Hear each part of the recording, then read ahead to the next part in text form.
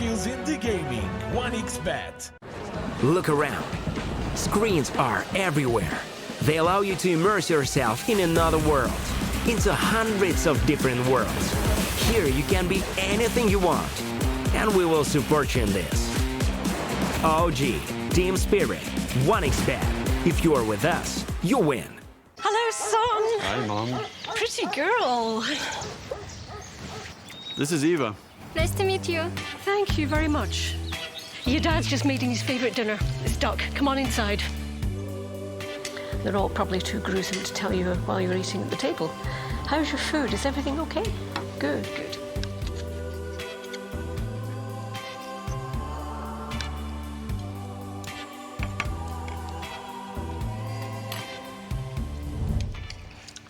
You seem to know each other. Yeah.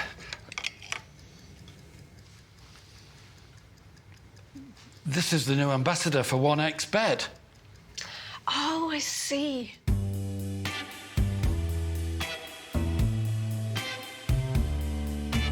Everyone felt good when Eva Elfie became the new ambassador of 1xBet.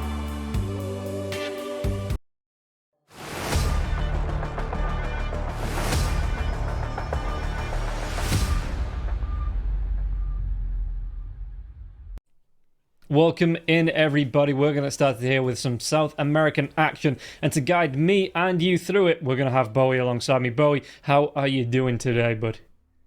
Oh, I'm doing great. This is a very important match, probably the most important match of the entire tournament here. We're going to decide who will have first place, who's going to have second place.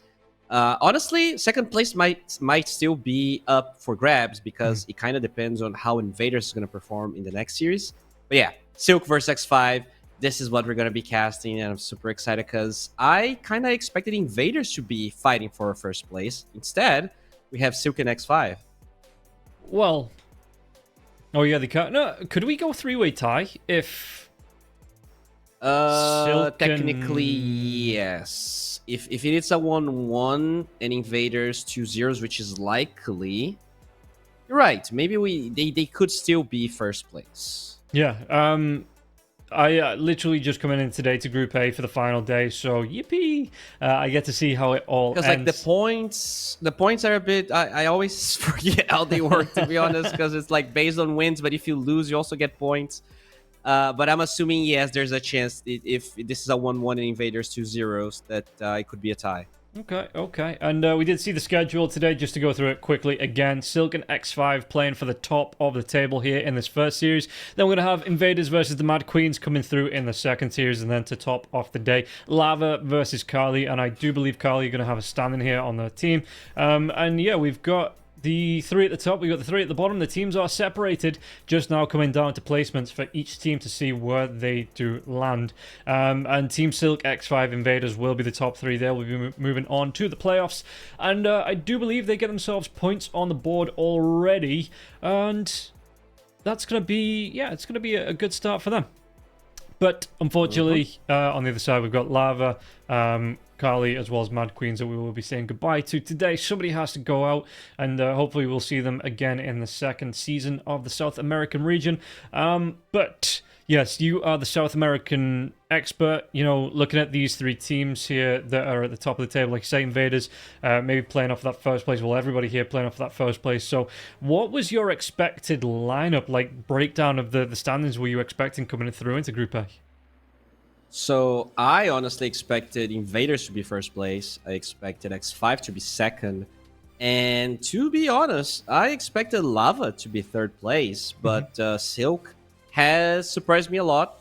You know, Leo Style, if you look at the players on Silk, you might be like, okay, Leo Style, that's a name I've heard about. But I feel like Leo Style has been kind of renegated from the, you know, actual Tier 1 teams from South America for a while now. And he's been trying to find himself, find a group of players that kind of work with him. Yeah. And, you know, maybe they have found just that because Silk is looking very consistent. And unlike Invaders, both Silk and X5 look sharp. Invaders, they technically have the highest ceiling, I think, just looking at the names. Everyone there has played either a major or a TI in their lives. But, you know, they clown a little bit. Sometimes their drafts are a bit hard to execute. Whereas, you can just see the thirst and the drive on both X5 and Silk, which is why I think this series is going to be so good. Okay, and we'll be able to see how it is going to go as we should be able to get ourselves into the draft soon and see how this one is going to break down. Just before we do get into that, though, again, just looking at the teams, is there any heroes that have been picked up that are straight outside the meta, that we've seen currently? Because we did get a patch as well, 7.35C. So has there been any surprises for you in terms of pickups, or has it just been kind of the same pickups we were seeing on the B patch? No, there's a couple of surprises here and there. I think Murana started being picked up here and there. I feel like Tiny is another hero people are experimenting a lot with.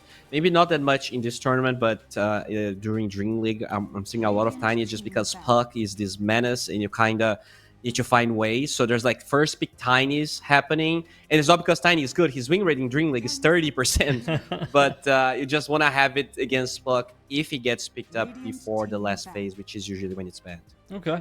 And looking at the ban so far, yeah, apart from the Lycan, everything that has been banned out so far is what I was seeing in 7.35B.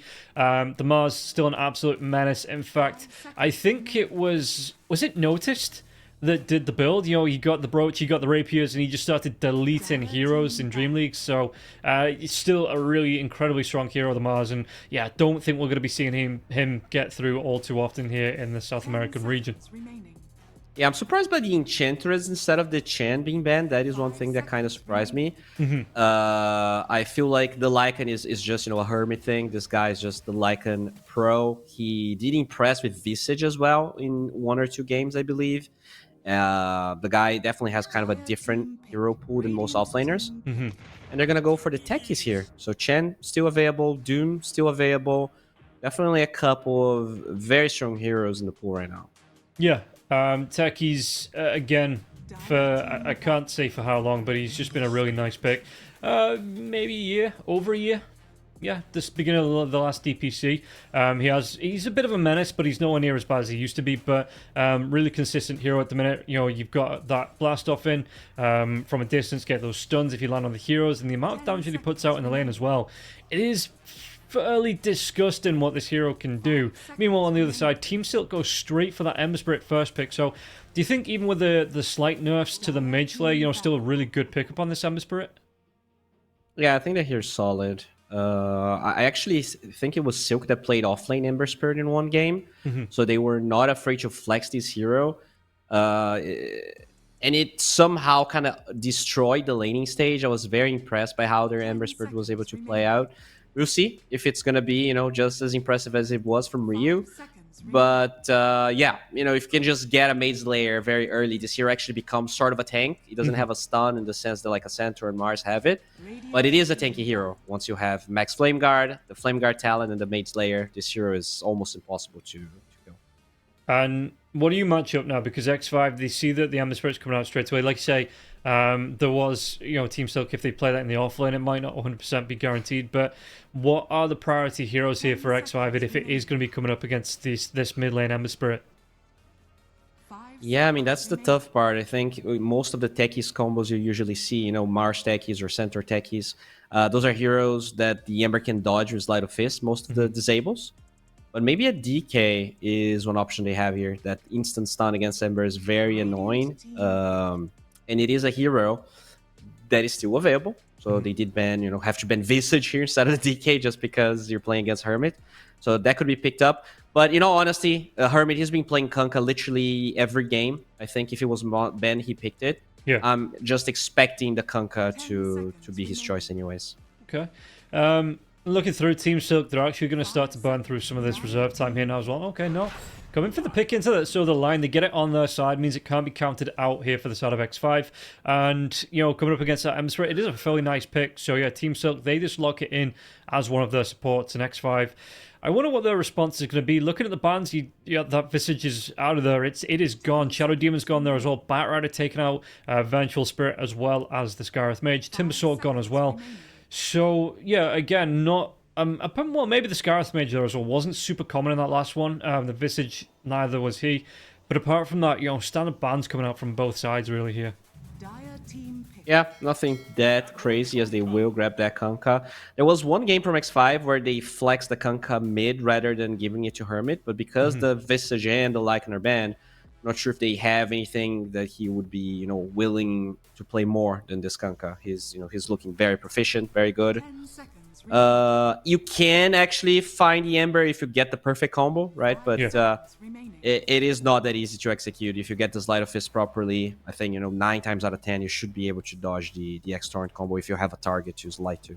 Yeah, and what else are you? Because are you going to be looking at this as the offlane and the Techies Kunker offlane? Yeah, so that's what I believe is going to be the lane. They're going to go for a Hoodwink here, which, could be... I guess Techies could be 5 in this scenario. I think both heroes kind of work in both positions. As they pick a very strong pulse 5 here with the Undying.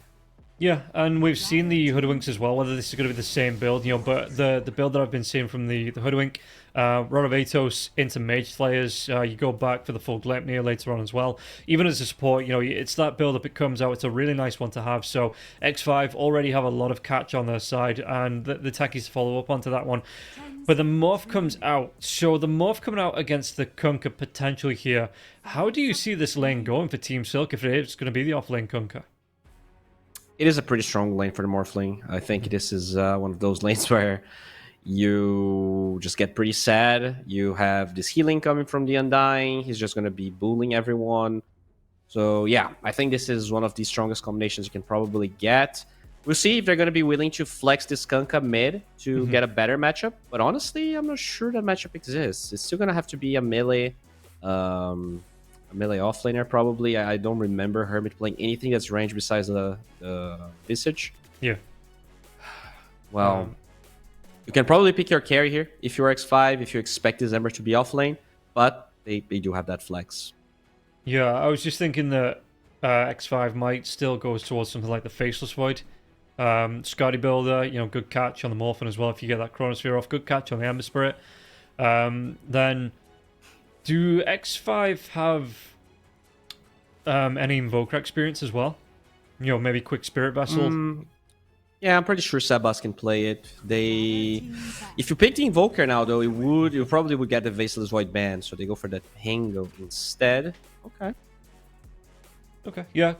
Decent matchup against the Ember Spirit in the mid lane, if it is going to be that mid lane. Doesn't take a lot of harass, got the escape, can get himself in. Really nice, actually, to chase down onto both the Lion as well as the Undying. No major escape ability there onto both heroes, so you can run them down, roll them down even, and then get that Diffusal Blade off for the slow. So, good answers to the mobility of the two supports here on the side of Team Silk.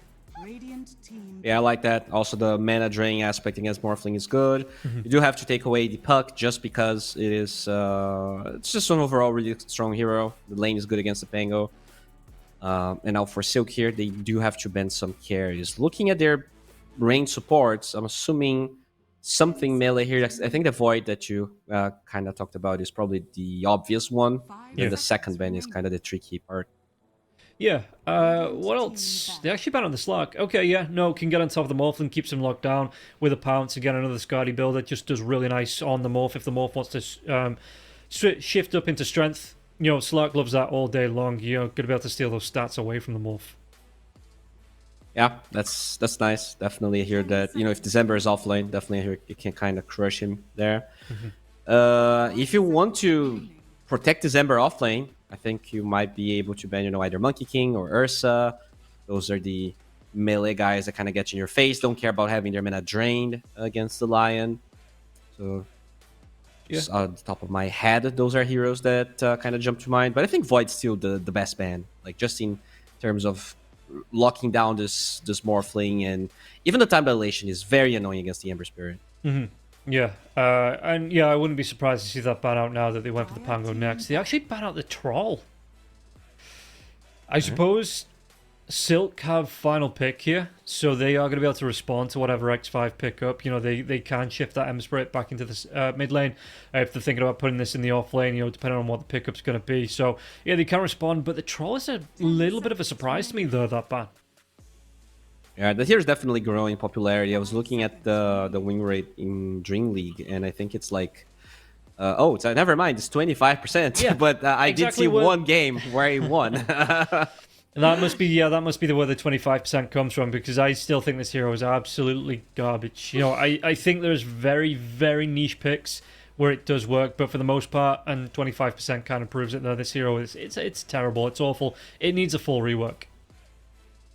Yeah, it's one here that got buffed a lot, but it's still the worst OT in the game. No questions asked. I don't think there's it's not even close. Yeah, the worst OT. Could I think of... No, can't think of anything that's even worse. So yeah, no, you are right. It is just a bit of a mess of a hero, but again, it does fit a couple of niches. X5, I wonder if they do now, with the ban out the Dragon Knight coming through, I wonder if they do go back for the Faceless Void. There's a lot of Chronosphere damage that can come in from the side of X5, you know, from outside the Chronosphere. Oh, this is something different that I've not seen in a long time. Yeah, I was honestly surprised this hero is not being picked as much. I think Bloodthorn is really strong with this hero now, Yeah. just as it is, you know, with Broodmother. But it's kind of a slow ramp-up type hero.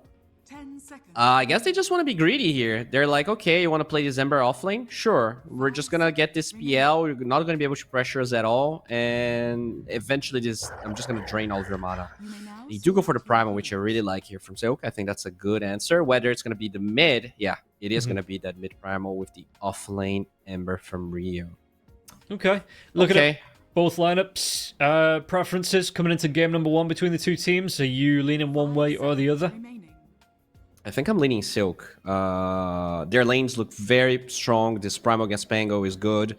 The Undying Morphling is very strong. And yeah, sure, the offlane Ember is a bit of a sus thing, but I think the other two lanes seem pretty secured, and I do like the Primal response in general for what they have. Very tanky guy. So yeah, I'm going Silk, not by much. You know, maybe 65-35 is a decent estimation here. Okay, I actually think I'm leaning towards X5. I think they've got a lot of jump, a lot of chase down here. Shroud going into, I assume, that early Diff Blade coming out. If he gets on top of DCMC, he's going to be able to just burn through the Morphin's mana. You'll keep him locked down, keep him from being able to escape him, slow him down, and just run him down. And I think the Phantom Lancer, yeah, if this game goes 35-40 minutes, I don't know if Team Silk are going to be able to kill off the Phantom Lancer here. Yeah, I mean, it definitely depends on how those lanes are going to go. We'll see whether this Ember will do much. You know, I think in the beginning of the game, Ember is actually a PL counter, just because chains, especially now that you actually get another target with your chains. You know, and also the way that PL plays nowadays, you want to rush eggs pretty much every single game, which means your Manta comes very late. Yeah. We'll see, you know, if Shroud or Benny is going to be able to put up a really good fight against that early pressure of the Ember. But overall, you know, I like your points on X5, and I like that they ended up picking a physical damage dealer against this Ember. That's definitely going to go Mage Layer. So, you know, a lot of their damage is spell damage, and you do need a different source to be able to combat, because this Ember is probably going to rush Mage Layer with Brown Boots, I think. Yeah, and this is, like I say, X5 in terms of the odds as well, coming into this one as the favourite, so only very slightly, you know, no major differences between the two teams. One or two good fights could swing it in their favour. The tips coming out, I assume it's just a friendly tip in between the two teams, you know, maybe friends outside of the game, something like that, that they're all just like they're having a bit of fun. I can't see anything malicious in it. Yeah, I think it is, you know, offlane to offlane, just poking some fun. I'm not aware of any beef, but always, you know, we always like some beef. Maybe if some all chat starts happening, because like this is your first match of this tournament, right? Yeah. In the series of Invaders versus, I guess it was Kali or Lava, Alone was like all chatting the entire game. It was just like he was laying on the enemy position 5, and I was like, okay, man, that's that is actual beef. Like, he was ruthless. Yeah, man, he's got to make it known. It seems like there is going to be the smoke up onto the cliff, but it looks like on the side of X5 are going to be able to walk themselves away. Do they want to try and contest into this one? Sticky Bomb comes out onto Leo Star. Leo Star, though, will be able to pick up the rune, backs himself away from that one, so shouldn't be at too much to risk. And yeah, there's going to be the 2-for-2 trade on terms of bounties as the Hoodwink gets himself into the river. We'll be able to pick that one up from there. And lanes-wise, you know, is there any potential kill lanes that we should be keeping an eye on, do you think? I think the lane with more action is going to be bottom here for Silk, the safe lane. is probably where first blood's gonna happen. But mid could be potentially a lane where Leo style kills the Spango. I think if you get a point of uproar, it's inevitable that you end up giving stacks for this Primal Beast once the Swashbuckle gets used. And he can run you down for sure, especially when that spell is on cooldown. Yeah, and you heard it there first, observers. You know, if you miss any kills, you can blame it on Bowie for calling out the wrong lane as being the kill lane. But yeah, as we look through here, again, I just wonder how well this Undyne is going to play in the lane. Obviously, he's going to be able to get the Decrepify, the decays off, Decrepify, a different spell, but decays off onto Hermit. I'm going to be able to chase Hermit down, and Hermit might struggle a little bit, but I'm just looking to see how the Hoodwink's going to do in terms of harass here. Going to be able to play away. He locks down the Undyne as well. He might be able to set up for some big harass on the Flesh Golem. I don't even know what cosmetics they are. Yeah, Undying is not picked that much. This is definitely not one that I know of. But, I like here that the Hermit is just running away from the Undying, and then Jupiter becomes the core. He's been getting some less hits in the lane. And I think it's all about maximizing your resources here. It doesn't matter who actually gets the CS. Just make sure you don't die, and you absorb as much experience as possible. Because you probably don't expect to gain much more than that from this lane. Yeah. And what are you expecting from Hermit? Because I've seen... I want to say one, maybe two. Kunkers recently go for the Radiance first. Be that kind of, not a full aura, but you go for the Radiance and then you go back in for the Ags. Or are you just expecting the normal build up Ag Shard, BKB into that and just kind of carrying on as normal? As Hermit will take some harass, and will be able to get himself back underneath his tier 1 tower. Yeah, I think it's going to be the straight up Ags. If there was PL in the enemy side, maybe Radiance would be pretty good. But especially in a game like this one, you probably have to go for the Ags. The Radiance components are so expensive. You just risk taking way too long to ever finish it. Okay. And meanwhile, on the other side, we've got the Ember Spirit off lane coming through. What build-up are you expecting here for him? Are you still expecting Mage Slayer into the Maelstrom kind of build for an off-lane Ember? Yeah, he does have Vern queued up here, which I think is the build he ended up going for the last time. I think he ended up rushing a Vessel with Brown Boots and then getting the Maze Layer later. Yeah. Assuming that's going to be the case, not the greatest Vessel game, to be honest. But I think it's, you get some armor, you get some mana regen. In terms of playing offlane, it just seems to be the most cost-effective item, unless you're, a Tide Hunter or Mars that benefits from Vlads and other items. Speaking about the Spirit Vessel, I wonder if anyone on the side of X5 is going to build it into this morph, and maybe we see the Hoodwink pick it up a little bit later on, or because I would have thought that would have been one of the priorities to get in terms of in the draft, but it doesn't. To me, there is no natural builder here on the side of X5 for me. Yeah, Hoodwink's a weird pos 5, right? Like, even though it looks like an amazing Vessel game, I wouldn't be surprised not to see it just because of the way this year wants to play. You either see some defensive items so you don't die, or you see, the greedier items on the Maelstrom and the Maze Layer. I don't think we're going to see it, but I agree it's an amazing Vessel game. And meanwhile, how are we looking last hits-wise? That's not separated by teams. All three cores on the side of Silk having a really good time in terms of last hits, and X5 got a little bit of catching up to do here. The Primal in the mid lane, like you say, Leo style. Oh, is this going to be the first blood now as well? The Phantom Blaster tries to get himself away here. Sleight of Fist, it's not going to be enough damage in Shroud. He will be able to create his own Shroud of Illusions, slip away there from the Ember Spirit, and he survives a little bit longer here as what's his name? Group X1? It's Jupiter, but he just rebranded to GRPX1 for whatever reason. Right, okay. Yeah. Fair enough. Well, anyway, whatever he wants to call themselves, they do get that first blood here on the board, so close to going the other way, but he was just able to snipe that kill, and makes this lane a little bit more favorable here on the side of X5. Really impressed that they got that first blood. I got the lane right, but I didn't expect it to be on the side of X5. And this is huge because we did kind of talk about how their lanes are superior, and the CS definitely shows that. But, getting that kill definitely kind of propels this Hoodwink forward. So far with her items, no Vessel. Looks like the straight up Arcanes is going to be the choice. Yeah, and you can see that. I mean, look at the Shaka's getting aggressive again. They might even find Hoodwink's courier to be able to dodge it out. So he's not going to lose it on the way in, and Shaka can't close that gap on the way out here. And yeah, you can see how far forward that Group X1, I'm just going to call him X1, if that's what he wants to be called. You know, you can see how far forward X1's playing, because, you know, the Conqueror is pushed right back to his tier 1 tower, and X1's playing between the lanes here. He's looking for that gap, he's looking for the snipe out, and maybe get the damage onto Shaka once again. Yeah, it is definitely... It's definitely complicated. But you know, in terms of CS, still very much in the side of Silk. This Primal Beast is doing just as well as I expected, in actually pressuring Leo Style a lot here. Just saw look at two this. TPs in the mid lane. Oh, Does he get dead? the kill? Was he in mid-swing there? He has to get himself away from that one, so he is going to try and run himself away, Leo Style, but it was so close. He was mid-swing on that last right-click to get the kill into the Pango. Yeah, did use the swashbuckle, and that's the interaction we kind of talked about, just giving the upper charges to the Prime was really scary. But now that play kind of swings around, because it means Leo Style will not have access to the rune.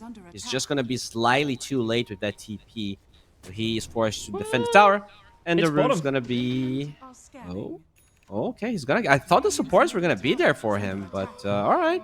No, it looks like, I mean, bottom lane, you can see that they were both getting aggressive here. DCMC is going to try and do what he can as Shaka moves himself back in. But yeah, no, it forced them out, and then immediately they had to retreat because their side lanes were being put under pressure. They couldn't sit and just, you know, babysit the Pangolier, and they give up the bounce, excuse me, the illusion rune. The Primal gets a TP back to base, so full health, full mana, and then even fills up his bottle after that. Now in the top lane, you already see the urn being completed here for the Ember. It's going back for the phase boots before finishing the vessel, it looks like. Maybe this is a game where he doesn't even finish the vessel. We kind of touched on the item kind of being meh this game. Yeah. You know, you have the Dispel on the PL, you have the Dispel from Rolling Thunder. Maybe you just get that urn and you move towards the Mage Layer immediately. Yeah, Urn of Shadows, I guess, if he wants to keep it basic, you know, it's some nice mana regen, it's some good stats and armor, and then the extra damage that comes through, maybe even heals himself up. But yeah, the commit into the Spirit Vessel might be too much, and speaking about commit here, they're going to commit onto Shaka. Shaka going to get himself away from this one. X marks the spot, drag back now as well. X1's going to be taking a lot of damage here, and they might even be able to take the Tombstone out from this one. Lion rotates in, going to be able to get a Hex onto the Pangolier. Pangolier taking a lot of damage, Blood Grenade comes out, Hermit, he will fall, and it's going to be DCMC that gets the revenge, but the Bushwhack, it comes out to DCMC, takes a lot of damage here. Shabazz, he's still got the Rolling Thunder. X1, does he get himself away from this one? It looks like he's backing himself away, but DCMC's career will go down. Rotation comes in from Leo Style, not even needed here, as the Morphlin will clean up that kill. Looks like Dex is going to go for the Wisdom Room now. Oh, did he get him? The damage coming out here onto the Pango. He tries to get himself away with the shield crash. In fact, with the Rolling Thunder coming through now as well. Did he get the kill onto the Lion here, turning that one around? And he was so close to death. He's caught on the stairs, but he will be able to get this roll away here, Sebas. And that was a really nice turnaround for Pangolier. Yeah, Leo Style. Gets the vision with the ward. Does he get the connection? Oh no! The shield crash right out of the path. He dives away in the last second, like an I forget the term, the name of the thing. You know, the bullfighter. What do you mean? I can't think of the name of them. Bullfighters. Is that just what they're called? I'm very proud of you. Yeah, I get you. You mean like the stadium thing, like the Spanish thing? Yeah. Yeah, I think that's it. Okay. Oh, Yeah, I get the reference now. I get what you meant. But look at the mid lane. Looks like that bull is very angry. And this time he will claim the kill. No dive away here from Sabas. What can they do with this opening? Because, I mean, the line's been away from the lanes for quite a while, but it looks like both supports on the side of X5. In fact, one's going to get caught up now as well. Slider fits into Siren Chains. They take down the Hoodwink. And that is 2 kills in quick succession here for the side of Silk. This is huge. X5, those lanes, they are not really being kind at all to them. And, you know, this Pangolier was one of the heroes that was actually doing the best, but now with these 2 deaths, he is not having the game that he... I guess only 1 death, but he didn't really get as many good rotations as Leo Style did, and that's just from the nature of the heroes. Primal Beast cooldowns are much smaller. All you need is mana and heroes to play with you, and every core on the side of Silk is ready to fight. Yeah, and I'm having it pointed out to me, yeah, the term I was looking for is Matador. I knew there was another name for it, but yeah, Bullfighter, kind of the same thing, and yeah. So, the moment's passed. You know, it's gone. But It's okay. It's okay. I laughed. I know for next time. In my head, I laughed from your joke. Now look at that position here from Jupiter. He does have that aggressive ward. Maybe looking for this bull, as he is actually breaking the smoke unaware. Now he does have vision. yeah, Group X1. He's actually going to be able to get the damage out onto him now as well. The dive comes in from the Techies, or immediate follow-up from the Pangolier. Is he going to be able to get his revenge? No! The dive away from the Primal Beast. He just gets himself out immediately. No way to interrupt. And yeah, Primal's just on a one-track exit out of there. The run's gonna be bottom, which means it's actually Sebas will try to take that away. Destroyer will deny it most likely, or pick it up. Do they have any dust? They don't. Nope. And the Destroyer, he is the Destroyer of Dreams for the Pangolier in terms of trying to refill that bottle here. And you can see that Hermit, he's playing up and again. Now worthwise, all 3 cores inside of Team Silk having a Bottom really lane, good they're time. gonna use that Invis. They're gonna find Hermit. Table. Impale comes up. Finger's gonna be here. And Hermit, he's going to be sent to his briny depths once again. And not looking great for the Kunkka so far, only on 3.8k net worth. And going to be nearly 1,000 gold behind the Ember Spirit, his other opposition on the offlane. Yeah, and that's the thing. I think Hermit, he got put into very hard lanes throughout most of this tournament. But in this game, the supports are so pressured that they didn't really make any stacks. He recovered very hard just because he had, 4 or 5 men ancient stacks. This time, no stacks whatsoever in the Dire Triangle. So it's going to take a while for that actually to be done. Yeah, that's pretty rough, buddy. As Leo style, he's going to be able to pull this wave back into the ancient camp. I think he'd already started farming that one. I'm pretty sure it was a triple stack when he got started with it here. So Leo style having a really good time on the Primal Beast. In terms of items, what's he going to be looking for? It's going to be the Blade Mail to come up for him. And what are we getting overall? Shroud, he's going straight for the Ag Scepter. He's got that queued up. So no quick diffusal blade here for him. How much do you... I mean, you were talking about the rush into it, do you expect PL to go back for the Diff Blade after the Ag Scepter? It probably needs to get Manta before that, so it's gonna be a slow build up for him. You really need Manta because of the Ember. And after the Manta, maybe the Fusel Blade. You could technically rush the Disperser, but this is a game he's playing from really far behind, so I'm not sure he can get away with that as bottom. Poor Pangolier. He makes a last-ditch attempt. It's like every TV show where the bad guys reach him for the gun, and he has his hand stepped on just out of reach, going for that haste rune, trying to get himself away. Not to say the Pangolier in this game is the bad guy, but, he is on the dire. He is on the dire side, and they do look like the bad guys because they are losing right now, and this is a 5k goal lead, 12 minutes. I have not seen any game from X5 where they were, put this back against the wall. So this is going to be a big test for them. They have some timings, but they're so far behind. Oh, look at GRPX1, level 4, just being chased down by a dinosaur. Yeah, and it was so close. He was able to get himself away, barely there on the hoodwink, run himself out of range from the damage from that Primal Beast. Like you say, he's actually trying to look for stacks. Item-wise, like you say, he's got those mana boots, but not much else. And net worth-wise, he is suffering, but not as bad as the techies. And Diane isn't really having a good time here either. I think that Sebas's Diff Blade finish up as well. Yeah, he did. He just got it coming in. Okay. That is going to be the first time we actually got this game. See if they're going to be able to put that to use. But yeah, that's low against the haste room. Not very effective. You kind of have to wait for Leo style to pop that up. Yeah, and what do you expect here from X5 with this time from the Pangolier? Because, I mean, it feels like the rotations, Bushwhack catches onto Leo style, not going to be able to fully complete onto Group X, but yeah, it feels like this game so far, all of the rotations have been in Silk's favor. How do X5 try and turn that back on its head and get themselves back into this game early on? I think you need, a rune here for the Pangolier. Kind of talked about the supports in Silk always taking those away. And that's a big part of why these rotations are so hard, despite the fact that Sebas is not having a terrible game. Ooh, there you go. Oh, boy. Hermit, he is absolutely on the struggle bus here. 0, 3, and 1. 87 last hits. He is, what's that, 5th in terms of net worth.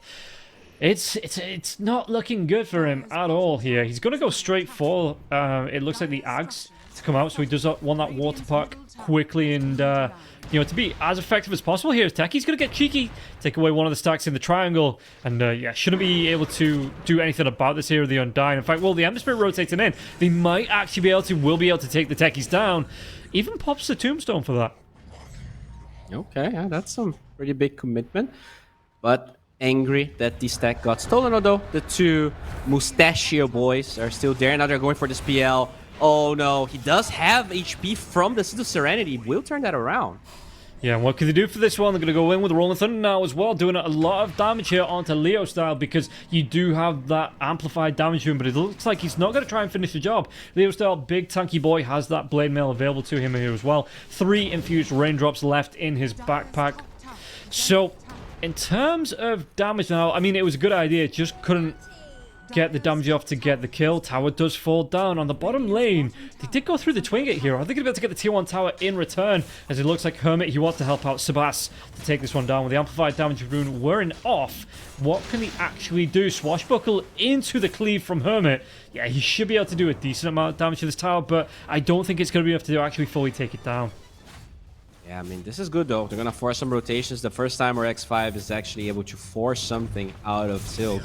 They get the X going here, but very hard to land the Torrent, but 4D chess allows him to hit Ryu. Yeah, and Ryu, he actually did finish off the Spirit Vessel, so went fully into it here now as well, before he even started on the Mage Slayer. So, Mage Slayer will be a little bit delayed. We're going to have a smoke coming through now as well. Are they going to be able to find Leo Style out of this one? Leo Style, he's got himself 2 seconds on the Pulverize, he's got himself 8 seconds on the Onslaught, but he does have a line in his corner here. Going to be able to get off an absolutely perfect Earth Spike to stop the side of X5 in their tracks. That Windlace, Phase Boots, Night Vision. No vision here for Hermit to get the X, and he got scared of throwing the Torrent. Actually, he has 3 points in Torrent instead of X marks the spot. That's probably the biggest reason why he didn't get the X in the first place.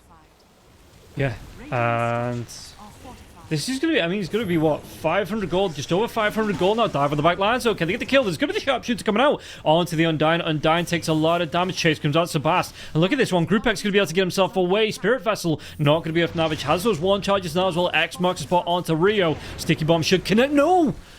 The blast off, I mean, the timing on that was absolutely perfect from the Ember Spirit, and he's able to get himself away. No danger there for him. Yeah, he got a huge stack to Slide of Fist, so kind of threw the techies off. Didn't get the proper timing. Still, you know, they don't lose that many things, only a tower. But the pressure here is being surgically being applied by Silk. And finally, there's Eggs available here for Shroud. This could be the timing that they need. And he does queue up the Gifu Blade we're talking about. Hermit is straight up dead here. 4 heroes collapse on top of him, and then he just collapses to the floor. And yeah, it's going to be nice for the PL to be able to get that Diff Blade up. I think that's really what he wants to do. He wants to be able to get on top of the Morphlin and then just stay on top of the Morphlin with the chase down ability from the PL. The ability to slow the Morphlin down. As Group X looks like he needs a second. Oh, by the way, I'm not sure if this is bugged. Oh, this has to be bugged. Click the graph. Clicking the graph. The win probability? Yeah. Yeah. No way. It has to be bugged, right? 100% of the dire side? That has to be. Yeah. Well, yeah, I think this is bugged. Maybe there's a bug with a pause. I'm not sure. Yeah, maybe. Or maybe Gaben's just like X5's drafts is just way too good to lose here. There's no way that they could ever fall down on the floor. Gaben just hates water. He's a Pepsi kind of guy. Okay. What's your favorite soda, by the way? Are you a soda guy, or you just don't mess with those?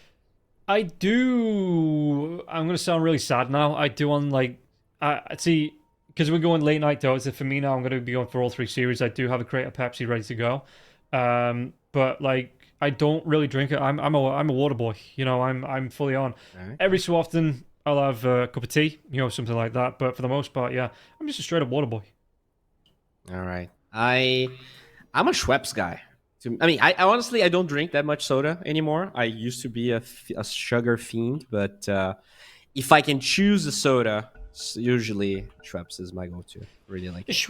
Schweppes, just the fizzy water. No, not the tonic water. The actual lime. Like they have like a Sprite, or kind of a Sprite, let's say. Right. Okay. Yeah, because I don't think we get that over here. I mean, no, we do get the flavored, like, fizzy waters. So, yeah. Yeah, we don't have, the Dr. Peppers and the fancy ones from the United States. Very hard to find Dr. Pepper here. Really? Ah, see, Yeah. that's the thing that when I do get a soda, like, I do go for the Dr. Pepper.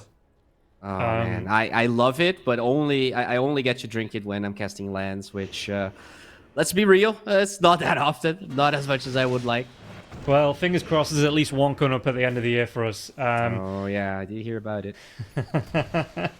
So, what are you going to do? Just take an empty suitcase and stack stack up on the Dr. Peppers? Go over the exceeded weight limit for a suitcase? Oh, yeah, I would love that. I would love to get a full load, a full crate Dr. Peppers back home. But, it's all right. I definitely worked through that vice. Now I actually do like drinking water. Fair enough. Yeah, no, that's it. Say that I am fully on like the Hydro Homies train. Like for the majority of the time, I am that water boy.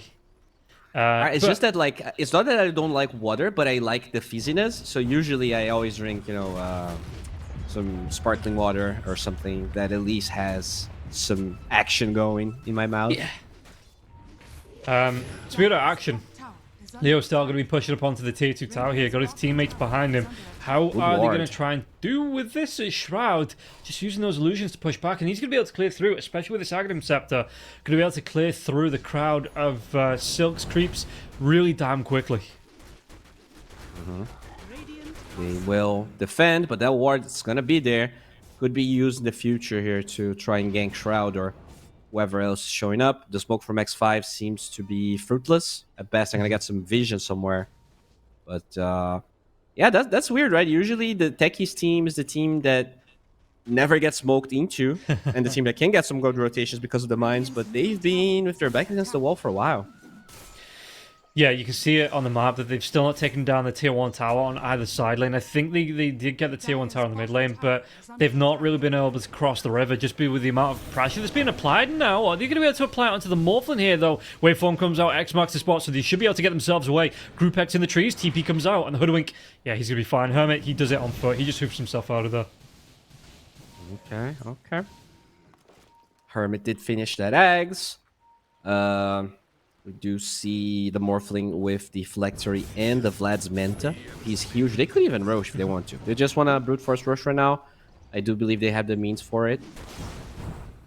Yeah, meanwhile, Phantom Lancer, he did finish off the Diff Blade. He's like you say, he's got the axe. He's going straight back for that Manta style. So just changing up the build a little bit, but it is going to be that build that you were talking about.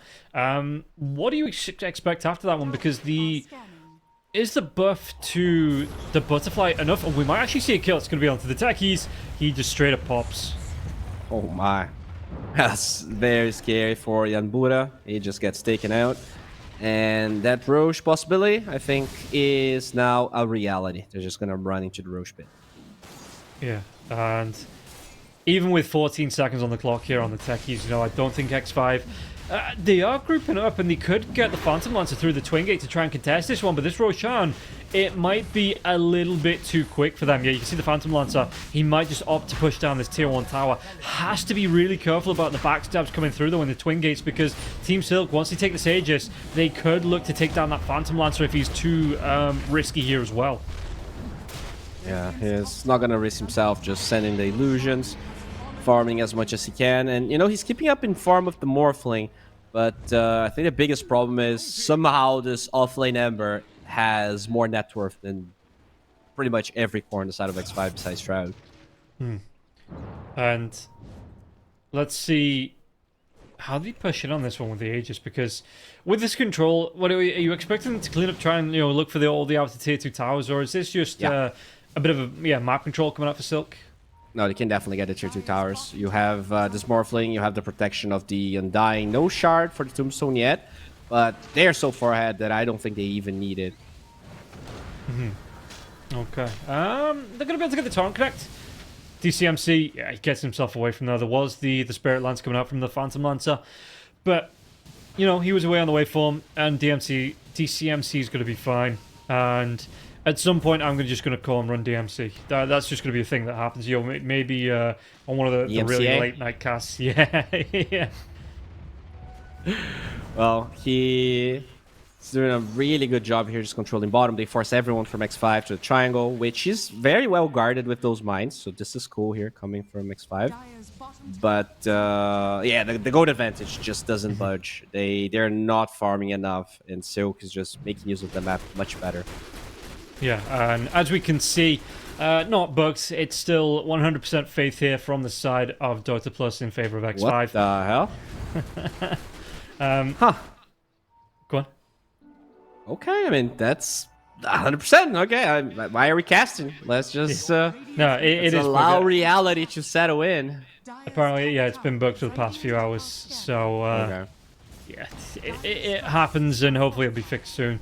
But yeah, the way the game's going here, 9k lead for the side of Silk. We're going to see the TP up from the Phantom Lancer now as well, trying to get involved. Even if there is an Aegis on the side of Team Silk, they want to protect some of their map here. That you can see that they did it on the bottom. They protected that tier 2 tower bottom. Now, can they fend off this aggression onto their tier 2 tower top? It's a lot of damage onto DCMC. Got it. Yeah, at some point, there's going to be MCA coming out there as well. If anyone's a Beastie Boys fan, there's just going to be a lot of abbreviations that I get wrong here for DCMC. They do get the Lion.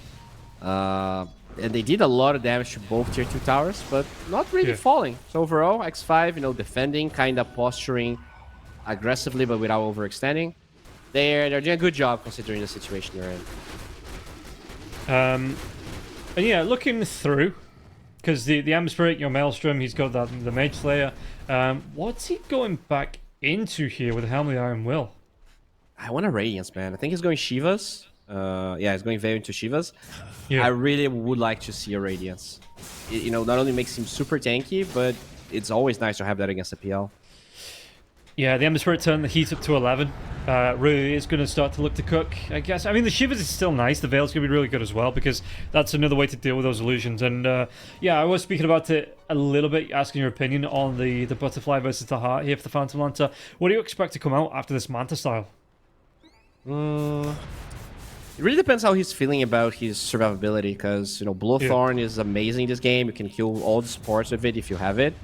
He could go... I think Eternal Shroud might be better than Heart this game, but Heart did get a slight buff in this patch. I did see, Nagas building it during Green League, so maybe it's just going to be Heart. It's such an early patch, and I didn't see any PLs. Kind of hard to say. Yeah, it looks like he's got the Eternal Shroud queued up for himself here, and it's still, good stats, good protection. As in the mid lane, once again, you can see that Silk, they're trying to put pressure on the map. They're trying to, take down one of these tier 2 towers, but at the minute, oh no, they do get the top DCMC. He's going to be able to claim that top one there, and no defense coming out from the side of X5 to try and protect that. Yeah, they are slowly but surely suffocating X5 here. CMC just moving forward, age is still 46 seconds. There's an amplified damage, by the way, that gets picked up by Leo style. Okay. So we'll see if he's going to look for the jump in here on the back lines with that. And it looks like they could be able to pop that Aegis just a little bit early before it does fade off here. DCMC, does he get himself away? The Bushwhack's going to connect. There's going to be a little bit of damage coming through.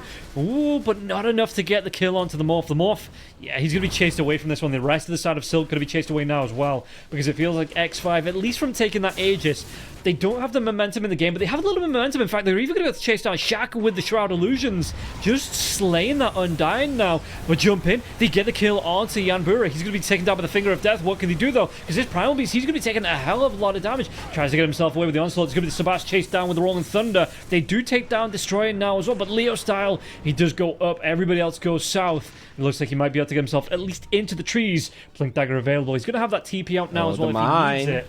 But yeah, it makes that noise, and Ryu could be in a little bit of trouble here now as well. Sleight of Fist, the damage coming through. Flame Guard is here, but it's not going to be enough to protect him. He will be slain.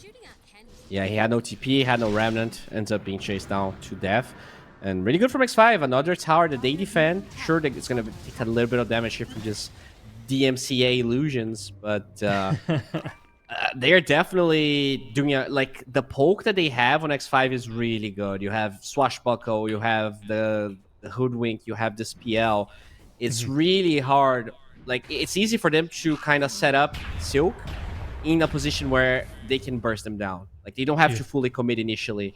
And, you know, Shroud is definitely keeping up with that Morphling. He's having a really good time now. It didn't start off the strongest, but he's been able to get himself around the map, find a lot of farm, and we'll see if he's going to be able to, with this Eternal Shroud coming out, how much that's going to benefit him. And what then, because you've got the Wraith Band that you can trade off, right, for the next big item. You can upgrade the Diffusal Blade as well into the Disperser. You can consume the Axe. So you look at the items that the Phantom Lancer has, you think, oh, he's getting close to being 6-slotted, but there's not. There's 3 slots there effectively that can be upgraded. Yeah, I personally really like the Blowthorn, but he... just upgrading the Diffusal Blade is probably what makes more sense slot-wise. Yeah. Yeah, I do like that. I think that's probably what he's going to do. Gives you a lot of damage as well with more agility. And how far, in fact, he's got the Eternal Shroud in the stash now. Yeah, he completes that one with X marks support from his teammate. Hermit will be able to drag him back. Shroud, how are they looking? There's at least 55 seconds here on the big man before he respawns in his pit here, Roshan. So is this something you expect X5 to be looking to contest? Oh, you definitely have to. I think if you don't, then high ground is a possibility here for Silk. And here's the thing. That Butterfly is now available on the Morphling, which makes his siege even stronger. I know there's hard field up here for Shroud, but I wonder if he's going to change his mind. That Blowthorn is the way for Illusion Heroes to deal with evasion. And yeah, they did get a little bit of a... Find Ryu here. Do they have the damage? A Bushwhack will connect now. The Sharpshooter's going to come out, and they will be able to. They blow up Ryu. And I haven't seen a Ryu die like that since... Well, since last night, since I was watching the Street Fighter Capcom Cup. Did you know Ryu is Dragon? Because Harry told me that yesterday. Probably did. At some point, that's probably one of those things I've picked up as a kid. Like, you know, you get it's on the back of like the trivia box, but it's nice to be reminded. Yeah, I feel like I knew that, but yeah, the word for Japanese dragon. Now Roshan is going to be a really long spawn. I wonder if Silk's going to try and make plays here, if they're going to chill. Because it does feel like, you know, slowly but surely here. I know the win probability is still 100%, but it does feel like X5 is recovering here from this really rough start. They kind of maintained the net worth advantage, and 10 minutes later, you're definitely happier having that same number there. Yeah, it's... and again, you've got, what is it, 2 minutes before the next Roshan as well, so you do want to be kind of forcing all of the creep waves in as close to the X5 base as possible, you know, because it is going to be a daytime Roshan respawn here in the next 2 minutes, so you need every little bit of advantage. But if they take a good fight here, X5, they might be able to set themselves up for it, but they're just a little bit too early for the big man himself. They are. They might be willing to set up here, which is nice because they have techies, so it is in their... it is better for them to be the ones setting up rather than the ones that kind of try to contest Roshan. But obviously, if it was up, they would be a bit happier as Hermit will TP to defend the mid lane. Even Glyph this. Yeah, he's even going to... Well, the X marks the spot. I don't know how much of that he actually got here, but the X mark will drag him back. If they get a quick pick here now, this is where it gets a little bit scary here. Now, close to a minute on the respawn, that if they do get a quick pick on X5, then they could try and get something out of this. You know, they could try and get a... They might be able to get a Roshan out of this with the quicker respawn now on Roshan. Still 1 minute here, but they are keeping up the mines. In terms of lane pressure, no, mid is in a decent spot, and top is the one that's pushing. But they do have the X play, so it's anyone can TP besides Hermit and deal with that lane. Especially because there's a catapult wave. This is very obvious that they're rushing right now. I would have definitely liked if someone had TP top with the X. Yeah, and you can see that, like you said, top lane, just a little bit of creep equilibrium. Excuse me, I can never say that one first time. Creep equilibrium going their way, but the catapult will be dealt with, and now the lane should stabilize just a little bit. The mine does go off onto the embers right here. Ryu's got to be careful about getting caught out once again. And again, 16 seconds until Roshan's back up. This is going to be a big timing for both sides, and we'll see who is going to come out on top on this one. The illusions from Shroud just pushing out, looking for it. Bombs going off absolutely everywhere. Yeah, they definitely wrapped around nicely, but that one mine from Techies did predict what Silk was willing to do. Roche is up now, and we are finally at a point where action is about to break loose. They do break all of the mines with some of the Morphling illusions, so really nicely done here. Silk just slowly pushing X5 away. Yeah, and that's what you have to do here. You have to play that mini game. Oh, they find actually the might catch lion. the supports. It's going to be the jump in now as well. The Lion's going to be able to get that blink away now. He was down stuff, but he wasn't taking any damage, so he is going to be able to get himself out of this one. It's going to be an early mechanism coming out from the Undying now as well. A lot of damage onto Hermit. Hermit has that boat coming in, but it doesn't matter. DMC him. He's going to be able to get this kill, and now the dive through as well. Finger of Death comes through. Do they get the kill onto Yambura? They do. Emissary, though, he did get low. Going to be able to get that Remnant jump away from this one. It's a lot of damage onto the Morphling. Morphling, can he survive through this one? A little bit more damage, and it's going to be Group X that gets his kill. And now Destroyer trying to bounce himself away. He's got that Ogre Seal Totem, but it's not going to be enough to get himself out of this one. It's going to be a 3-for-2 trade, and they have to, well, the Emissary has to go back to base at least now as well. They've got 2 out of the 3 cores here. It's an Illusion Core and the Phantom Lancer as well. This is a perfect opening for X5 to take the Roshan away from Silk. I mean, this is beautiful from X5. They had all of their mines removed. They were all pressured, but with that one smoke, Blind Torrent from Hermit, they get the Lion. He even blinks out, but killing the Undying might have been even bigger than killing the Lion, to be honest. So no Tombstone in that fight, you just burst him down. And the Orchid that was bought from GRP X1 rather than the PL. I think that was huge because it allows the PL to itemize tanky, but you still get that silence against those squishy and annoying cores. And this is going to be the Roshan banner coming out as well, so it does get dropped. And where on the map did it get dropped? Dire's middle tower is under attack. Hello, Mr. Banner, where are you? Hello? What? Did it get dropped, or oh no, it was just picked up. Okay, so the Hoodwink still has it. I thought it got dropped. I was so confused. I was like, wait, what? it was Shroud pinging Roshan's banner dropped here. That's what got me. That's what, because I thought it was placed, but okay. Radiant's bottom tower is All Shake right, my see fist where at they're gonna, Shroud. where they're gonna place that one. Still, gold advantage on the side of Silk, but 100% chance doesn't go away. Gaben, he knew it was set up from the beginning. Yeah, and no, it is. I mean, it's a 7k net worth it here still for Silk, so it's not like they've fallen right out of favor with that Roshan last Roshan fight. But again, yeah, you are going to be able to put the banner down, maybe on this bottom lane, let that push in. Meanwhile, you push out the mid lane, and you only then really need to worry about TPing back the Kunkka to push out this top lane. In fact, the Roshan banner goes down right in front of the tier 3 tower on the top lane, and if Ryu pushes in onto this one, he might be able to take this one down early. He should see it, but does he commit to deal with it now? I mean, you have the line here as well. You can make quick work of this banner if you wanted to, and take this equilibrium away from the side of X5. Yeah, but they're actually doing an even better job, I think, because they're not applying enough pressure where someone TPs. Finally, the TP comes in. But look at that tower. Gonna force another glyph. They do defend the banner, at least for now. But forcing this TP is great because it's going to break the formation X5 had. It's gonna waste time, precious time from that Aegis. And not only that, they might find Jupiter here. Oh. Like you say, he does get the bushwhack off though. There's some control coming out. Acorn shot to follow up, and the Emissary, he has to be the quick fingers to dodge off the extra damage coming through after the bushwhack. But yeah, again, this is going to push this top lane out. It's going to be, bottom lane, there's Leo style. He has to pop this BKB. Is he going to be able to get himself away from this one? Looks like he's going to be fine. Yeah, you look at Primal Beast. He's got the Blade Mail, he's got the Eternal Shroud, BKB, and the Blink Dagger. But to me, that's what I'd be looking at as like position 3, not the mid lane hero. Yeah, they've been very passive. Like, they grouped up a lot early for Silk, but I feel like X5 did a really good job at not giving them the towers. So because Silk grouped up, didn't get the towers, didn't get the gold, they just got... Like, it's not that they are under-farmed, but the gold is not necessarily distributed in a way that benefits Silk. I feel like both the Ember and the Primal didn't get as much gold as they want.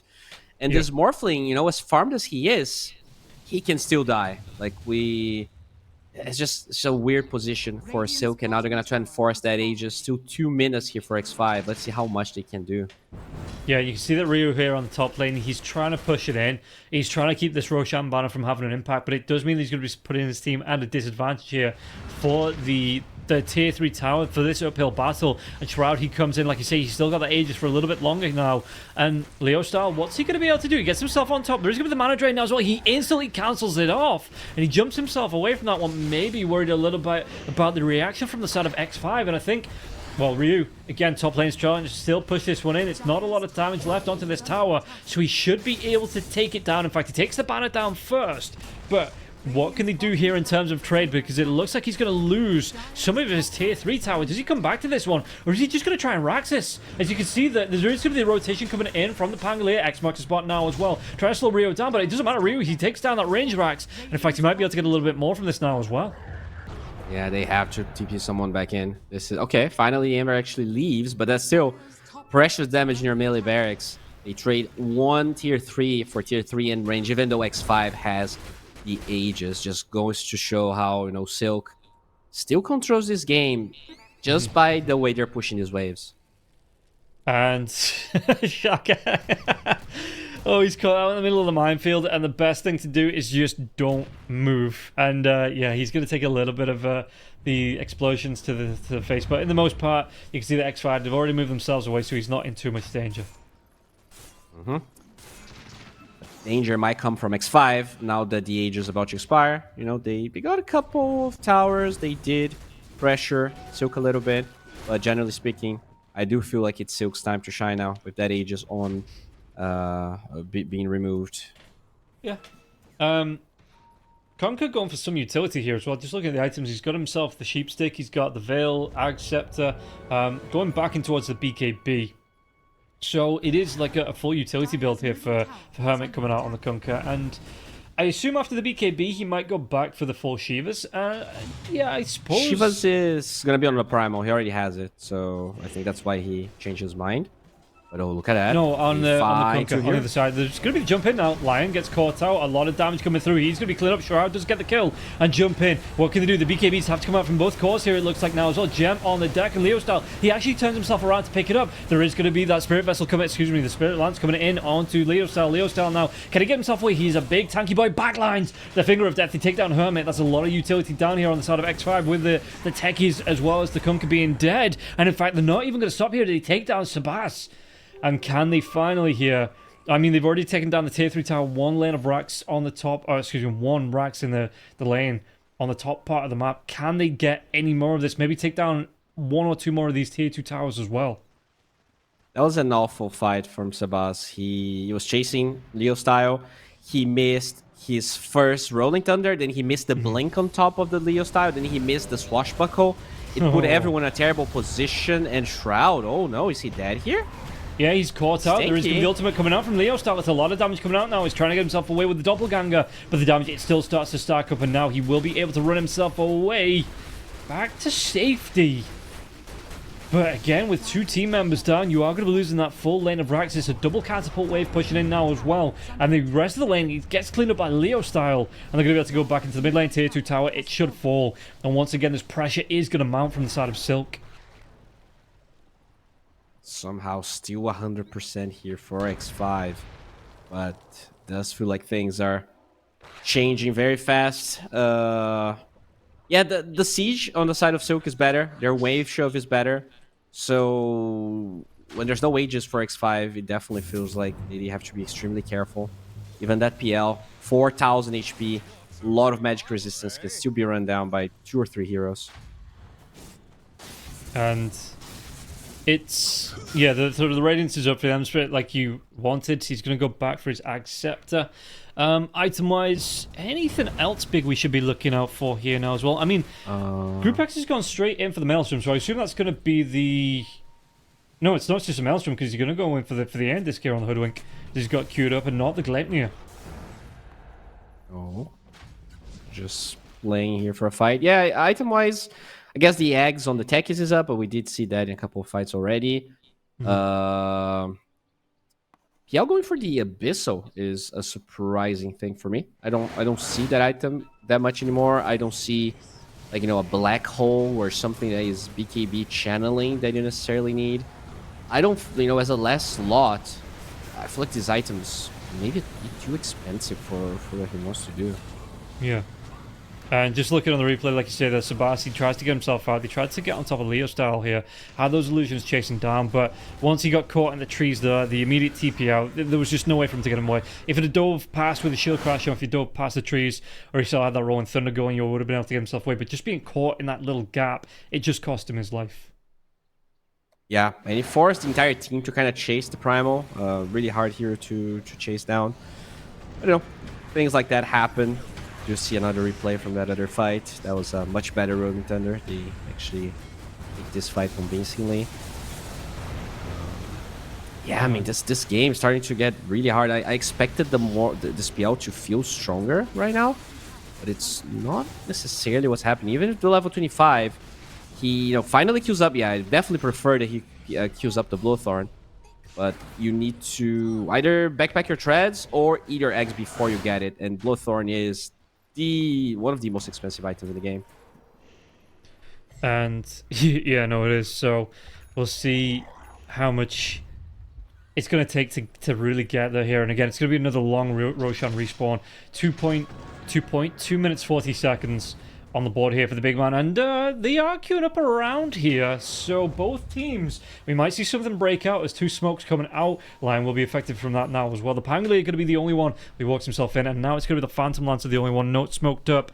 So are they going to try and take this bait, as he does have the Disperser, like you say, going back for the full Bloodthorn.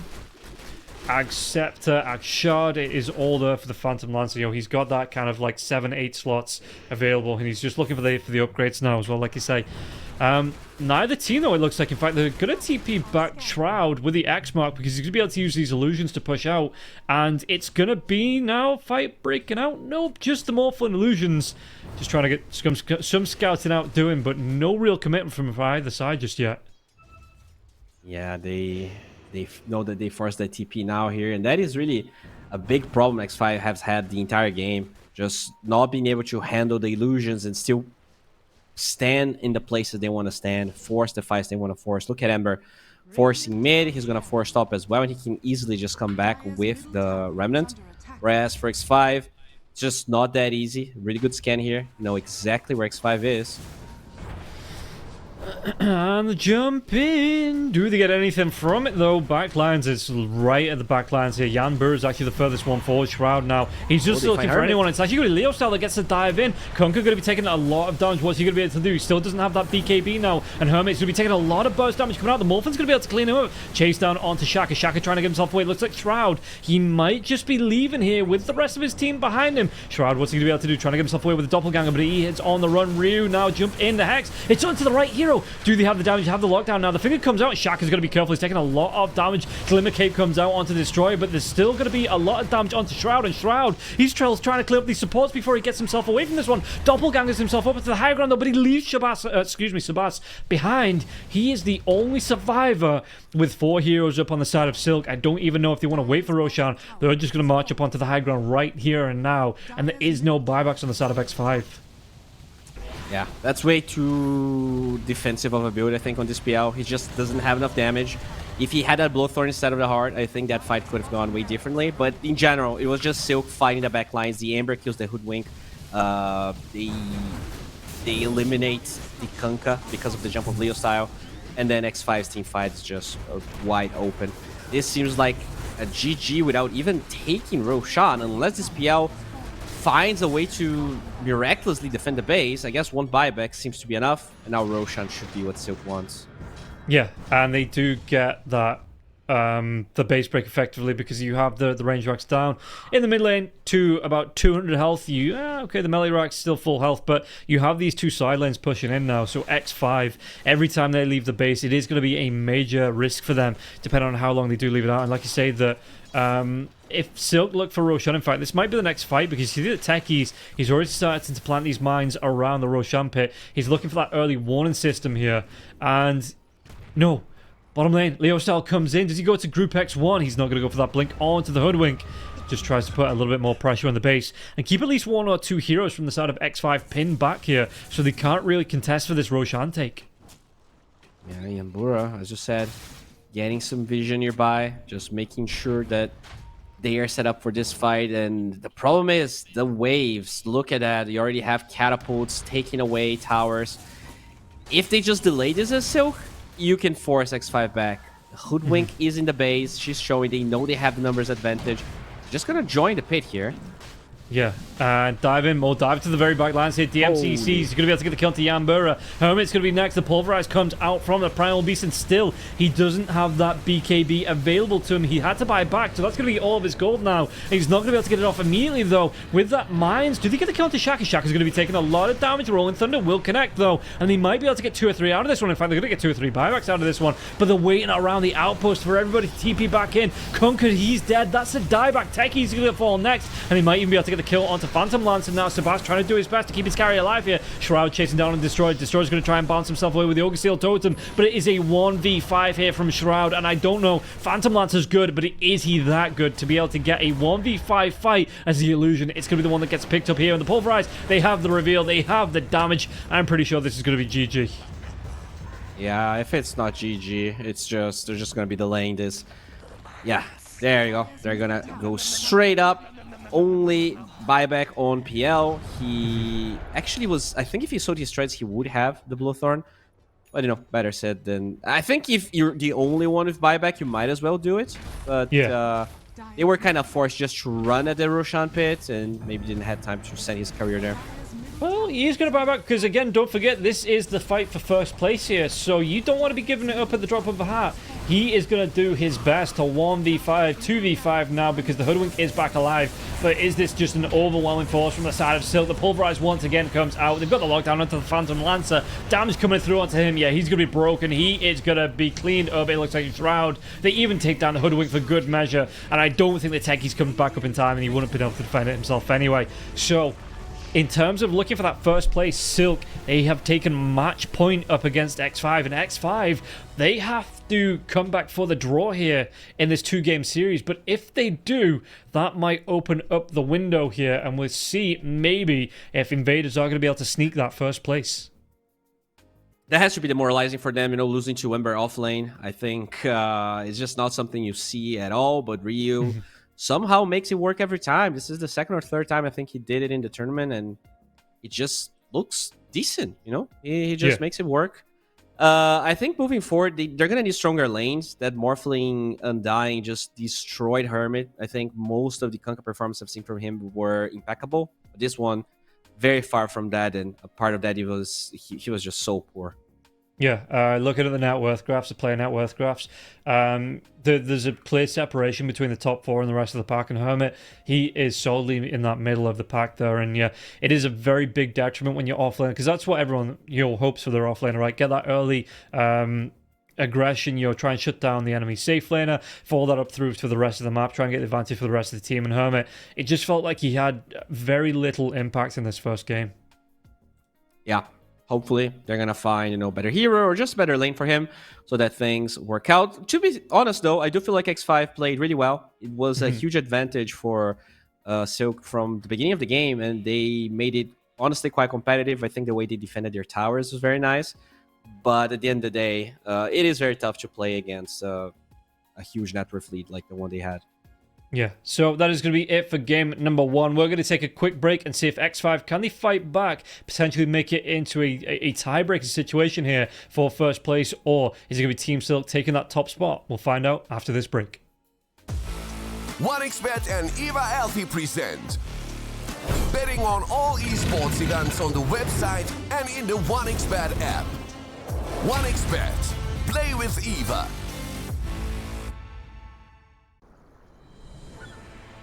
What if Kunka knew that he could not only play Dota, but also place bets? Better the best black hole.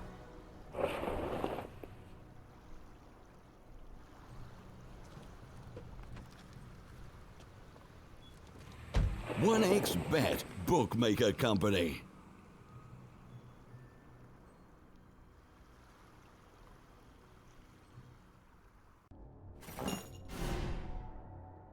Chances of breaking items in a tournament match are non-existent.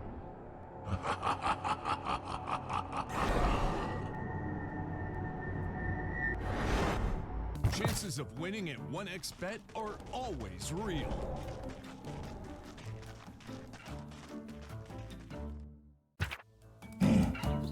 Join with me. At your service. Stealing Aegis from Roshan is very difficult.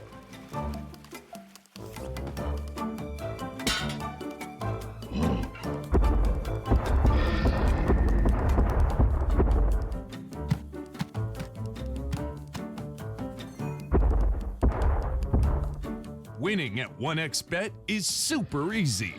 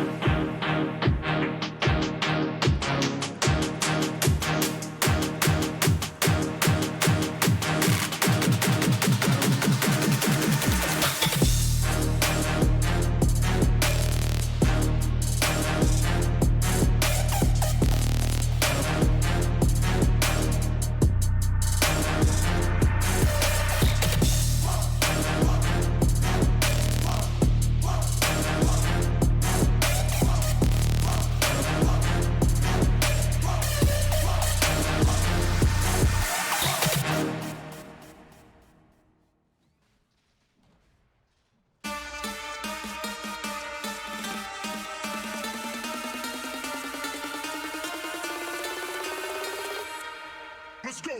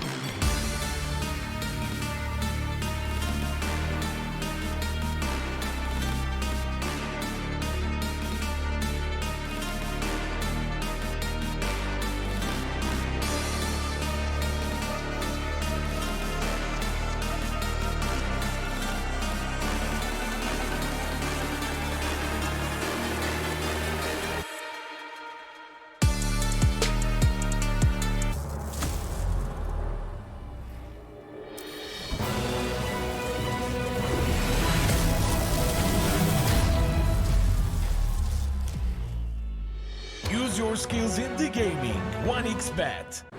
Look around. Screens are everywhere.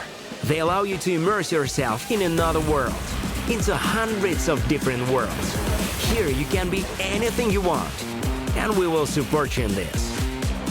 OG, Team Spirit, 1xBet. If you are with us, you win. Hello, son. Hi, Mom. Pretty girl. This is Eva. Nice to meet you. Thank you very much.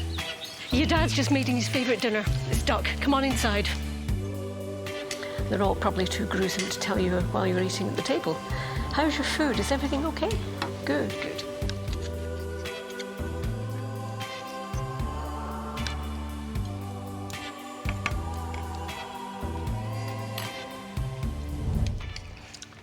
You seem to know each other.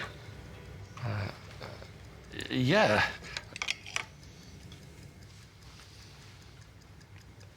This is the new ambassador for 1xBet.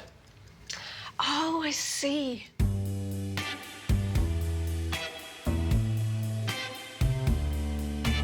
Everyone felt good when Eva Elfie became the new ambassador of 1xBet.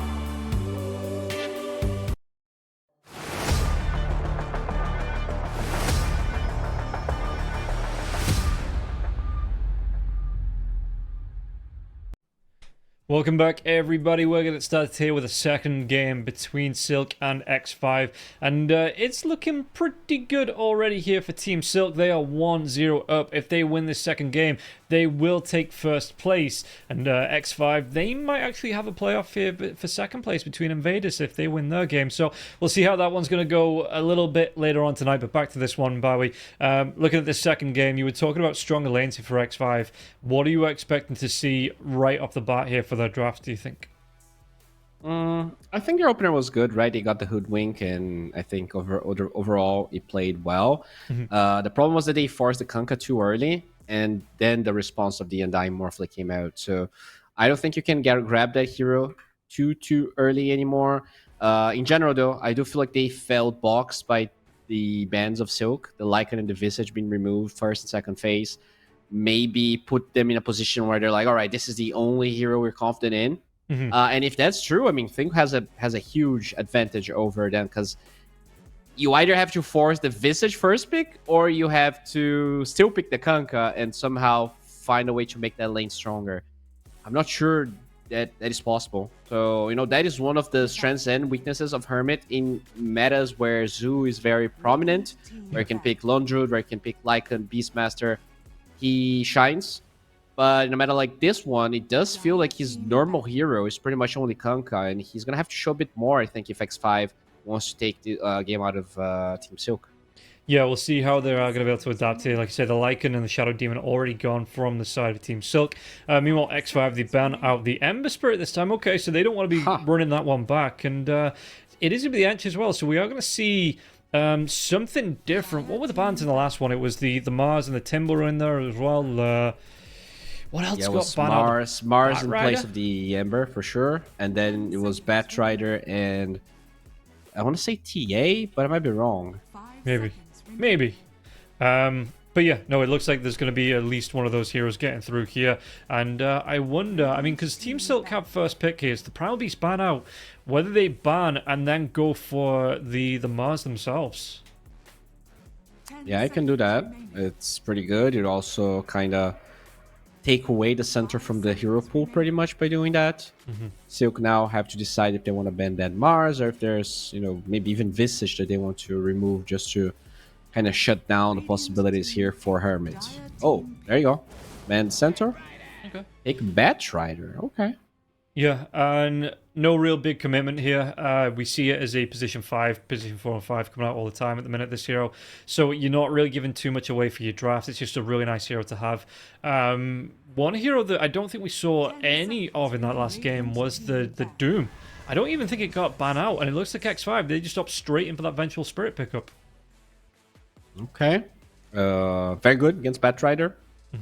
Strong laner. I like the possibility of an AUK here. I think it is one of the heroes that they love playing for Benny, now Shroud. And it's just one of the strongest lanes in the game right now, I think. Just that minus armor of the Vengeful Spirit and the Acid Spray. We'll see if Silk takes that away or if they feel like there's, bigger fish for them to care about. Yeah, and this is just a 2-game series. It's not a best of 3. So if X5 win this one, it does put them on a draw in terms of the table. And it does open it up for somebody else to take that first place. So you've got to put all your eggs in this particular basket as we see the Kunkka being out here from the side of Team Silk. So yeah, Hermit has to go for something different in this second game. And maybe that's what they want to try and do. Really take him out of his comfort zone here on their offlane pick.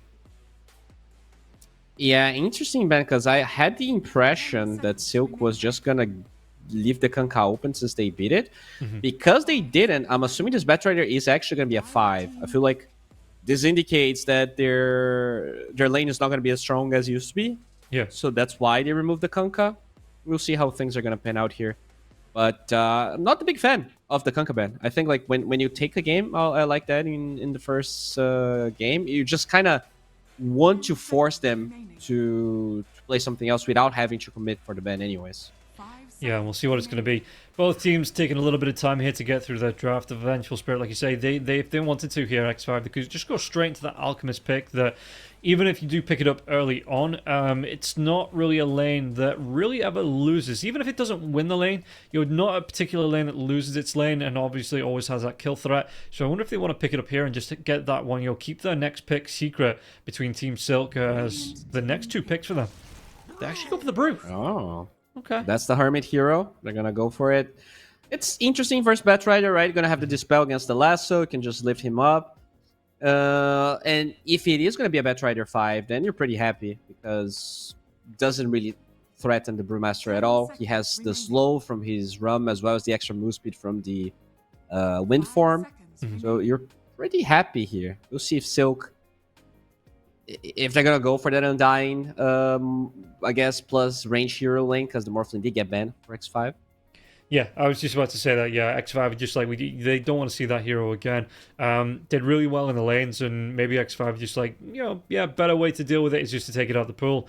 It does mean that there is some, like I say, the carries that's still in there. What do we see? The Faceless Void still available. We've still got okay, Dragon Knight comes out. Sometimes played as a 1, but usually seen it as the 2 and the 3 at the moment here for Team Silk. Well, not for Team Silk, but the Dragon Knight just in general as that 2 or 3. Yeah, it's a strong hero despite the nerfs. I do like what they're going for here. You could also lock down the Brewmaster pre-OT. So I think I prefer this being the 2-3, as you said. I feel like the 1 is possible, but against that Brew, you definitely want to have an early blink. You want to have a way to just jump the Brew. If you take the Brew out, usually the team fighting of the enemy team collapses. They're going to go for the Crystal Maiden. Definitely a strong laner here. Yeah, and a lot more control coming out. So we'll see with this Crystal Maiden. Good setup, like you say. Either the Dragon Knight blink into the Dragon Tail or Crystal Maiden. I expect at some point Force Staff or Blink Dagger as well for the Crystal Maiden to be able to get that jump in. Frostbite comes out. So 2 good setups there. And then Bat Ride obviously with a 3rd jump there as well. There's a lot of initiation coming out from Team Silk. And I want to see what they're going to pick up to be that kind of follow-up hero. Because I think they're a little bit lacking in that burst damage in their lineup so far. Slark seems very good for X5, but Silk is aware of that as well, so I wonder if they have a response. Oh, wow. That is just not a hero you ever see. So I guess it could be 4, right? Yeah. Could it? Huh. Yeah. I think... Yeah, it's very good against Batrider. It's a hero that allows you to push him out of the... out from you. You can cancel the freezing field from afar. You actually have multiple ways of just canceling the freezing field. I hope it's a 4 alongside that Brew. If they have a player that can do that, and then I think Slark's just so good here for X5. This DK is probably going to go to the mid lane in case the Slark gets picked up, but just looking at those heroes in general. Oh, they go Gyro. That is definitely a Benny hero. So what are we looking at now? The Morta 1. Do you think with the Gyro Cup coming out? Yeah, they have the flex. Benny played carry Gyro, and I think in the Bet Boom Dacha finals they who actually won it? Was it Spirits? No. Whoever won it played Gyro 3 times in a row. So carry Gyro. So I wouldn't be surprised that this is actually carry. Yeah. I'm just thinking back as well. The only time I've seen Mortar is I think it was it has been position 4s. It's been like Tofu on the position 4s, building the drums, building into. I mean, the Shard got better now, right? Because it's it goes back to all the kills that you've got beforehand, and it will it's a nice power boost if you pick it up off a Tormentor. But the hero itself, like you say, there's ways to interrupt both the Crystal Maiden and the Bat Rider. So maybe that's what they're trying to aim for here with this hero. Yeah, I think that's the plan here for the Morta. Very unusual, but if you do have a player, if he's comfortable, I think that's totally fine. And now here for Silk, you gotta find probably an offlaner, right? You see both side links.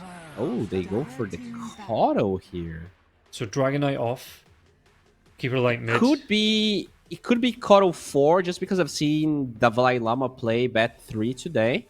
Yeah. So you can potentially play Kato Batrider in the same lane, but you're just working with the flex here because they have overall less pick on Silk, so I'm assuming this is Kato mid, and they're gonna pick a support, just because less picking your core when you don't have overall less pick, it just feels a bit weird. Yeah, we'll see which way it is going to come out for them here as well as we get through this next stage of bans. Pango, Kunkka, Visage all taken out here from the side of Team Silk in that last round. Meanwhile, on the side of X5, they take out the Troll. The Morphlin's gone again. The Primal Beasts are all going to be taken away from them. And this time around, what else is still available? Like you say, the Slark, both sides could go for it. Faceless Void is still available. Anything a little bit more out of the box? Just maybe the Weaver to get close onto the Mortar, maybe. I like Weaver against Brew. I think it's nice. You can disengage from the Brew OT. Kind of hard for the Venge to get on top of you. The Mortar silence is annoying, but that's the only thing. I do like the the Weaver suggestion here. It's just that you're gonna have either a Weaver CM lane or a Weaver Batrider lane, and that does feel a bit weak, having those two range short attack range spells, heroes. So we'll see. I kind of feel they're gonna go for a melee one. I'm just not sure either Void or Slark is really the option for them, just because... Oh, maybe they want to go Dusa, just because you have the Scotto as well. Would you... Yeah, no, I'm not seeing any reasons why not. I mean, I suppose if it is going to be the carry gyrocopter, you might have the disperser coming out a later part of the game. But yeah, no, that might not actually be a bad pick, because you do have a lot of protection here on the side of Team Silk. Or Sven, right? I guess Sven is the other one that deals with the Brewmaster pretty nicely. You can get kited by the Venge, by the Muerta, but it is kind of a classic counter to Brew. So, who's it going to be? Yep, going to be that Sven, and you were correct there. So, if you're X5, you see the Sven come out, what is your, what's your reaction? What do you want to be leaning towards with this? Yeah, I want something that can kite him, that can kind of... I like OD here. For them, I think you can just protect whoever the Batrider goes to, whoever the DK goes into. Your lane against Kato should be fine, and it just gives you a lot of burst damage follow up. Yeah. If they don't want to go the OD route, maybe you can. Honestly, I really like Viper mid against Sven. Just having the OT, having the breaks, nice. You're very tanky. I'm not sure that's what they're gonna go for here. Sabaz is one of those, truly amazing Hammer mid players. You rarely see them playing mid Viper.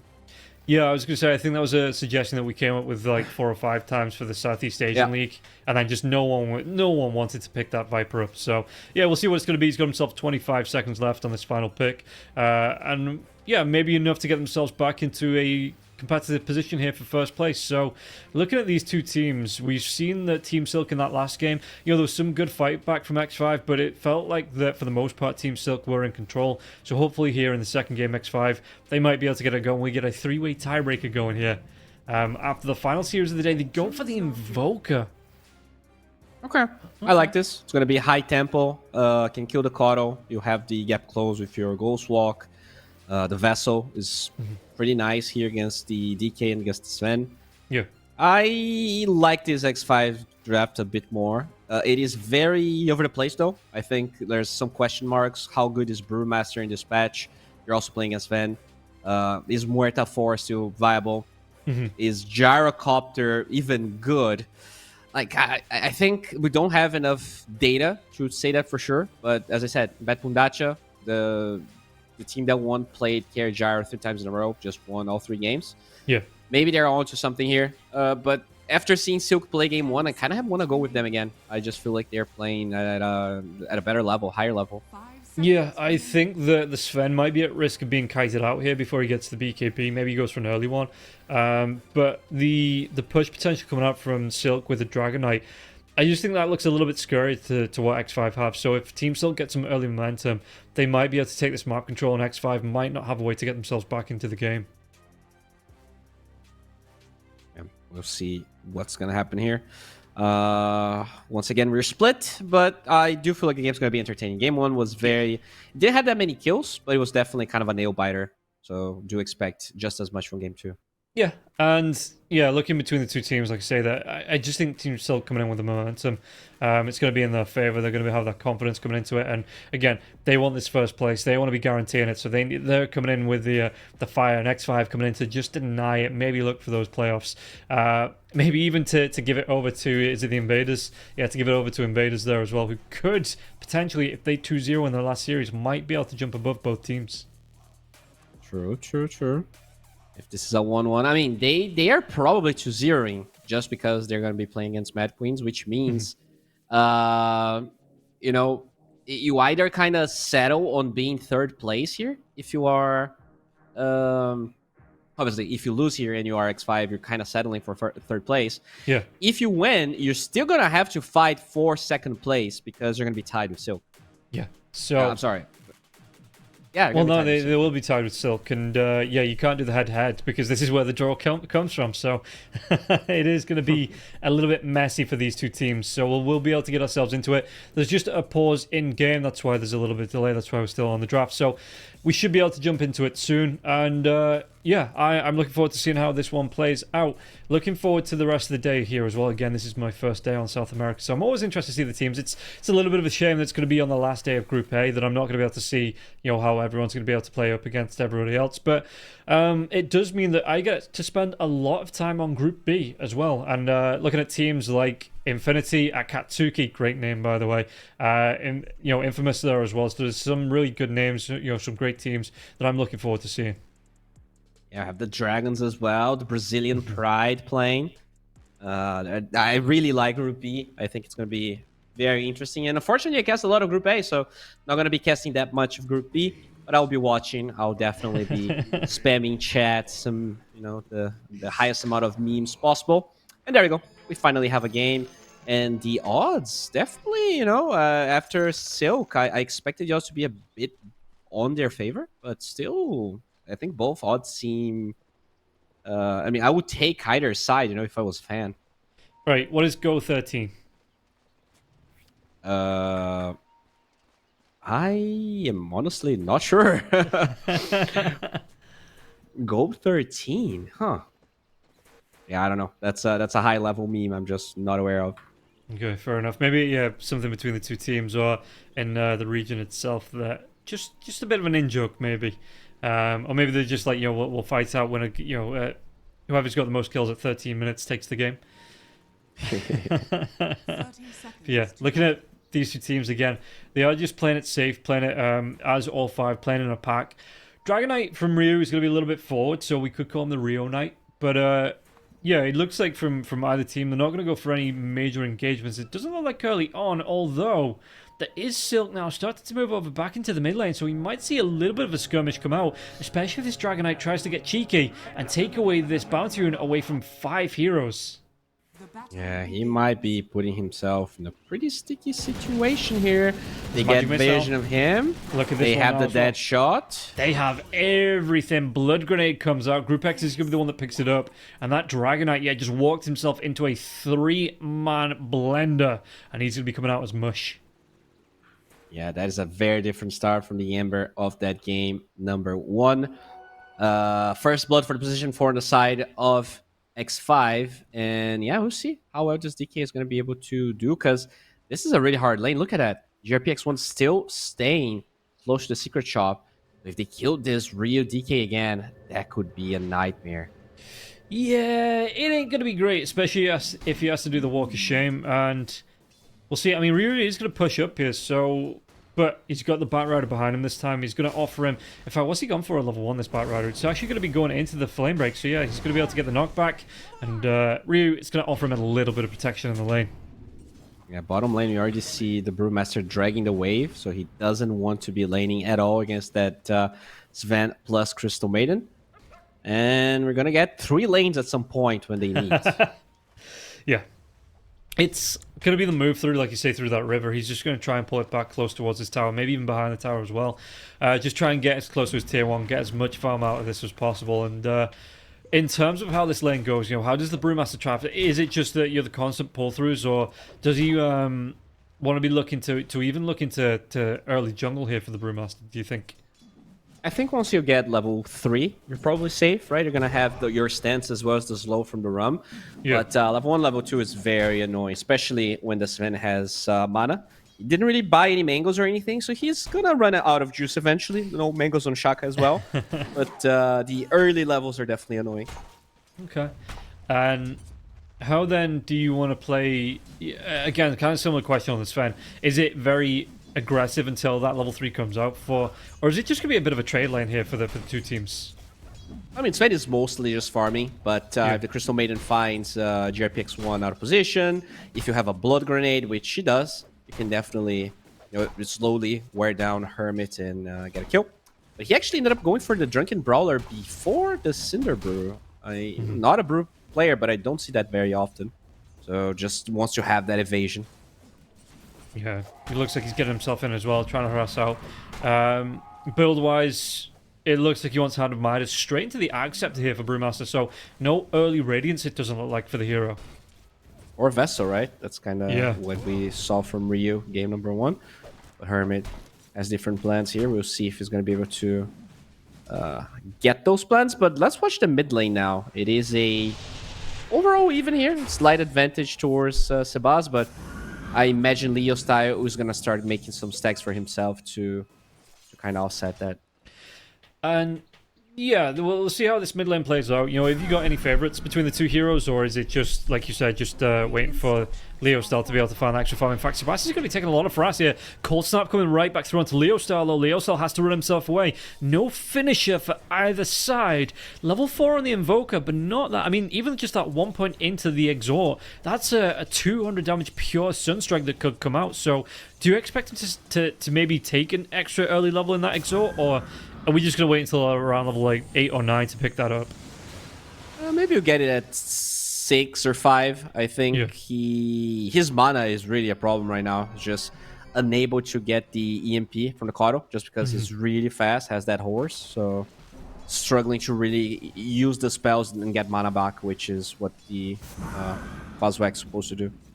I'm just thinking as well, I mean, Leo Style is going to make himself, he's going to paint that target on his own back here when he tries to go for the Illuminate damage, because he's going to be stood still for effectively the full duration of that Sunstrike startup. So it's, if he goes for the full blast anyway. So yeah, it's going to be interesting to see just how he tries to play to avoid that if Sebas does get an early point in that Exhort.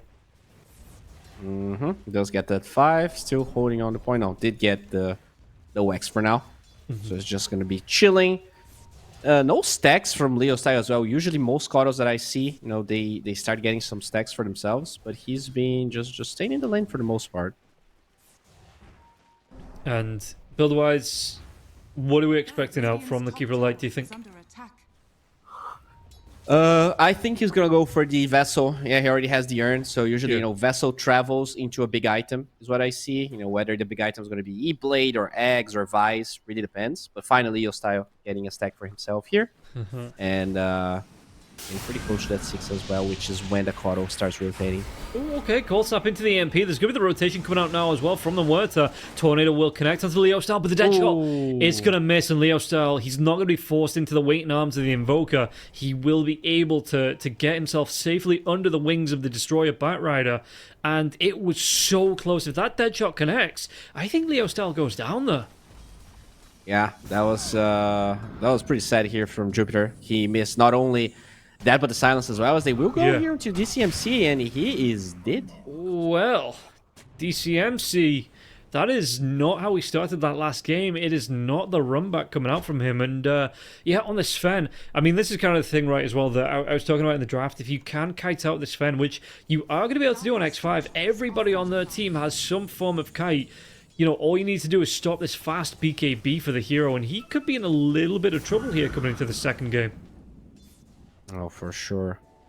Mid lane, looks like the rune's going to be a regen here. We see both supports trying to secure that for Sebas, which he will. In terms of CS, everyone's doing okay, right? Both offlaners kind of tied. Both mid laners pretty much tied. And in general, very even laning stage. Very different from game number 1, where Silk was by far the winners. Yeah, we are going to see look at that rotation stacks. Bottom.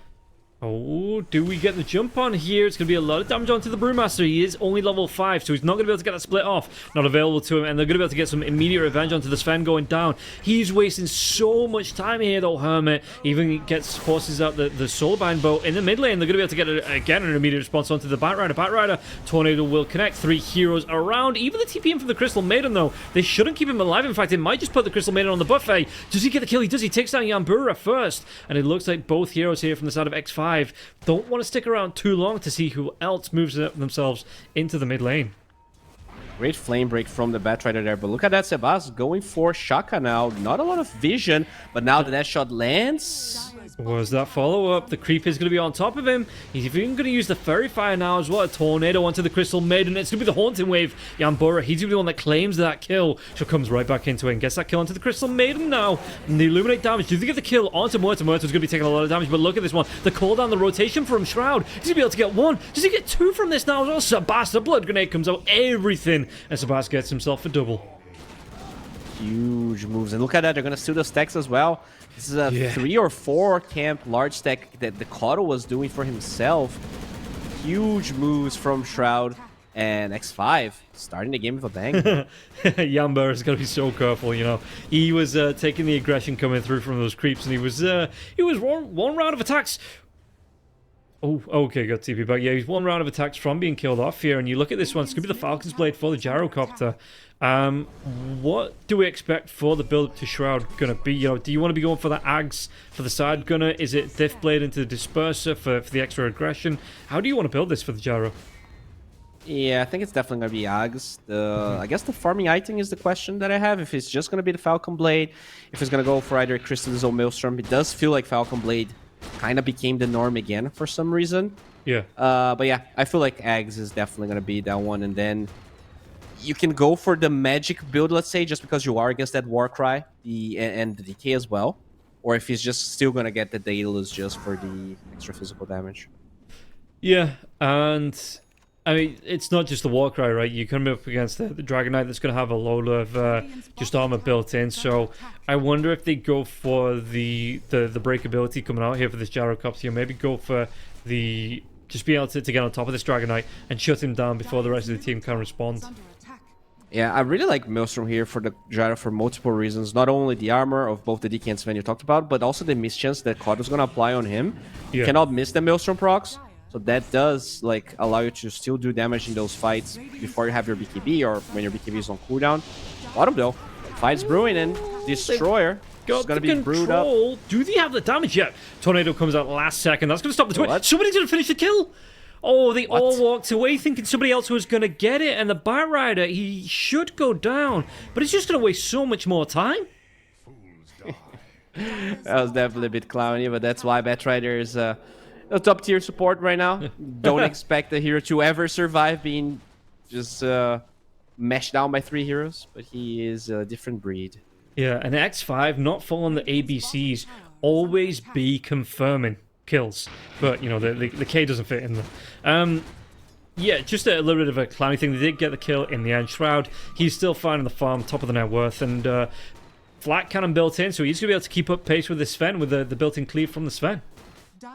Yeah, and the thing is, this Brewmaster, he got away with a Midas, a very early one. He only died 1 time in the lane, despite not having boots, despite just going for this very greedy build. And he's just getting a tower by himself as well.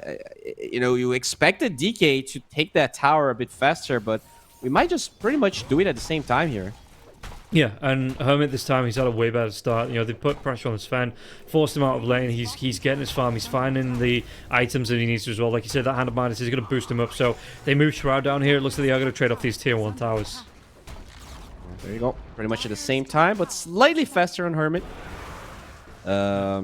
We do see a rotation here from Sebas trying to maybe collapse onto the Kato. The hostile deed is about to lose his spirit form. And how is he looking? Boots of Travel coming out now as well. But is that level 6? It is level 6 on the bench. If you get in range of that swap, it could have been deadly. Leo Style, though, moves himself away. Won't be coming back to check on the stack. Yeah, another swap somehow range. read that move. That's crazy how he just decided to stop hitting the camp out of nowhere. You know, just pro players. Yeah, they don't have any wards. I mean, that's kind of the thing. You've got heroes missing on the map. That's kind of the pros. It's drilled into the map mentality. Of Silk, they smoked with Seba's invis around them, but there is a sentry there. They're gonna find him. Yeah, Stormhammer comes out now into the Invoker. Invoker, can he get himself away from this one? He absolutely can't. And the rest of his team not there to help him out. It's a lot of damage onto the Crystal Maiden, but it's not a kill. Oh, that's unfortunate. They do find him there. They were even rotating here at the brew, but too late. Yeah. It's... How's he looking? Yeah, just straight into the Ag still. Again, no ratings coming out for the Brewmaster, and That Hand of Midas will get him there a little bit quicker as Leo style. He's going to be able to pick up the shield rune. No bottle, but he just picks it up cold and offers him some protection. Not the most effective hero to have it on, but I suppose the mid laner wants all he can get at the minute. Yeah, and Gyro straight into that axe. Top tower is under attack. Vessel about to be finished on Leo style. The DK going for Blink Dagger after the mid layer that's flying to him. So the timings, you know, are being hit on both sides. Although I do feel like X5's timings are a bit stronger. The only... Rider. Yep. He's just straight up going. Yeah, sorry, you were saying about timings? Yeah, I feel like X5's timings are going to be stronger. The Sven is really the only advantage I feel like Silk has. I feel like not only counters the Brew, but it's supposed to be stronger than the Gyro. But you gotta hit those timings. You gotta play with everyone. So it's really on this Scotto to start being a bit more active. Usually you see this hero being way more active in the side lanes. But it's not what's happening. Leostyle's just been farming here, hiding. And yeah, we'll see just how they're going to play this. I mean, 3 to 8 in terms of kills as well. It's not the biggest kill lead on either side. Net worth wise as well. Team Silk does have it by about 1,000 gold. You know, again, not a lot between the two teams. So we'll see who's going to be able to take this first swing fight here. You know, who's going to be able to get it and get some objectives out of this one. Because it just feels like at the minute, the game is just a bit of a standstill waiting for either team to make that move. Yeah, it really feels that way. The biggest thing, I think, is the Scotto. Like, he's now going for an Orchid. So he gave up on the Vessel. That could be huge against the Brew, right? He's going straight up for the eggs. No Dispel, no Lotus that sometimes we see. But right now, no Orchid done, so Leostyle is just spoke. Yeah. And Hermit, slow down. Soulbind comes out here. But the Brewmaster needs to be A-okay. In fact, he's going to go back for the Radiance now. Do you want him to see him complete that Radiance first before the Ags, or is the Ags just too important for him here? I haven't seen that much Brewmaster, especially with the new eggs. I think Radiance just feels better. You farm faster, it feels more useful in general. So yeah, I think I do prefer the Radiance. Okay. And we'll see what he wants to go. I mean, I suppose if you wanted that Ags right off now, he has the gold to buy most of it, so this is signaling to me it looks like that he does actually want to go into the Radiance first. And yeah, we'll see just how effective that's going to be. And again, Hermit having a lot better at time. He is still going to be 4th, well now jumps up to 4th in terms of net worth, but it's not the 4th that he was in the last game. You know, there was a massive gap between him and the rest of the cores. He's got that Hand of Midas as well, so that's going to keep him right up there as well. Gyro, 1 creep away from getting his full Ags out as well. Yeah, there you go. We'll send it towards him. Top lane, we do see Sebas just trying to use his Ghost Walk. He's been very active this game at the expense of not farming as much, but you do have a bootless Brewmaster with Midas, so I guess that is kind of unavoidable. Oh, good swap. Really nice swap onto the Dragon Knight now as well. Yeah, they're going to be able to get a lot of damage onto him. Spirit Vessel's here now as well. Crystal Maiden trying to get involved. In fact, there's going to be the Pierce of Hell coming out from the Muerta, but the Muerta, I think he took a Dragon Tail to the facer, so it stunned him up for a little bit. Lasso onto the Invoker. Backlines, it looks like the Dragon Knight will still go down with the split coming out now. The Brewmaster rotated in from the Twin Gate. They take down the Crystal Maiden as well. Batrider, can he get himself away from this one? There's a trail of fire to follow, but it looks like he's too far away for X5 to carry on jumping, and all of a sudden X5, they break that 10 kill barrier, find themselves in a really nice position. Yeah, and Shroud got so lucky. As all that was happening, they smoked towards the Gyro. But for like half a second, he was not found. And it looks like they will be able to push Sebas away. Yeah, I mean, the Tornado connects now as well. There's going to be the spirits being summoned here. Sunstrike. Oh, it's off the mark. Cooldown. It's not going to catch him out here as well. Deadshot won't connect. But from this zone, they should be able to take this tier 1 tower in the mid. And I wonder what else they want to go for here. Because Sven, through the jungle, it looks like Team Silk are grouped up enough that they don't want to be giving away any kills. Yeah, looks like the timing is going to be the big KB, but they're actually smoking. Interesting. I expected them to just wait DCMC's BKB at this stage. But they have that Orchid. Technically, you can kill anyone. There's no Dispel on any of those heroes.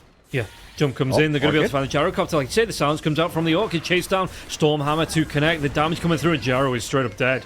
And his teammates now The are going to react. Can he get the damage out onto the Sven? The Sven, though, he's in that God Strength, will be controlled. Really nice one. The Meteor's going to drop on him now as well. Can he make the Sven go extinct? The damage, it does come through. It's going to be Hermit that gets the kill. And all of a sudden, Hermit here is getting some revenge against DCMC. Got it in the end for that last game, it feels like. Yeah, that Radiance being up is a big pickup here for the Brewmaster, especially up against someone like the Sven. Yeah, I mean, that looked pretty good for Silk, but then you lose your carry after killing the enemy. It just doesn't feel that good. Oh, they're going to find Rio as well. Yep, Dragon Tail not enough for EMP, Deadshot, the control comes out, the EMP, it doesn't connect in the end, but the Cold Snap's still going. Dragon Knight, oh, he's going to get himself away from that one. I wasn't sure with those three heroes stacking up, but it looks like the DK will be able to move himself away. Still in that DK farm here as well. It's only about halfway through. Yeah, so tanky. Really hard to bring down. He does have a new tier 2 item here, but still deciding on it, talking to his allies, not sure what to pick up. I find it funny because, like, in pubs, everyone picks their items so fast, but in competitive games, sometimes I see, like, the players keeping their neutral, I guess, unchanged for minutes. Yeah, I mean, in pubs, you just pick up whatever's got the gold glow around it, right? That win percentage. Higher win rate. As a Crystal Maiden, going to be caught out here, taken down by two heroes on the side of X5. And X5, they are putting a lot of pressure on here. Roshan is on their side for the next minute and 20 seconds. Do you think they have the time to take it, or is that not something they're going to be looking at here at the minute? They could, actually. I do feel like they can. Alacrity and Gyro, but Gyro's kind of away from everyone else, so they're going to get a tier 1 tower instead. Alacrity on Hermit. In general, this is looking really good for X5. They're starting to mount a gold lead. The Invoker is going, has a Midas as well. Sure, they've lose the Venge, but this is a small fry, I think. I don't know what the Venge was doing there as well. Maybe waiting for the silence to wear off, looking for a swap back in aggressive because his teammates were coming in, but it looked like that, well, I mean, the Stormhammer followed up and he was just stun-locked, silenced, and couldn't get out what he wanted to and wasn't able to drag the Keeper of the Light back. Do see Shroud going for a BKB, so they definitely want to fight. I'm assuming they don't have any plans for going Roche then, because if you wanted to go Roche, I don't think BKB is really the item. I think you want to get the Aegis and kind of like a fighting item, because the Aegis is your BKB in a way. Yeah. So yeah, I'm assuming they're afraid of this Bat Rider. It's definitely scary to go Roche against that. Yeah, and I wonder if they're going to be, because, like, say, I mean, this is more of the old core build, right? Just straight into that Blink Dagger, not even any real utility past boots. So it looks like Destroyer, he is looking to just dive himself in, get a catch, and then let the rest of the teammates clean up for him. Even if he goes down, he's going to be able to keep somebody locked down for a few seconds. Yeah, the ideal target is definitely Hermit. You just get the lasso into the arcade of the Koro, and you kill him. Yeah. But BKB very close here from the Gyro, so that is not, Shroud is not going to be a hero who can do the same. Yeah, and how's he looking net worth wise? He's going to be the Sven at the top of the table. In fact, Gyrocopter, he's going to be within touching distance actually, so it's not a massive gap between these two heroes. Item wise, like you say, BKB up for the Gyrocopter now. In about, what's that, 300 gold? Yeah, 300 gold, so he's going to have that one, and it's not like he's been getting super involved in the fights. He has been caught out once, but I think he can afford to wait the next 100 gold out. Oh yeah, for sure. Very slow game.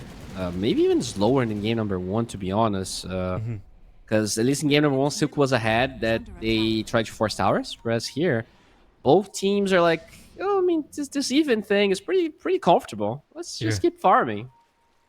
And who does that really benefit here? Between the two teams, if they spent the next half hour farming, who do you think comes out on top from that? I think X5. I think Sven is a hero that you need to start being aggressive at a point. Oh, they're going to find Gyro here. Oh, the Bat Rider, sorry. And meanwhile, I mean, they're going to move on to the Tormentor. Who gets a shot? Shaka. And yeah, like you say, Group X1, he's going to be able to take down Destroyer. It's a nice pickup, but it really didn't stop Silk from doing what they wanted to do in picking up that Tormentor. This could be Roche, actually. We do see Shroud moving there. He has that BKB now. Might feel confident. And the Bat Rider, as we said, is the hero you're actually scared of when going for Roche. You just need one friend to tank for you. Yeah, and Gyro changes his mind. He did have that Satanic queued up, but it does feel like with the way he's building here that he's lacking a little bit of damage. So, gonna go back into the crit stick here, and I wonder if he goes like full Daedalus, you know, just straight up builds out, or if he does want to go back for that Satanic as the next item. I definitely like the Daedalus here. You don't have the slot to occupy the Satanic without selling 2 items. And it's pretty early, but I think you might as well just get that. You also have the BKB and the Aegis. You don't need a second defensive item, in my opinion. Okay. And what do they do with this Aegis now? Is it going to be a case of cleaning up these outer towers? I think it is. You have this Radiance Brewmaster. You have Alacrity. You can definitely start doing pretty much the same thing that Silk did Game 1, where your carry can just sit in front of those towers and... So, interesting tornado from Sebas. Just making sure, you know, he's just making sure that there was somebody, if there was somebody there, they could get caught out. Yeah, make a move onto the tier 2s. Meanwhile, this is going on though. The Dragon form is putting a little bit of pressure out, and it's that. I mean, it's the Manta Star up for the Dragon Knight now as well. He's got that Mage Slayer going towards his Ags, and yeah, I mean, you can put pressure on towers all by yourself here, just doing this, and look at how much damage he's going to put onto a T2 tower like this.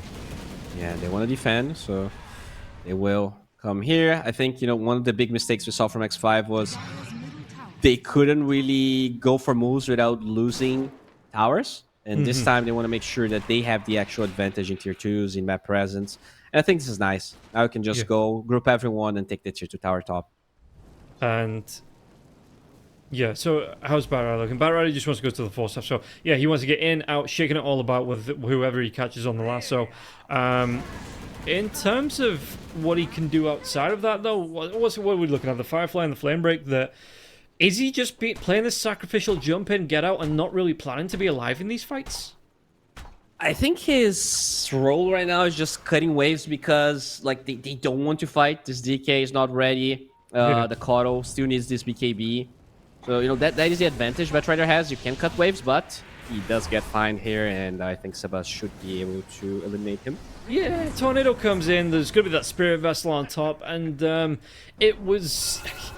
I mean, it was a Ghost form coming in, right? But because he was on top of that cliff, he didn't get hit by the Ghost Walk, so he wasn't slowed down, he wasn't debuffed by it, and he just thought, okay, cool, I can blink in and clear up this wave. And like you say, little did he know that there was Invoker just waiting for him to do that. But it does feel like they're finally hitting timings here on the side of Silk. The eggs, there is enough gold for DCMC to buy his eggs, and BKB is up on Leo style, as well as, I guess, 1,000 gold from Ryu having that. So once the Aegis is over on the side of X5 and DK has his eggs, that's when I expect Silk to really try and take a fight. Yeah, and we're looking at the Sven. You know, he is going to have that Ags coming out. I mean, he's got the gold for it. Maybe just gets his career over to... Ooh, maybe not. Actually, he's queuing up the Daedalus of his own. So we might not see that Superman punch coming out just yet. Interesting. I do like it. I think it's a really good follow-up for the Coddle Orchid, right? Yeah. You really want to be able to kill this Brewmaster. He's going for the egg, so no Lotus, no Dispel. I guess you have the Venge save, but that's about it. That's the only way you might save the Brewmaster. Oh, and he actually does buy it up, so he's getting his courier over to the side shop. DCMC will be able to pick that one up. And Sebas finds Ryu.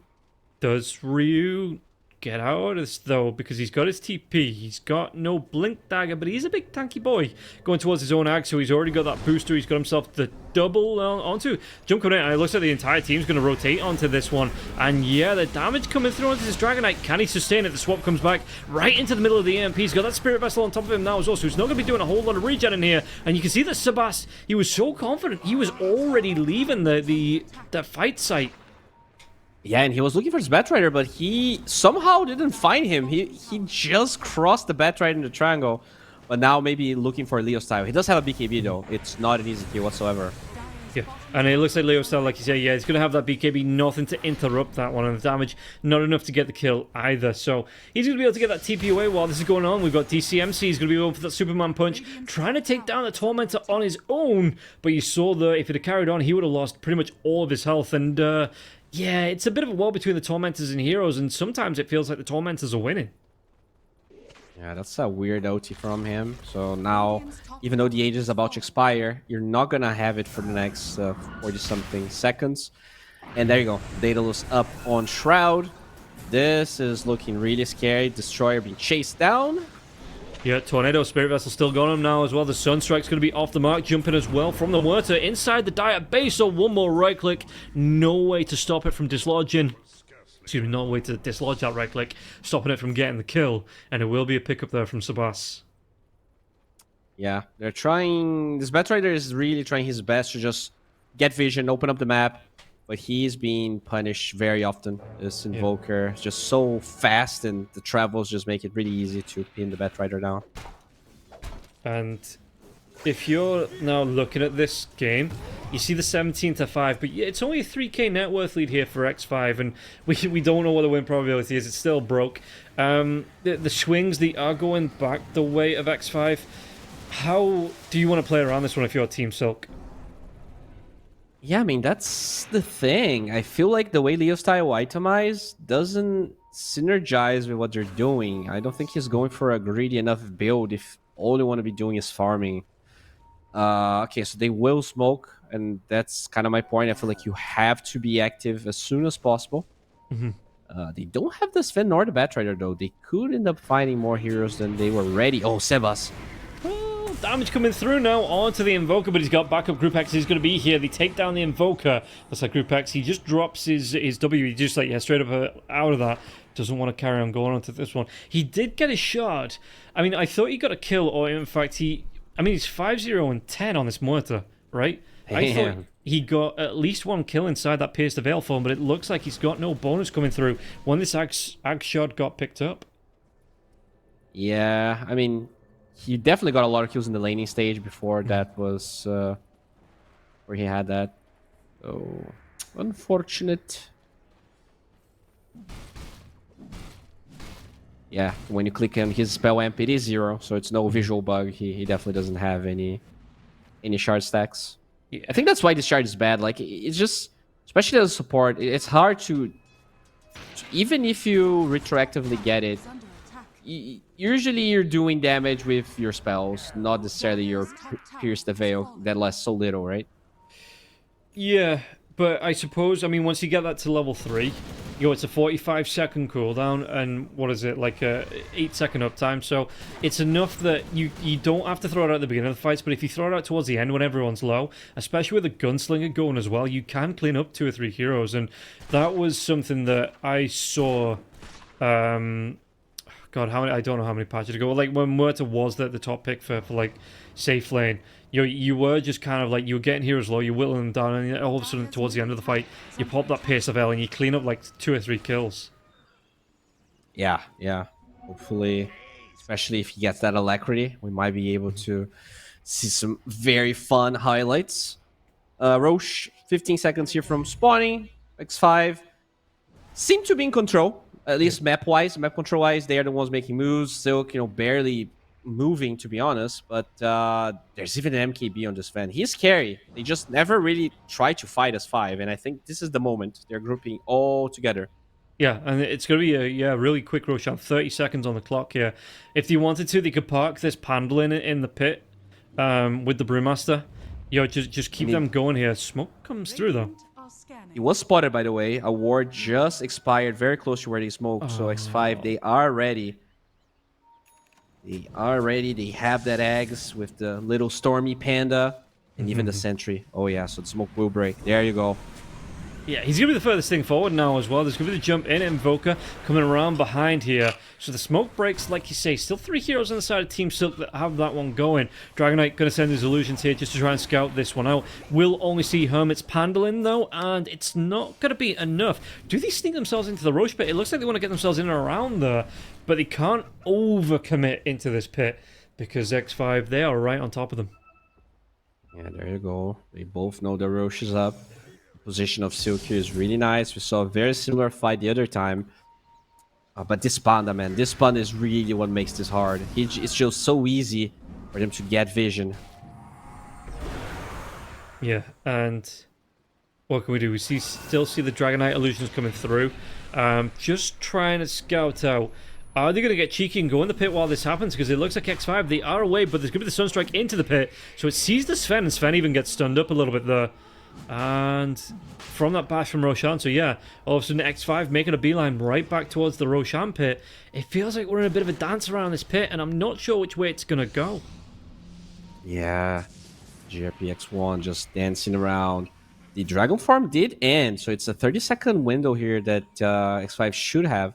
They're being very cautious. I'm not entirely sure what they are waiting for the fight to start, because they're not necessarily starting with the Primal Split. I think they want the Batrider to engage, but they're chilling here. Silk and the creeps are so even that like there's no pressure in any side of the map. I guess finally there's a catapult coming, but they can keep this up for a minute, I think, and no one's gonna feel like threatened to go back or speed up the fight.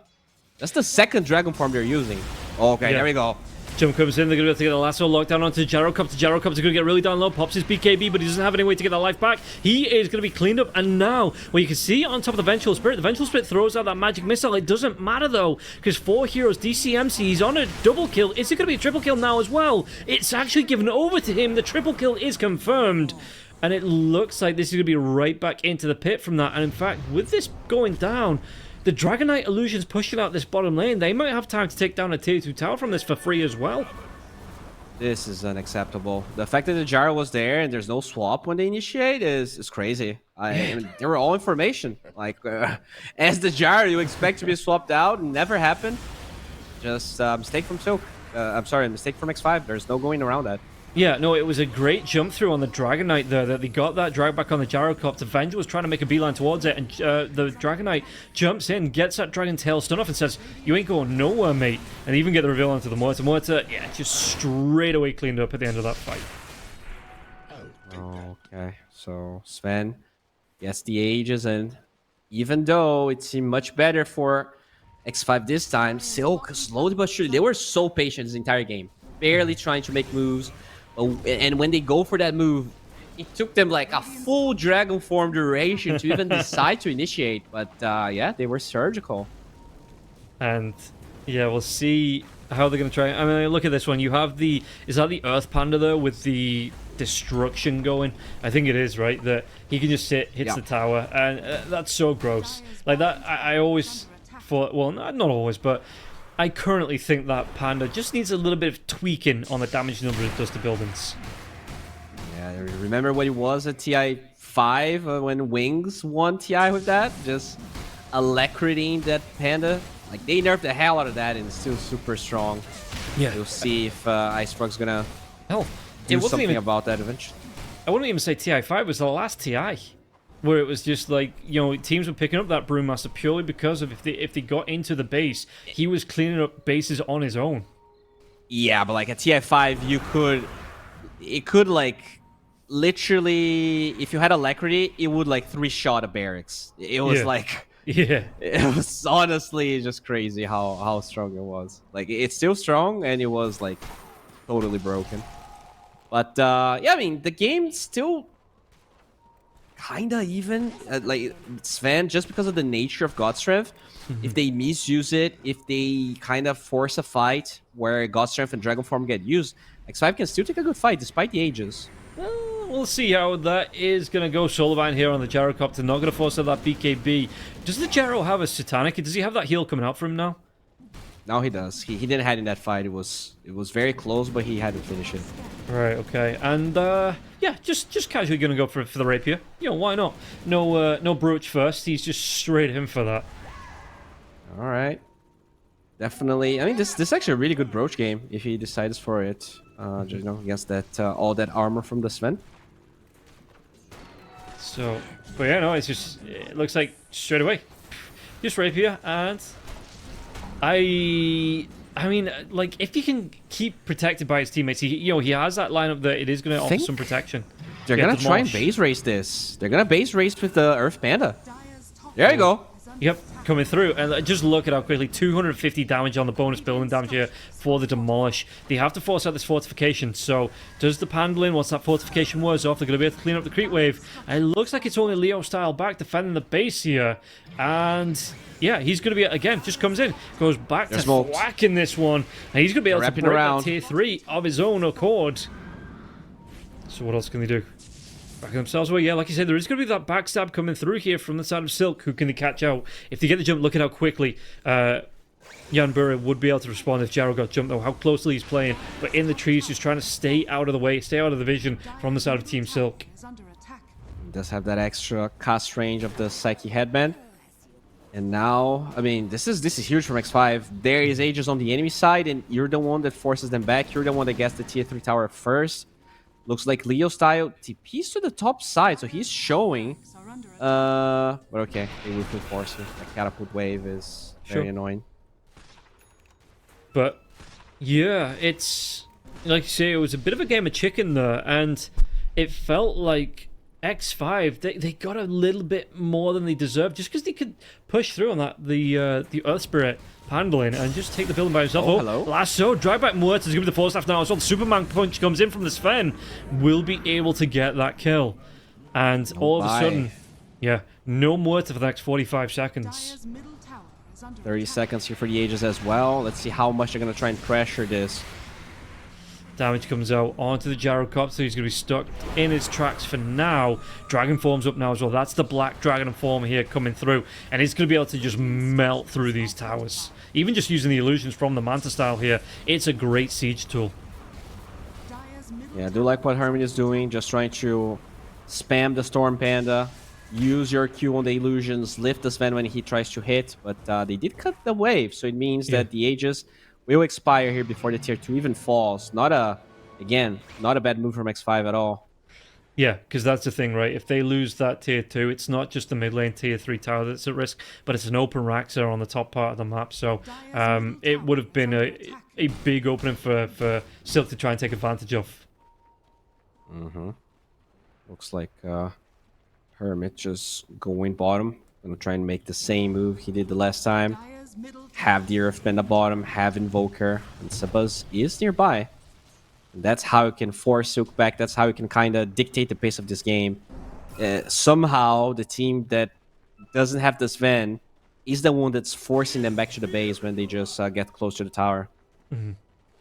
And what else? I mean, we're looking up to the 40-minute mark here. Between the two teams, only a 5k net worth lead. Not a lot between it at all here.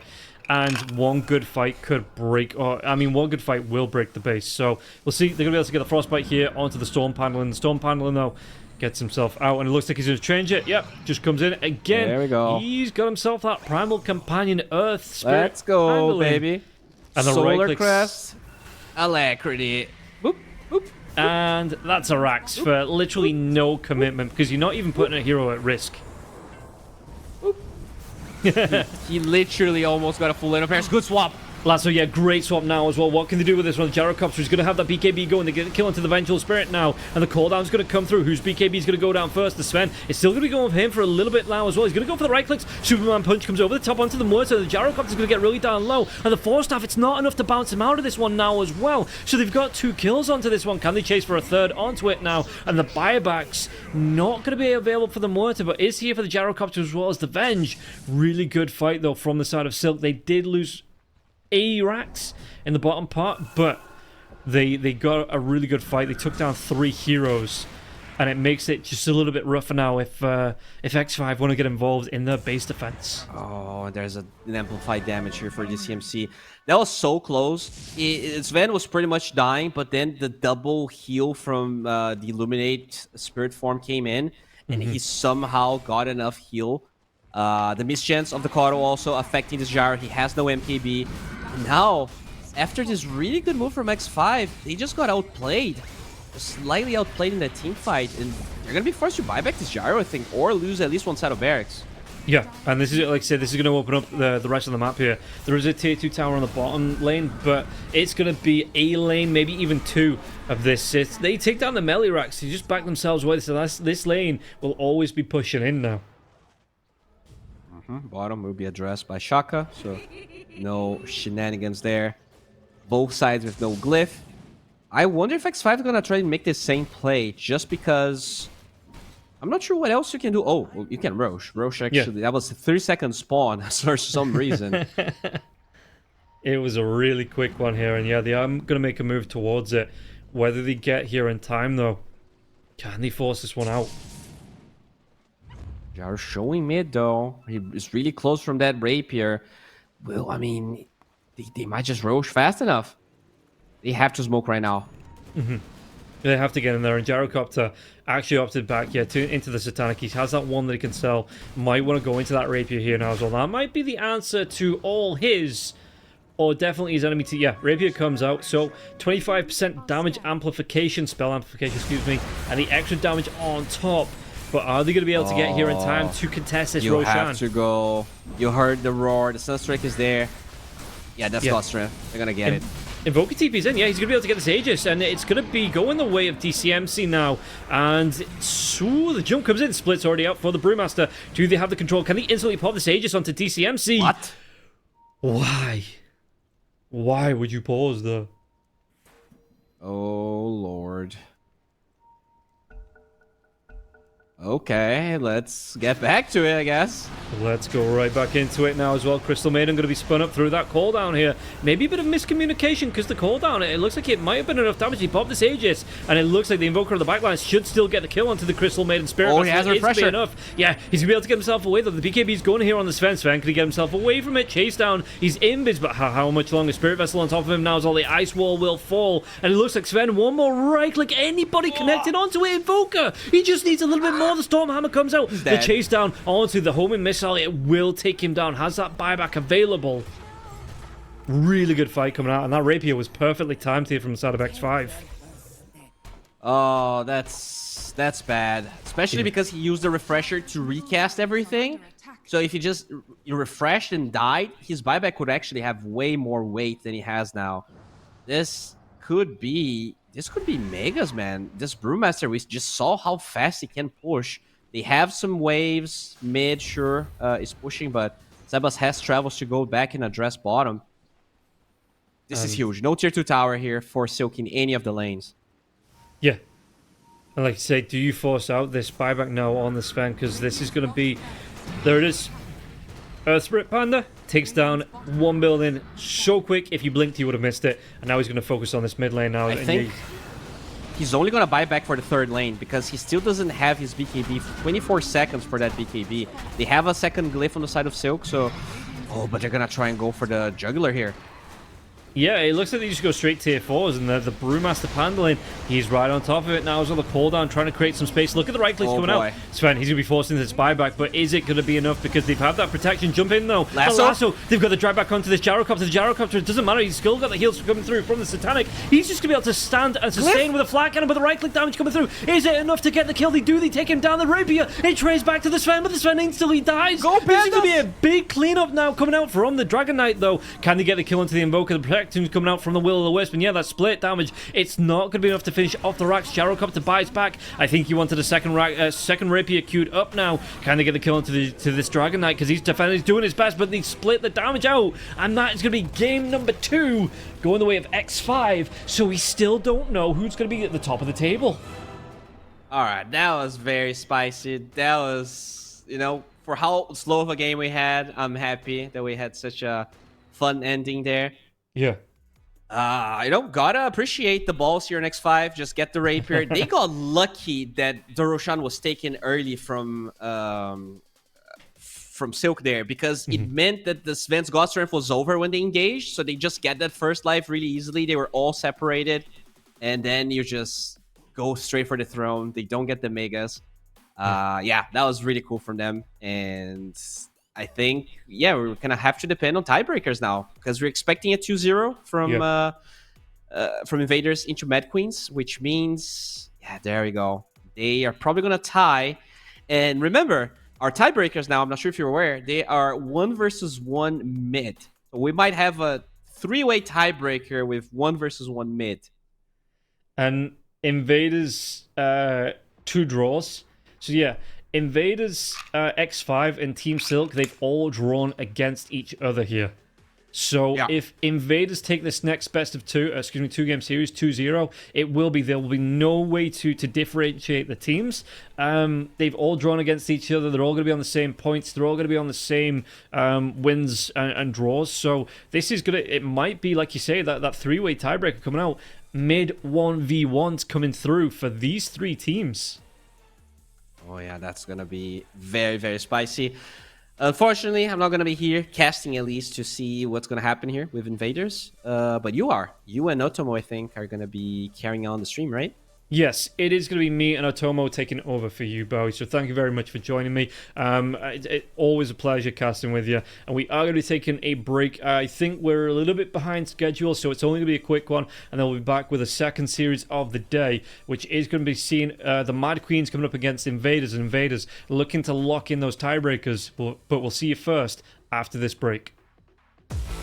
1xBet and Eva Alfie present betting on all esports events on the website and in the 1xBet app. 1xBet. Play with Eva.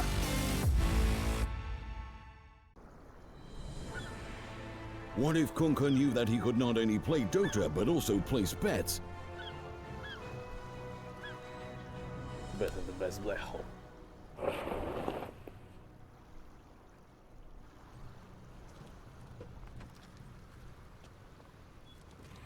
1xBet, bookmaker company.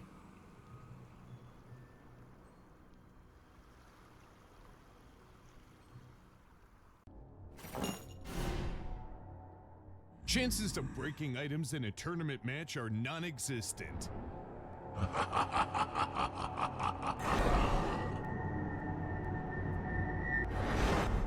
Chances of winning at 1xBet are always real.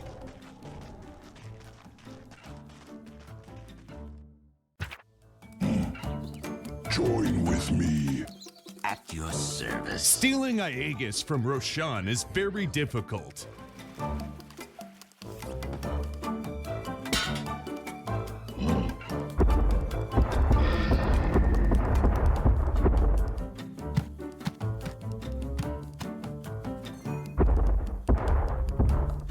Winning at 1xBet is super easy.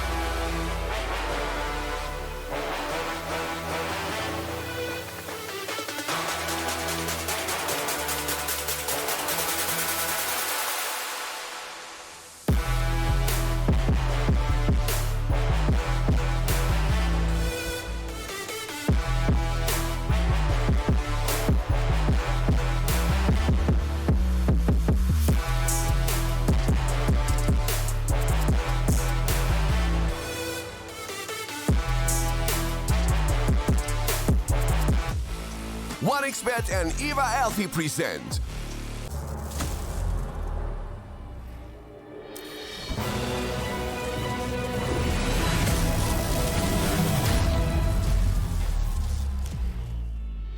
Use your skills in the gaming. 1xBet.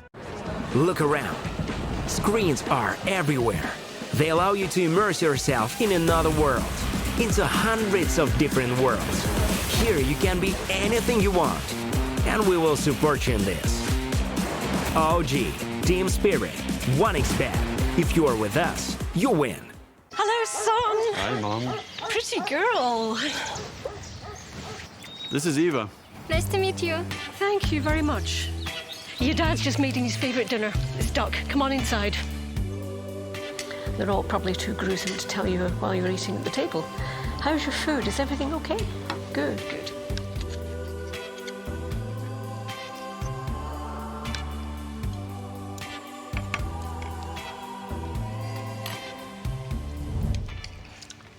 You seem to know each other. Yeah.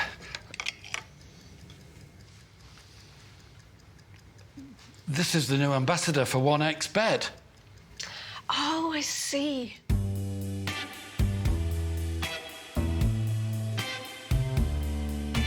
Everyone felt good when Eva Elfie became the new ambassador of 1xBet.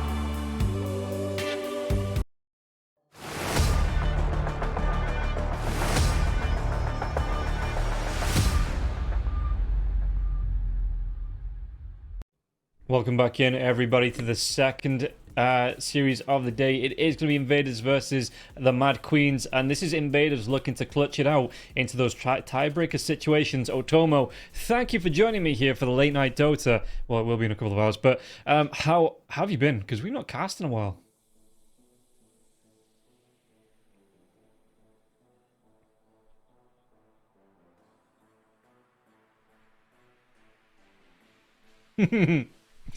Yeah, looking forward to this series here. Mad Queens, unfortunately, they haven't been on a good roll. The team themselves, 0-0-4, 0-8 in terms of the games won lost as well. But it's a good first endeavor. Them stepping up to the plate, it gets them that confidence, it builds themselves up against competitive teams, and that's all it's about, right? Getting that competitive experience under your belt, so you can make that first step. You can look to improve.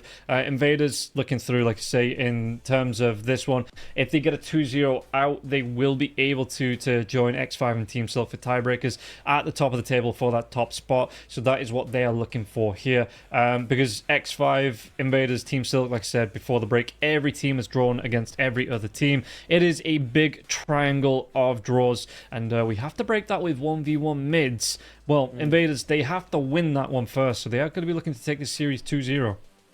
Can you hear me now? Okay. Okay, hopefully production can tell me if it's working, but yeah, it's kind of an easy match for Invaders versus Mad Queens. I mean, they have the biggest names of the tournament. You have Eva and Z, you have Sacred, Michael, Stinger. Alone, I'm a little bit less familiar with his game, but this is in Group A. I was like, this is probably the team most likely to take first place, and now they have a chance to do so, or at least force a tiebreaker. Mad Queens, I am glad to see an all-women squad. I am glad that they're joining. I feel like it's good for the scene. It's good for them. But it is a very lopsided match. This is not a 1 in a 100 chance of victory. It's like 1 in a million-ish. Well, I mean, Stranger Things. Sure. Yeah, no, like you say, it's not always about the win, right? It's about building that competitive experience, building that base up, getting the synergies down. So I'm looking forward to seeing how it plays out, how Invaders are going to be able to. And maybe Mad Queens, they come up with something a little bit different in the draft. They kind of have fun with it. They pull something out of the bag that we aren't expecting.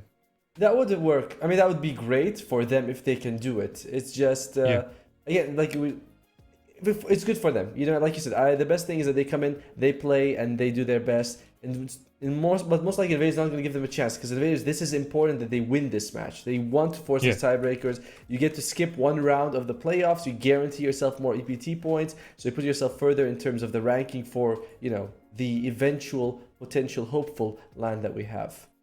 Yeah, and that's what everybody's gunning towards. I mean, let's say the prize money is nice, but that LAN coming up at the end of the year between the region, this is what all the teams want to be qualifying for.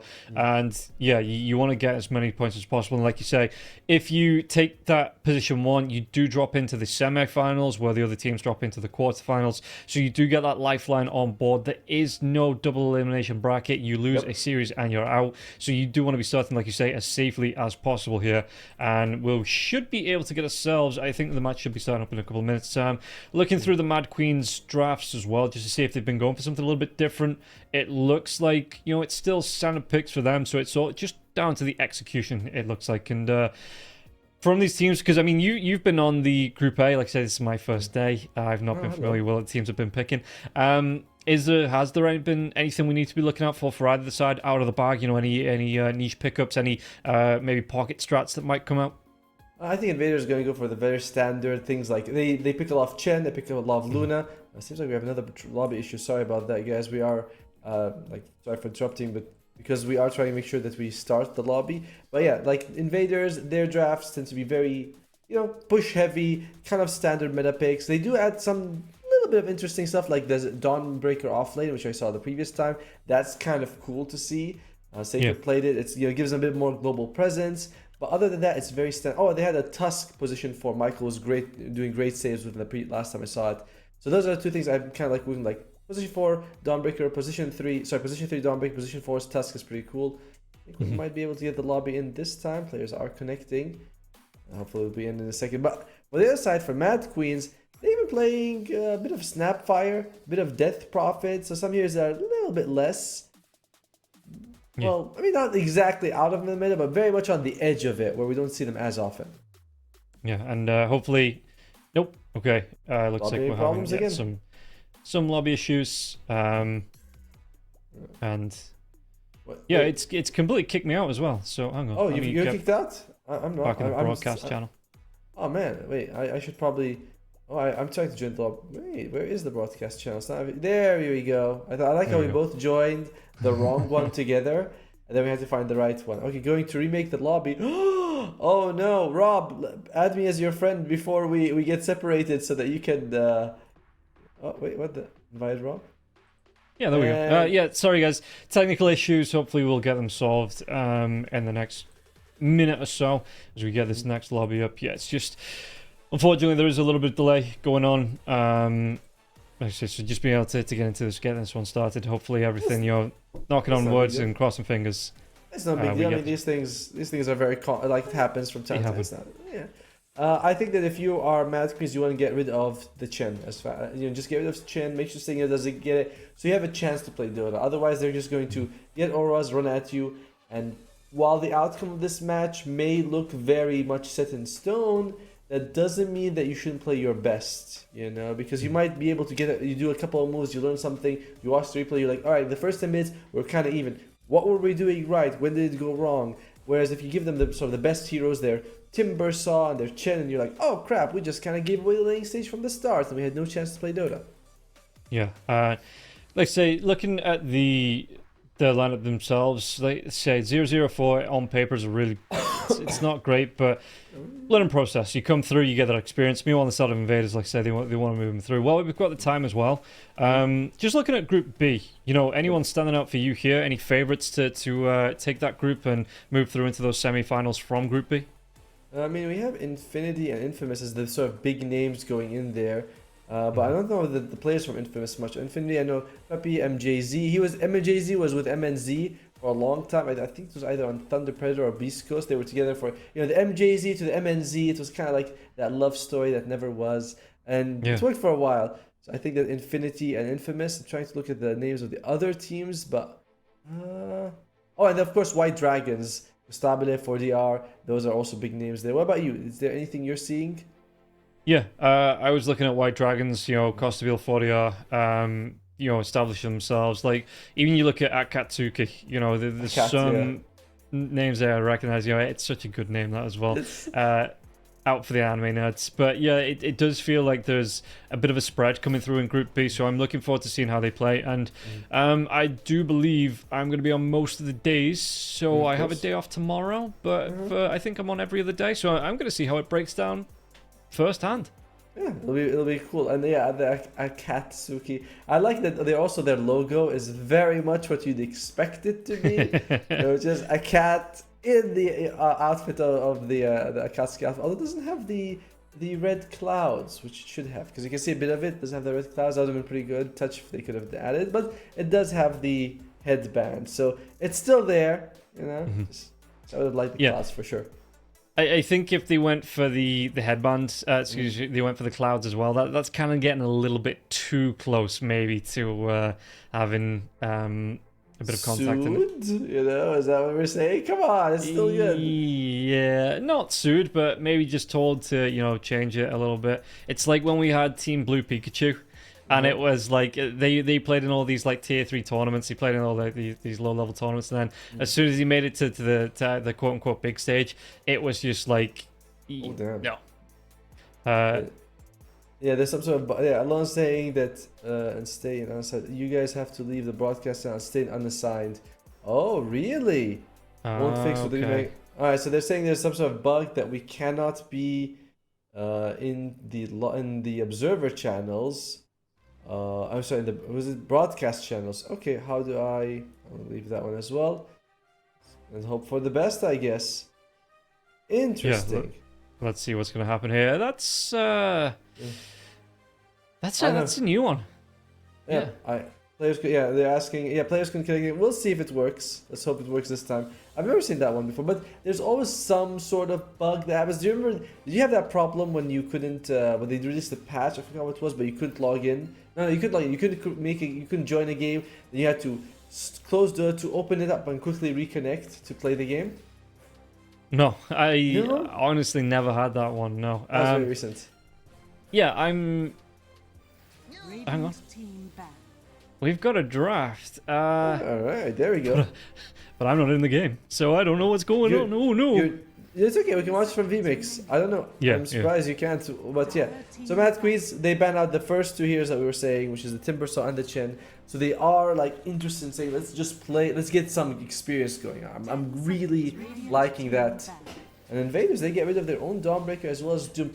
You know, I know Doom. I've been saying this for a while, but I still don't see Doom as this end all, be all, best hero ever. You know, everyone and their mother's banning it.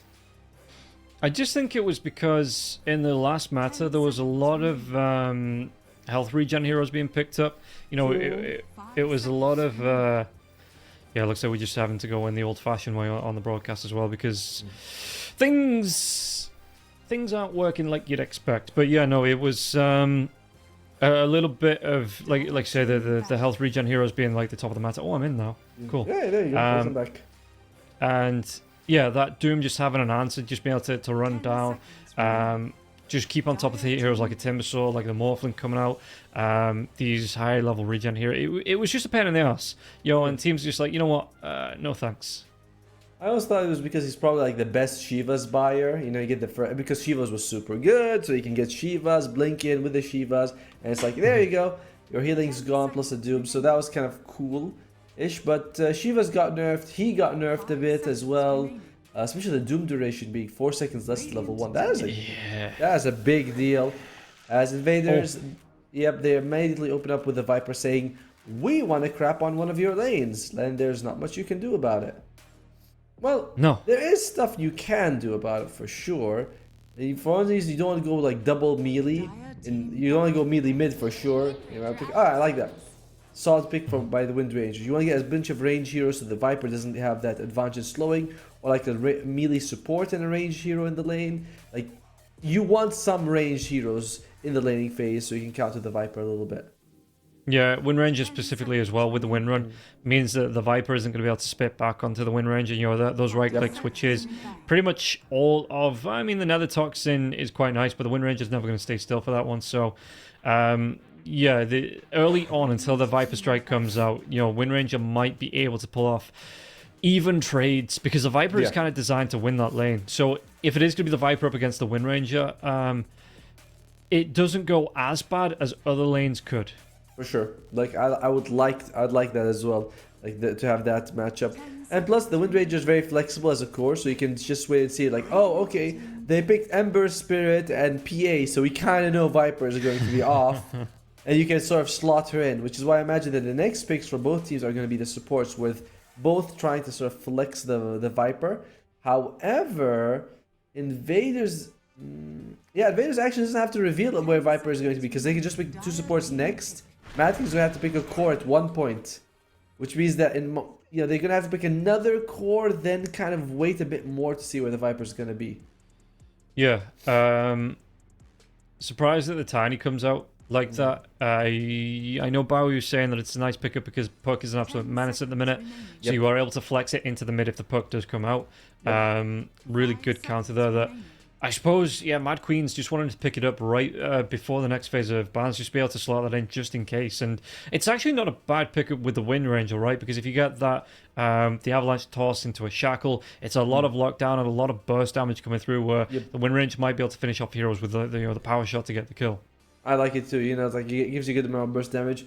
Not the best against the Viper, but we'll see what the lane is going to be. Invaders taking their time here. You'd love... Line is still in the pool. I kind of like the line a little bit against both of these heroes. It doesn't matter what Wind Ranger can do if you just hex or stun her. Tiny as well in the laning stage is probably going to be that position 4 times, position 5. Ooh, Invaders taking out the Primal Beast. Okay, yeah, I really would have liked the line, but Primal Beast coming out. Enchantress. Yeah, interesting. Even the Edge.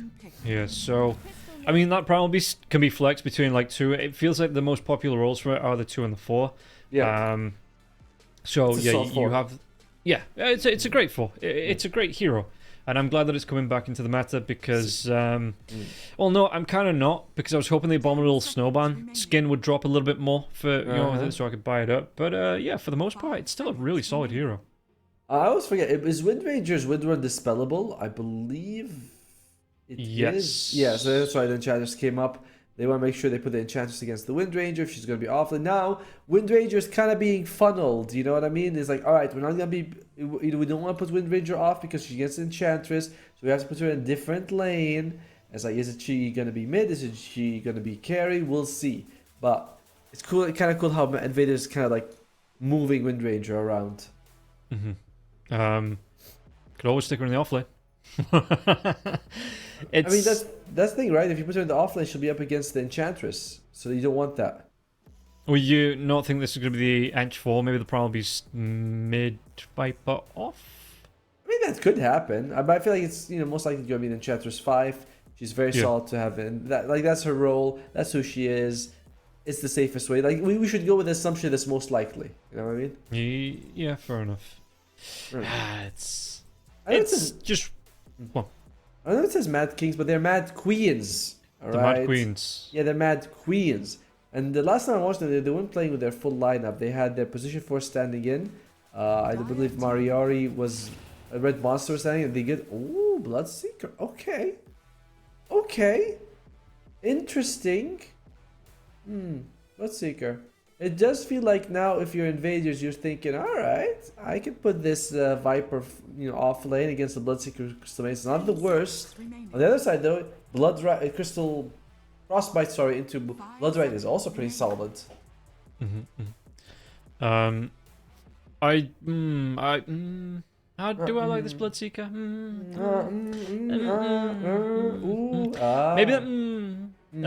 Maybe. I mean, it does mean that this is going to not be the Wind Ranger one, right? You're going to be more than likely putting that in the mid lane, Bloodseeker in the safe lane, and if it is going to be the off lane Viper, I don't know if the Bloodseeker is going to do too well in that, at least early on. Maybe to the later parts of the game that the Bloodseekers will be fine, but around that level 5, level 6 coming out, the Viper strike onto the Bloodseeker there as well. Just the right clicks, the amount of pure damage that this Viper is going to have, it's not, to me, the safest hero in the world to pick up like that. Okay, and then it's just not. So everything I just said is invalid. Alright, so they're going to put the Bloodseeker against the Legion. They want to make sure that they have a way to counter the Bloodright if you get Frostbitten, so the Legion character is going to be there. Making me feel like this is a Primal 4 and Viper's going to go mid now. As Invaders, they ban out the Death Prophet. I believe that is Days hero. They play deep in the offlane here for Mad Queens, not Kings. All right, we're gonna pay them the respect that they deserve. Yeah, the Mad Queens. I've been looking at the lines. Like I said, there's Death Prophets, a couple of Zeuses in there as well. So they do play a couple of things outside the box. Like I said, that maybe they're going to be using to not catch invaders out, but just to comfort heroes to have on. And looking at it, it looks like Mad Queens, they are going to be looking for the offlane hero. Meanwhile, invaders, they've got themselves at LC. The Viper, like you say, probably going to go towards the mid, so going to be looking towards that carry. And it is the final pick for Mad Queens, so they're going to have that last overall pick. We'll be able to respond to whatever invaders pick up next. Wait, I'm trying to see. The Luna is still in the pool. I imagine that's going to be the next ban here from Mad Queen. Sorry, make sure invaders doesn't get it, and there you go. Luna does get banned right on cue.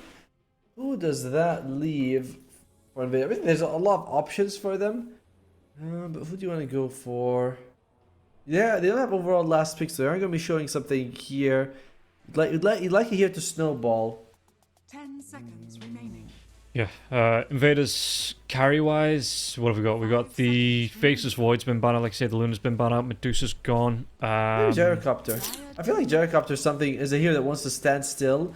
If you get ruptured, you just stand still and you just turn on your rocket... flak can, sorry. And you just be like, alright, let's go, baby. And that's all you really need to do. By the way, I was playing... Did you ever play Gyrocopter support? Yeah, I did for a few games. Yeah, sure. I was thinking the level 15 talent, the plus 0.3 homing missile stun or 25 damage extra from flak cannon. I think even as a support you want to take the flak cannon, because what the hell is 0.3 seconds of stun gonna give you? Yeah, no, fair enough. I mean, I understand you don't right click much, but it's like. That's 125 damage extra if you're hitting all 5 heroes per hit. Like, it does add up. Yeah. Am I crazy or something? No, and I think that's kind of the thing. If you're playing that Gyrocopter support, you do transition into that kind of like semi-core role, so you do want to be doing some damage. And the homing missile just stun duration, it's just, for me, it's not really a thing, especially because like your big power spike comes from, if it was like, homing missile stun like circles them for a second before it hits them, so you get more rocket barrage damage off. Sure, yeah, cool. But the extra 0.3 second stun, to me, it's not something I ever picked up. I don't think. Yeah, it's like it just feels kind of garbage. Anyway, but the invaders they take for Terrorblade because I was looking for a hero. I want a hero that does not want to move around too much. So I was thinking Gyrocopter, but Terrorblade also fits around. You sort of walk pretty slowly. And that's how a lot of teams beat the Terrorblades, that you pick like PL or something. But Zeusy! Alright. The queens have picked the king. That's what they want to play with. Alright, I like this. By the way, it's going to be the mid primal, the offlane Legion is going to be a support Viper, position 5 Viper in fact. Coming out here. So that is that's new. Now we have Wind Ranger. You're going to have the Wind Ranger 3. So that's going to be I like that. Wind Ranger 3 plus the Tiny should do pretty well against Tibble. I feel like the Viper pick now feels not amazing, honestly, as a 5. Sorry about the Sorry. I don't know. I think you're still going to be able to put a lot of press onto the Tiny here if he gets caught out of position. Sure. It's a lot of slows, my dude. Like, if it's going to be that Terrorblade Viper lane, it is a lot of slows coming out of Tiny. But surprisingly, the Living Rock isn't the fastest hero in the world. What? Are you going to tell me Treant is also pretty slow? And do you ever expect that? The tree? Are you ever expecting that tree to go for a walk anyway?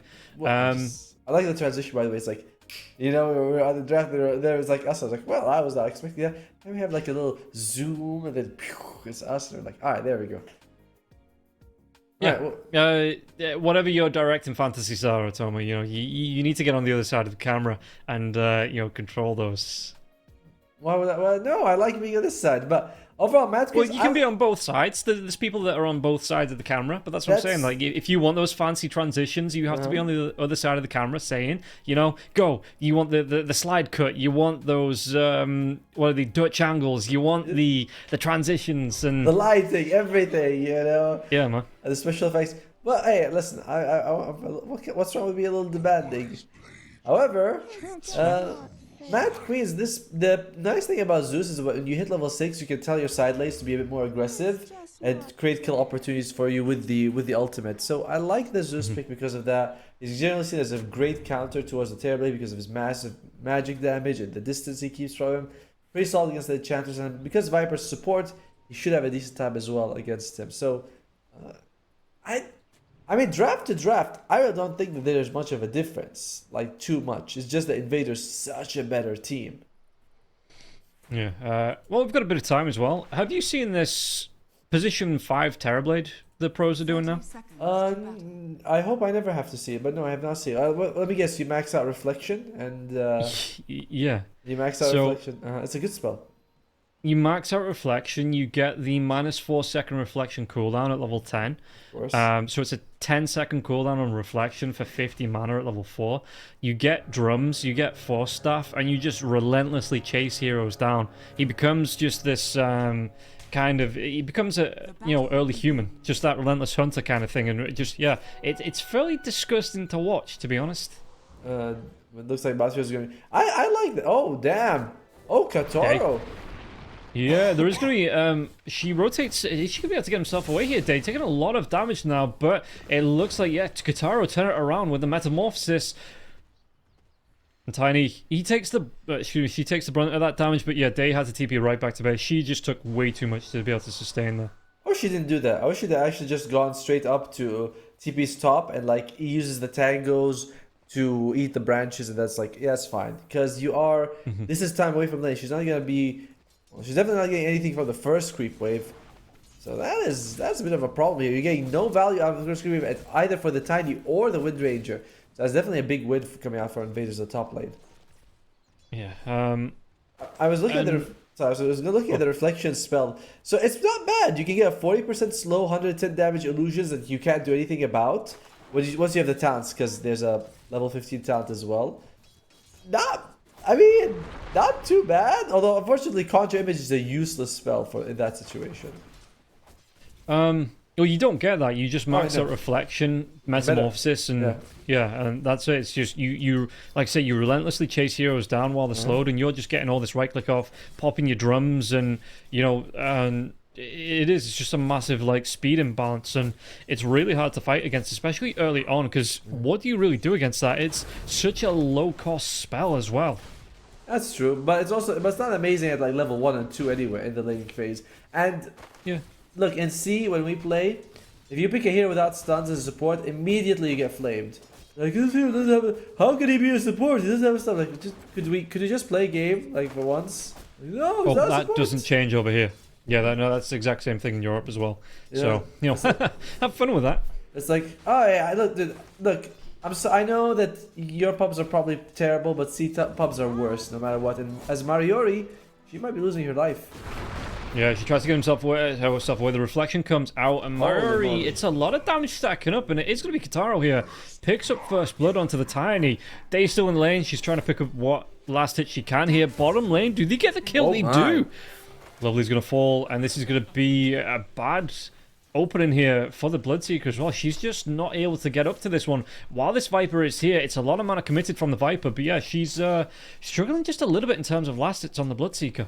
By the way, Lovely has taken level 2 Arcane Aura. This is generally seen as a very bad move because you want to take Frostbite, you can play really aggressively for your team, but with Arcane Aura, you can't. Sure, you have the other lanes a little bit with Mana Regen, but it's really not much. What is it, 0.4? Level 1? So now if she had the Frostbite, she could have helped her team, but she can't. Yeah, the Blood Right did come out. The Sacred was able to move himself out of it here. Bamboo, how's she looking? 9-1 in terms of last hits. Lane is pushing up, so at least some experience might go her way. As Sacred, so the lane is going to pull through, yes. Should be able to get some of this, but look at this one, XTS. Blood Right is going to be used here. Bamboo, she's going to try and go for the chase down onto the Viper. The Viper, though, just stands his ground, goes for the right clicks, even through the silence, and this is... I mean, this lane, it's only going to get worse once LC gets that 6, once XTS gets his 6. That's going to be some really quick duels if you get caught out of position. So, yeah, the Mad Queen's heroes here on this lane, they do need to be careful about their positioning. It's not... Oh, yeah, lovely. It's going to take a few hits. Next to 3, so she's going to be fine. Again, though, if we can get CM to 3, we might be able to get some aggression coming out for her. But, I don't know. It does feel like it's pretty much going to be a very tough lane right now for Bamboo. As... Mid lane is kind of your best case scenario. Your Zeus is 19-0 against the 24-7, which not, I mean, that's not too bad. Primal Beast is always gonna have a bit of advantage just because she has that one. Sorry, he alone is a boy has 1 point in uproar, which gives him so much extra damage. So Azumi is gonna be a little behind, but it's not bad. Yeah, that's kind of the thing, right? That playing a hero like the Zeus, you've got the jump away on Azumi. She can get out of the warpath of the Primal Beast whenever the Primal Beast does something like this, and yeah, she should be able to get that hop away. And a little bit of tower damage actually going back on alone here now as well. But yeah, Primal Beast, he does seem like a Sacred gets another kill onto Lovely, and a bit rough for this bottom lane. Oh, Mayori's going to fall on the bottom now as well. In fact, do they get the kill on today? No. She's got to be careful. Moves back behind that tier 1 tower. Looks at the conjure image. It will wear off. And yeah, but Kataro here is in that meta form for another. Well, he's about half the duration of that. So I wonder if he's going to look to put some pressure on the tier 1 now as well. I wonder if you're Mansqueeze and you think about moving people around. Because this, like, Windranger should be able to handle top by herself decently.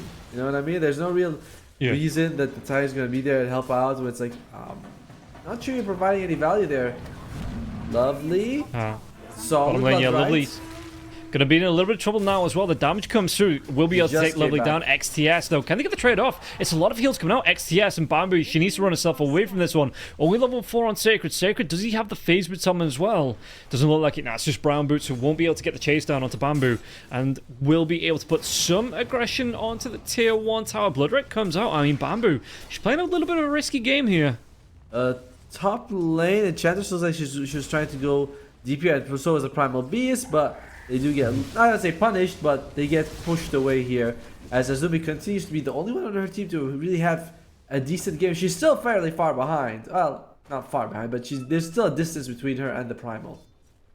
Yeah, going towards the Mana Boots. The Mana Boots is going to be a really nice buff here for Azumi. She's going to be able to spam those spells just a little bit more, and we can see that... Yeah, like you say, not the worst. A couple of stacks up here for Azumi. She's right back in this game. And again, Primal Beast was always designed as that lane. When a melee heroes, range heroes, it doesn't matter. Primal Beast is just a bit of a menace here. So, yeah, it comes after the lane stage where Azumi might have this impact. Bottom lane, though, lovely. Frostbite comes through. XDS going to be able to purge that one off. Do they follow up onto this one? LC going to be backing himself away. Level 5 on him. No duel just yet. And Lovely underneath the tower there you go. Needs to be really careful here. Yeah, Lovely looks like she's going to be the sacrificial lamb. In fact, do they get the kill into Bamboo? Bamboo trying to move herself away from this one. Mayori does come into this one, gets the avalanche into the Blood Right. Tosh comes up. Do they get the kill into XTS? XTS chased down now as well, but the heals coming through from Sacred just on point with these. And in fact, Bamboo, she's in a little bit of trouble. Oh, the Thunder Gods comes out, and XTS will get it after the ultimate. So it's, yeah, Azumi does get the credit for the kill, and Bamboo should get some experience from that there as well. But you look at this one, Sacred is now level 6. In fact, to get the chase down to Mayori. Mayori pulverized now, the damage comes through, and then the duel to follow up, and this should be a kill. First duel victory on the board for Sacred. I mean, bigger than the duel victory, which is a big deal, because you just hit 6, you get it. You also steal the Wisdom Ruin. Like, you were kind of looking at your support sort of getting these levels, and oh dear. Oh, Kataro chase down, yeah. Lovely. Needs to move herself away from this one, and you can see the Kataro just inside that triangle. Not scared. Oh, it's giving the Frostbite now coming out. Nature's Attendance. A lot of damage coming through though from the Zeus. Can she get the kill here onto this Ench? Yeah, Lovely's going to be the one that picks it up, but now they put themselves in trouble because they've already used that jump away, the hop away from Azumi. So Azumi, she's going to be taken down here. Might even be able to go onto Lovely. XTS looking for the chase down onto the Crystal Maiden. Crystal Maiden, surely she doesn't get herself away from this one. Might be able to get the kill onto the courier though. Just to, yeah, the thorn in the Terrorblade's side. So Lovely will go down, but she does get that courier. What was on that courier? Anything good? The Dragon Lance. He finishes the Dragon Lance with the the other components of it. Okay. So, not great for the Terrorblade. No, but he was using, but he did it on purpose. He was using the courier to give vision of the Crystal Maiden, so the Viper could get the kill. So Swings and roundabouts. Yeah. But this is very much a disaster at the moment. Yeah, I mean, there's only 200 gold difference between the mids, but that's where the good news ends. The carries, one of them is doubling the other one's net worth, and I'm gonna give you a hint. It's MNZ who's doing it. Sorry, that was more than a hint. Yeah, you can see that Bamboo, she's been forced into the jungle here. Got to be really careful about not being scouted out by the LC as well, because that is in dual range. Bamboo, yeah, just like say struggling a little bit, and it's going to be a tier 1 tower fall, and Sacred will take it down. Item-wise, oh my Aura's good. They might be able to get the kill onto the Viper now as well, but the Viper strike comes out onto the Tiny. The jump away duel is there. Do they have the damage to actually finish the one? The duel's going to come out first. No, Thunder God's Wrath, it does end. Sacred gets the kill onto Azumi. Mayori's going to fall on the backlines now. It's lovely. He's going to be chased down by Sacred. Sacred, does he get the kill onto Lovely? Lovely, she's running for her life here. Literally running for her life, but Alone's going to come through with a trample damage. It will be enough to get that kill. Yep. And by the way, the Rupture comes out of the Viper, and Viper's like, okay, I'll just not. Yeah. I don't even want to move that much. So not the best. And then again, neither one of them was moving. Like, it was LC during duel, and Viper hit it auto attacking. So as the invaders, what is 7 times? What's the word for it? I know there's like double, triple, quadruple. Is that a thing, really? Yeah, septuple. Yeah. Oh wow, that sounds like a thing we do after hours, but okay, cool. No, that's what the word for 6 is. Okay, alright. You seem to know a lot about this stuff. Cool. Words? I mean, I like to think I know some English. It's might not be very good at it, but I like to think I know some of the words. So you're good at the speaking. I like that. I like the good speakers. I also like Invaders' chance of taking this game, as they are just running through Mad Queens right now. Look at the net. Oh, wow, 100%. This early? It's a bug. Oh, okay. The duel comes out onto the Crystal Maiden though. Azumi, the Frostbite, it's not going to be enough to keep Azumi alive, and she will go down here. Is that the second duel going the way of Sacred? It is, and now the pulverized damage onto Mayori. Mayori's going to be able to get the toss back onto Sacred underneath the tier 2 tower, but Sacred does move himself back now, and the damage comes through. Mayori, she will go down. Azumi puts herself at risk. The damage comes through. Big cleanup here coming through, and Mad Queen's not going to be having a great time. And you look at this one, even the chase down onto the Bloodseeker, she just needs to get herself right back to the high ground. But this is with tier 1 standing, like they're just dodging. Yeah. What is the bug actually? I've never heard of this bug that apparently it started this morning. The bug is just Dire always have 100% win probability on Dota Plus. Oh, what did Primal Beast pick up? Because I saw an interesting. Wait, what's on the courier? He's got something on the courier. Because it is, I don't know. Blade Mail.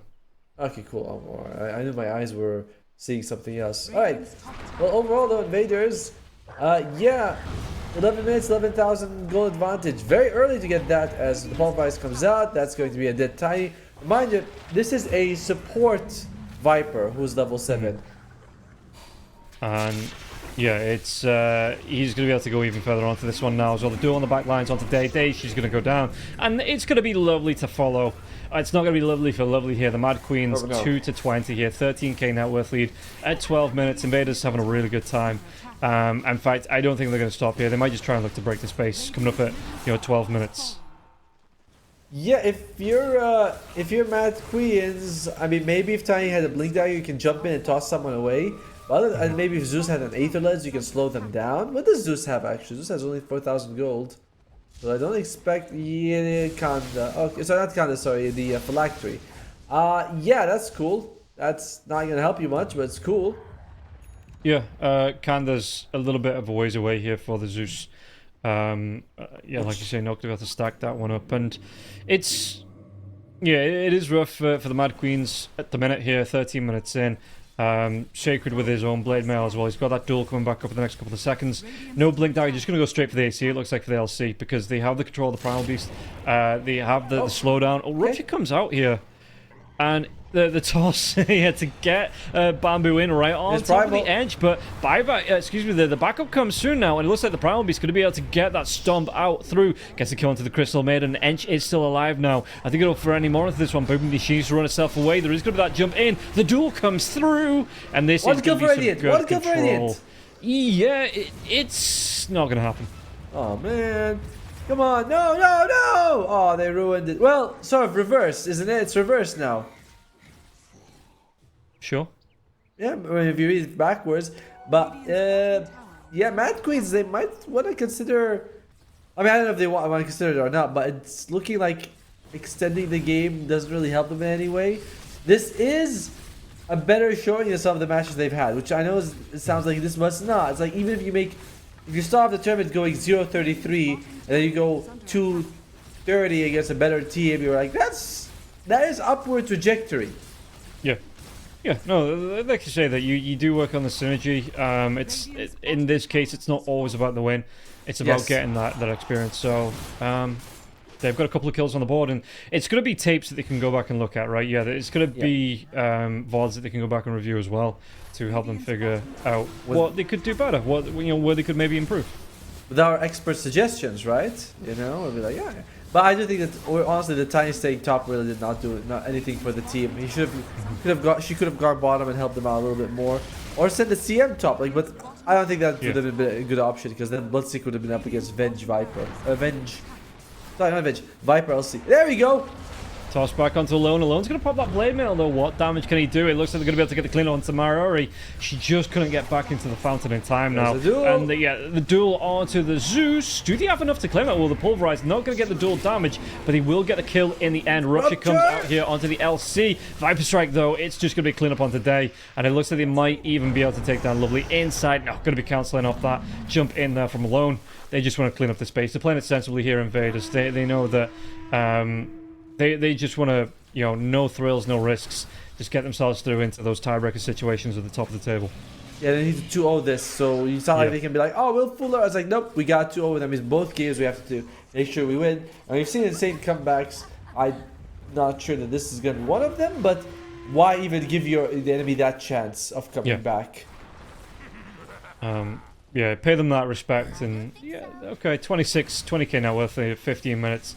They're in control, and they're just looking to close it out, like I say, with a sensible approach. And again, Sacred, he did actually go for the Blink Dagger, so he didn't go for that AC in the end. He's looking for his opportunity, looking for this jump in. Actually going to find Bamboo with the Blade Mail now as well, and with the help of Alone, we'll be able to get that duel off. And all the backlines jump in. Azumi, she's trying to get herself away from this one, though. The Pulverize does come out now, and Zeus, it's going to be more than enough damage to get that kill. Yeah, I think even the Viper Strike came into this one onto the Tiny, so you look at this, the heal, the sustain coming out from the side of Invaders. They're trying to do the best here to defend the base, but Mad Queens, I don't think it's on the list here. Day with the win run, going to be able to get the kill onto Alone. That's a lot of gold to give up, actually, and it's going to be going the way of Lovely. She claims that kill in the end, gets the credit for it. While this is going on, you can see that Kataro, he's still pushing in onto that tier 3 tower in the mid lane. Nearly 2,000 gold going to the Radiant side, which is nice, but there's still a massive gap here. As what does he have on tier blade? Sanjin, Yasha, Dragon Glass. That's all he really needs. I think he's got something delivered. I hear Shackle comes out. Someone's dead. Yeah, that's a lot of gold coming through from the LC here. Lovely trying to throw out the freezing field. XTS is going to be taken down. So good fight back from Mad Queens. It is really good execution. XTS does get the kill from the grave here onto Lovely. Chase down though, Bamboo. She's going to be a little bit of trouble here with the Metamorphosis coming through from Kataro. Backlines, what can they do? Looks like the Shackle tried to latch onto Michael, but Michael will be able to shrug it off here in Day.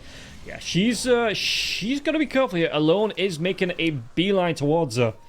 So it just moves back into that high ground and into the fountain. Get something back here. Tiny not going to be able to get the blow up here onto the edge though. Doesn't have the levels, doesn't have the damage to come through. Bamboo, she will be taken down here by Alone though. The duel comes out, ensures that your Mariori is not going to be leaving. A little bit, really not the best game for Bamboo. In general, I know that she's always getting these tough matchups, but like just unable to get the CS she needs to sort of have an impact this game at all. I mean, this is not her problem, this is a team issue, but the others have, we saw some decent tosses, decent ultimates from Crystal May. We haven't seen a single play from the Bloodseeker so far. Yeah, no, and like you say, maybe it just comes down to that's what Mad Queens need to work on a little bit, is like the laning stage and getting the support to the carry to create space, a little bit early on, so that she can have that impact. Toss. There you go. Does he go into the fountain Another though? one. Blade Mail comes out here alone, trying to walk himself away. They do get the kill to Mayori. With that toss, got caught out of position. Oh. Thunder God's not enough damage to get the kill onto alone. He just barely survives through that. As the Eternal Shroud, right? Shrugs out the power shot as well, which means the ultimate for the Zeus. It's a nice trick. The toss into Rupture. I've seen it come back like a 40,000 gold deficit. But usually that's with a Tiny who has a Blink Dagger. I don't think Mariori has that on her Tiny. No, and it looks like 18 minutes in, Invaders. They're looking for the tier 4s. They might be able to get kill onto duel on the back lines, though. It's going to be onto the Bloodseeker with the Freezing Field coming through. It doesn't matter. They're going to be able to get 1. Can they get 2, 3, 4? They're going to go for a 4-man cleanup here. The Zeus inside the fountain. Don't even think she's safe there. But I suppose everybody's low on the side of Invaders. Excuse me. It's going to be a 4-man avalanche. They're going to toss back onto this one. Kataro, though, is it going to be enough damage? It is. And nice consolation kill now as well. In fact, it might force Invaders out of the base because they are all pretty low onto this one. And Bamboo, she wants to look for the chase potentially. Oh, Mayuri, she's going to be able to get the kill onto alone here, but might cost her a life. Jump in, backline. Sacred going to be taking a lot of burst damage. Pops that Blade Mail, but the damage is going to be shared from Mad Queen, so they do take this one down, protecting this Ancient for still a little bit longer. Frostbite comes out onto the Viper. The Viper locked down, killed off. That's good showing here towards the end of the game for Mad Queens, yeah. It is. I mean, look at the Zeus. I mean, this is not Zeus is like struggling that much. She's still in the game. What's she going for? Oh, okay, she's going for Manta. Oh, okay, that's cool. Huh? Does not actually have the shard yet. I would have preferred honestly if Azumi went for a more magic build, just because I feel like you need to be behind rather than going forward. There's so much AoE damage on the other side that your Manta illusions are gonna melt. But maybe they just feel like this is it. Mariori, MVP of the team, multiple times getting those huge tosses on people. I think she has the Blink Dagger now. She definitely has the gold for it if she has one. Yeah, she does, yeah. There you go. That's how you do it. I'm hearing the Blade Mail, but I'm not seeing a duel. Can't get a range of Bamboo and Sacred. Not going to be able to get this chase done. Actually went for the power treads. Oh, he does get it off. It's Bamboo, she stopped for the Blood Right, and that just created the gap for Sacred to get on top of Bamboo, and Bamboo does get punished for that. I like how she was doing the she does the high five, gets caught. You ever have that? You're tipping away, you do the high five, and they stun you. You're like, all right, maybe I should have done that. As no, this is going to be because my BM is putting the spray down after the kill and not looking for the high five before the kill. I'm a high fiver when I run away. You know, I'm like, oh, you thought you were gonna get me? You thought, no, you didn't. Meanwhile, and then they do, and then the high five is oh, it's an illusion, forced back in. Mayori, she's going to be punished for this. It looks like, can't get back to the fountain. A lot of damage though. She does have good glimmer. I thought she had the gold scepter. She does. She gets back into the fountain. Okay. I mean, it's something, but they do also have the Maelstrom on the Wind Ranger, so she should be able to like actually dish out some damage. Oh, here they go. Can she get it? Oh, she does. Barely. Yep. Blade Mail does get shackled. Ow. Sacred is dead. Doesn't have a buyback available now as well. Alone. Maybe doesn't want to push right into the fountain here. They do have that creep with a meta coming out from Kataro, so they're going to keep these creeps pushed in and just look to do the damage out. Lovely. Just getting some voice lines out in the end of this one. Maybe just trying to that's not amp good. the team up, but it doesn't matter. Day, she does get caught out of position. Will be killed off 3-4 heroes. She has buyback. Shot onto alone. Yeah, we'll use it. It looks like Katara, though, he's going to commit to trying to take down this Ancient. A couple more right clicks will be able to pop there it. You go. And that is going to be game number 1 going the way of Invaders. Get themselves closer to the top of that table. The expected result, but honestly, what was not expected was some 2 really good holds by Mad Queens, you know? Like, both of them are in the courtesy of Mariori. She's able to throw people inside the fountain. Invaders, that's not something you can play against. You know, you're like, we have to hit the throne, so we're going to be next to the fountain. There's no, like, nothing you can do about that. Mariori utilized that to full advantage, so I was really impressed by that. Good, decent combination with the Rupture, some okay plays from the Zeus, although I don't like his itemization. It was a one-side stomp. Invaders definitely did play like 100%, but there were also signs of life from Mad Queens. I think that's pretty cool. Yeah, they did show at the end, like you say, that base hold coming through. Took some really good fights. It's a shame they couldn't have that impact early on in the laning stage because Invaders, they did feel confident to push into the base, but that's the way it goes sometimes. We're going to be taking a quick 10-minute break. We're back with the second game of Mad Queens versus Invaders right after this. 1xBet and Eva Alfie present betting on all esports events on the website and in the 1xBet app. 1xBet. Play with Eva.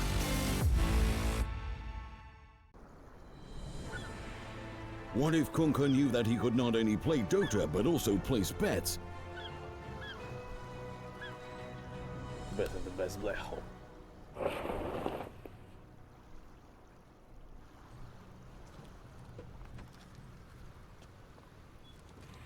1xBet bookmaker company.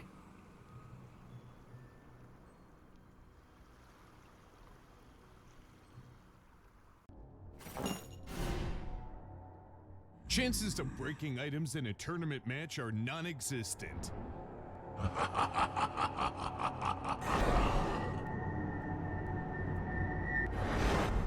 Chances of winning at 1xBet are always real.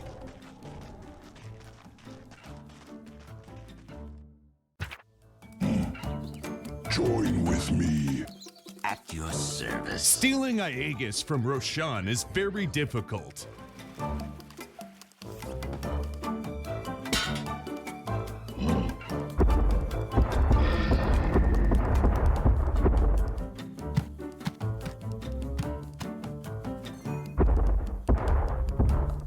Winning at 1xBet is super easy.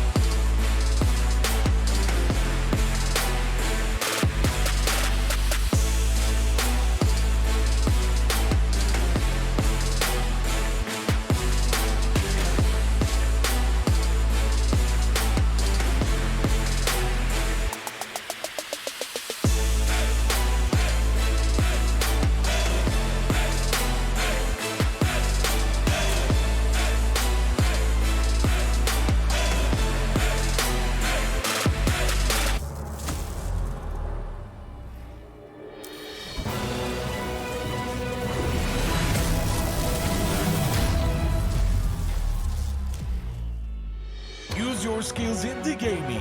1xBet. Look around. Screens are everywhere. They allow you to immerse yourself in another world, into hundreds of different worlds. Here you can be anything you want, and we will support you in this.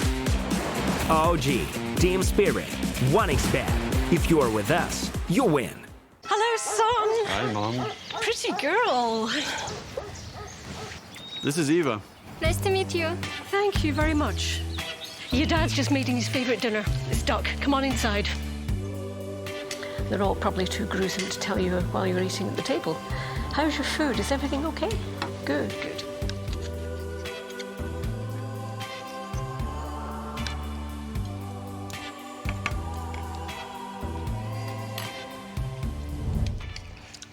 You seem to know each other. Yeah.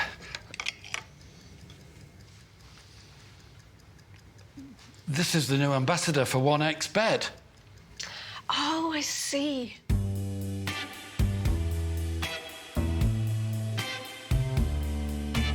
Everyone felt good when Eva Elfie became the new ambassador of 1xBet.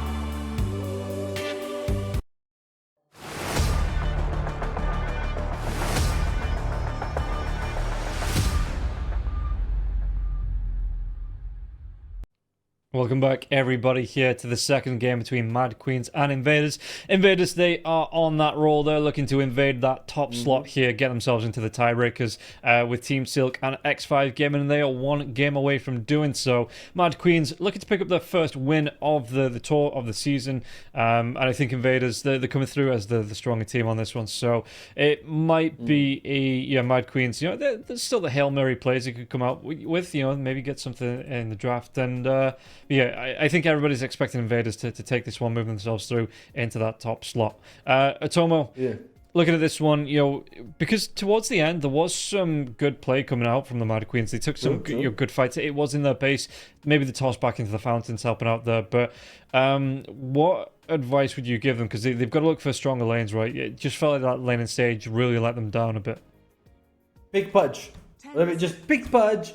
Go for the same thing, you know, just be like, because I think Invaders is going to ban Tiny, so you'd be like, what is the closest thing to Tiny? The fat dead man. And you're like, yeah, Pudge, that's what you should do. And I think that's what Mad Queens could try. The laning phase was honestly just a disaster, and I don't think there's anything you can do that will stop that. You know, you mentioned yourself, you're like, when you're playing against double MMR, there's no real drafting thing you can do where you're like, oh, we win. It's going to be like, here, we're going to have a very tough time no matter what we do. So just pick Pudge. Yeah, I think that's the advice that all my pub teammates have as well. You know, oh, we're going to have a really bad time, so I'm just going to pick Pudge. And I'm going to have a bad time, but I'm going to have a bad time on Pudge. Which is fun time, you know? It's like a bad Pudge, fun time. It's still fun, you know what I mean?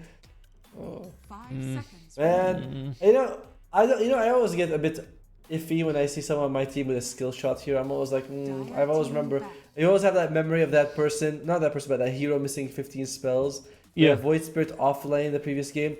There was 3 Aether Remnants in the lane. They all missed, and I'm like, oh, if you could just land one, we would have gotten the kill. Just one. Well, that's how it always plays out, right? When it's on the enemy team, it's prime Dendy playing that Pudge, and when it's on your team, it's not even like the store-bought knockoff. You know, it's not even like Value Dondo that gets picked up on your team. It's just it's bad times all around. So he missed one of the Aether Remnants on a hero that was teleporting. I mean, the man's an immortal, for heaven's sake. How could you miss that? But I don't know. well. Like, I've been watching a few streamers play like those high-level pubs, and it's like they're just like me. There's no. The only difference is they have a bigger number next to their name.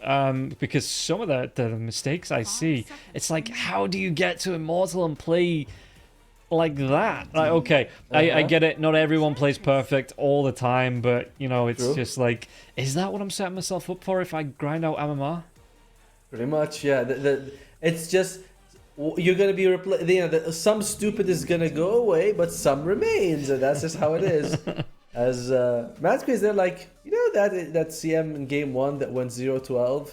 Let's have that in game 2. But yeah, I wasn't really feeling Lovely Crystal Maiden. I kind of felt like it was whatever. That level 2 Arcane Aura pick on the skill, but is a big problem for them because your offensive power is so limited. Like, even if you pair her up with a Slark and Juggernaut, you're not actually going to get kills level 2, you can get it level 3? Yeah. That's no good. I think that's the thing as well that you were expecting, or maybe not expecting. You know, she was trying to play that lane protector for the carry, and that's not something Crystal Maiden does. You know, if you have something, a hero that can get aggressive alongside the Crystal Maiden, which sometimes the Bloodseeker can do, but it just felt like Bamboo couldn't, especially up against the match of the Viper LC, which is just a disgusting lane, to be honest, to play for anybody to play up against. Yeah, so maybe if they go for something this time that has that kind of ability to fight alongside the Crystal Maiden, you pick up something like a Chaos Knight or a Juggernaut or like a Slark or something like that can, you know, like say, Alchemist? that might be better suited to trying to pick up again, you know, alongside this Crystal Maiden. I just if it's in, I do feel like some of it is just for Lovely herself, right? It's not like all on Bamboo. Just no, I'm not saying it's on Bamboo. Yeah, it's just the pick itself. I know. Yeah. It's like it has to really be synergetic with what you're working with, and unfortunately, not taking Frostbite level 3 just it doesn't cut it. Alright, Mad Queens, they get rid of the puck, so it does feel like they might be going for some either like low stun heroes or slow stun heroes. Hey, slow. One of those two that's going to be coming out for them. I think. Well, I mean, Invaders ban out the Tiny, so you know that's one of the answers to the puck. So it's just kind of like Mad Queens is just like straight up, just cut it, you know, take it away. Yeah. Because no, we don't like it. Yeah, no, it is a bit of an absolute mischief hero at the minute, and teams are just straight up like, yeah, no thanks. And of course, Tiny in particular was very good for Mad Queens the previous game for Mariori. They do put her with. They do pick up. The Mirana instead. I kind of like this. I do think invaders are not going to be expecting some of these arrows. They could land, but you still need to pair it up with something. The Pudge. So you know, it's like, phew, oh, I'm an arrow. Then you get hooked in. And you're like, oh no, I'm not being dragged to my death. I think that could work really well for Mad Queens. Then you get frostbitten, and you'll be twice as shy. Showing yourself in the lane.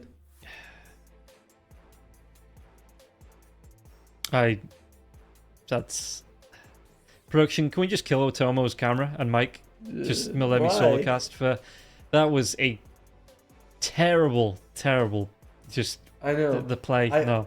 Yeah, listen, when you become a dad, you instantly install dad jokes. What? Thank you, production, yes. That's so mean. I have never been so disrespected like this before. I will expect in the past 20 minutes. in my entire professional career, only an invitation to a LAN will soothe my ego right now.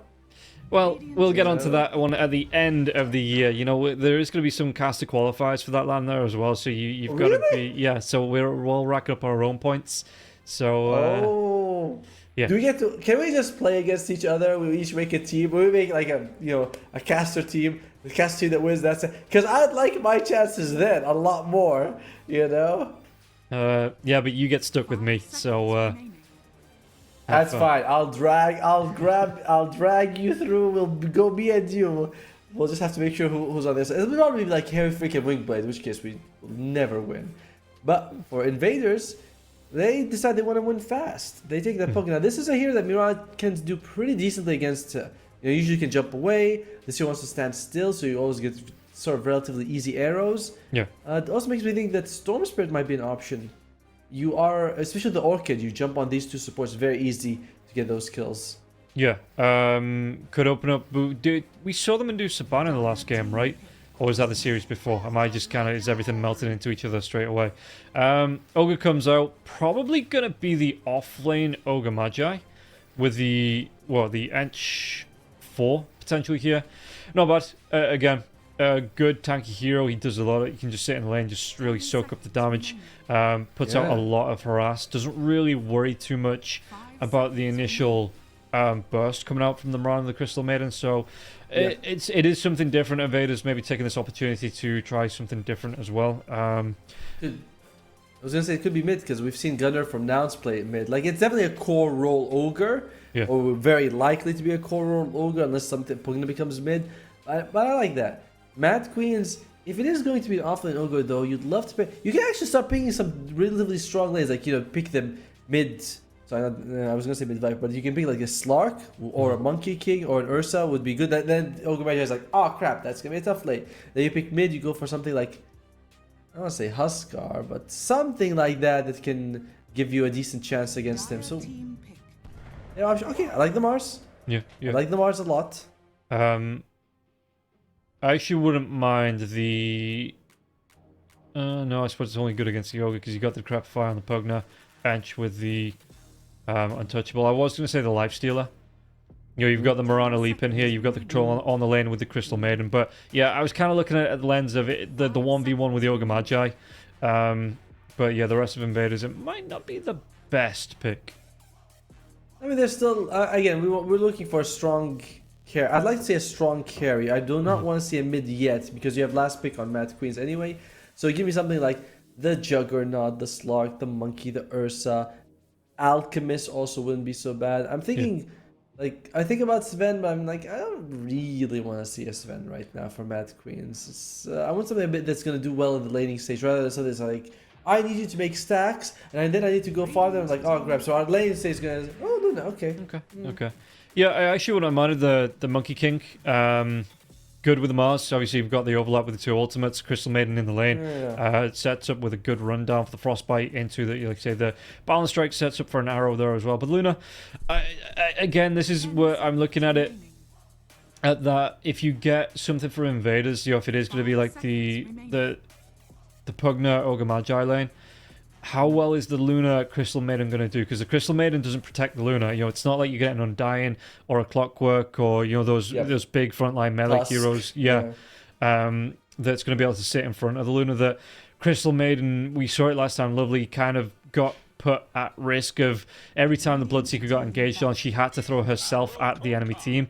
And it's, I don't mind the Kunkka pickup here as well. So yeah.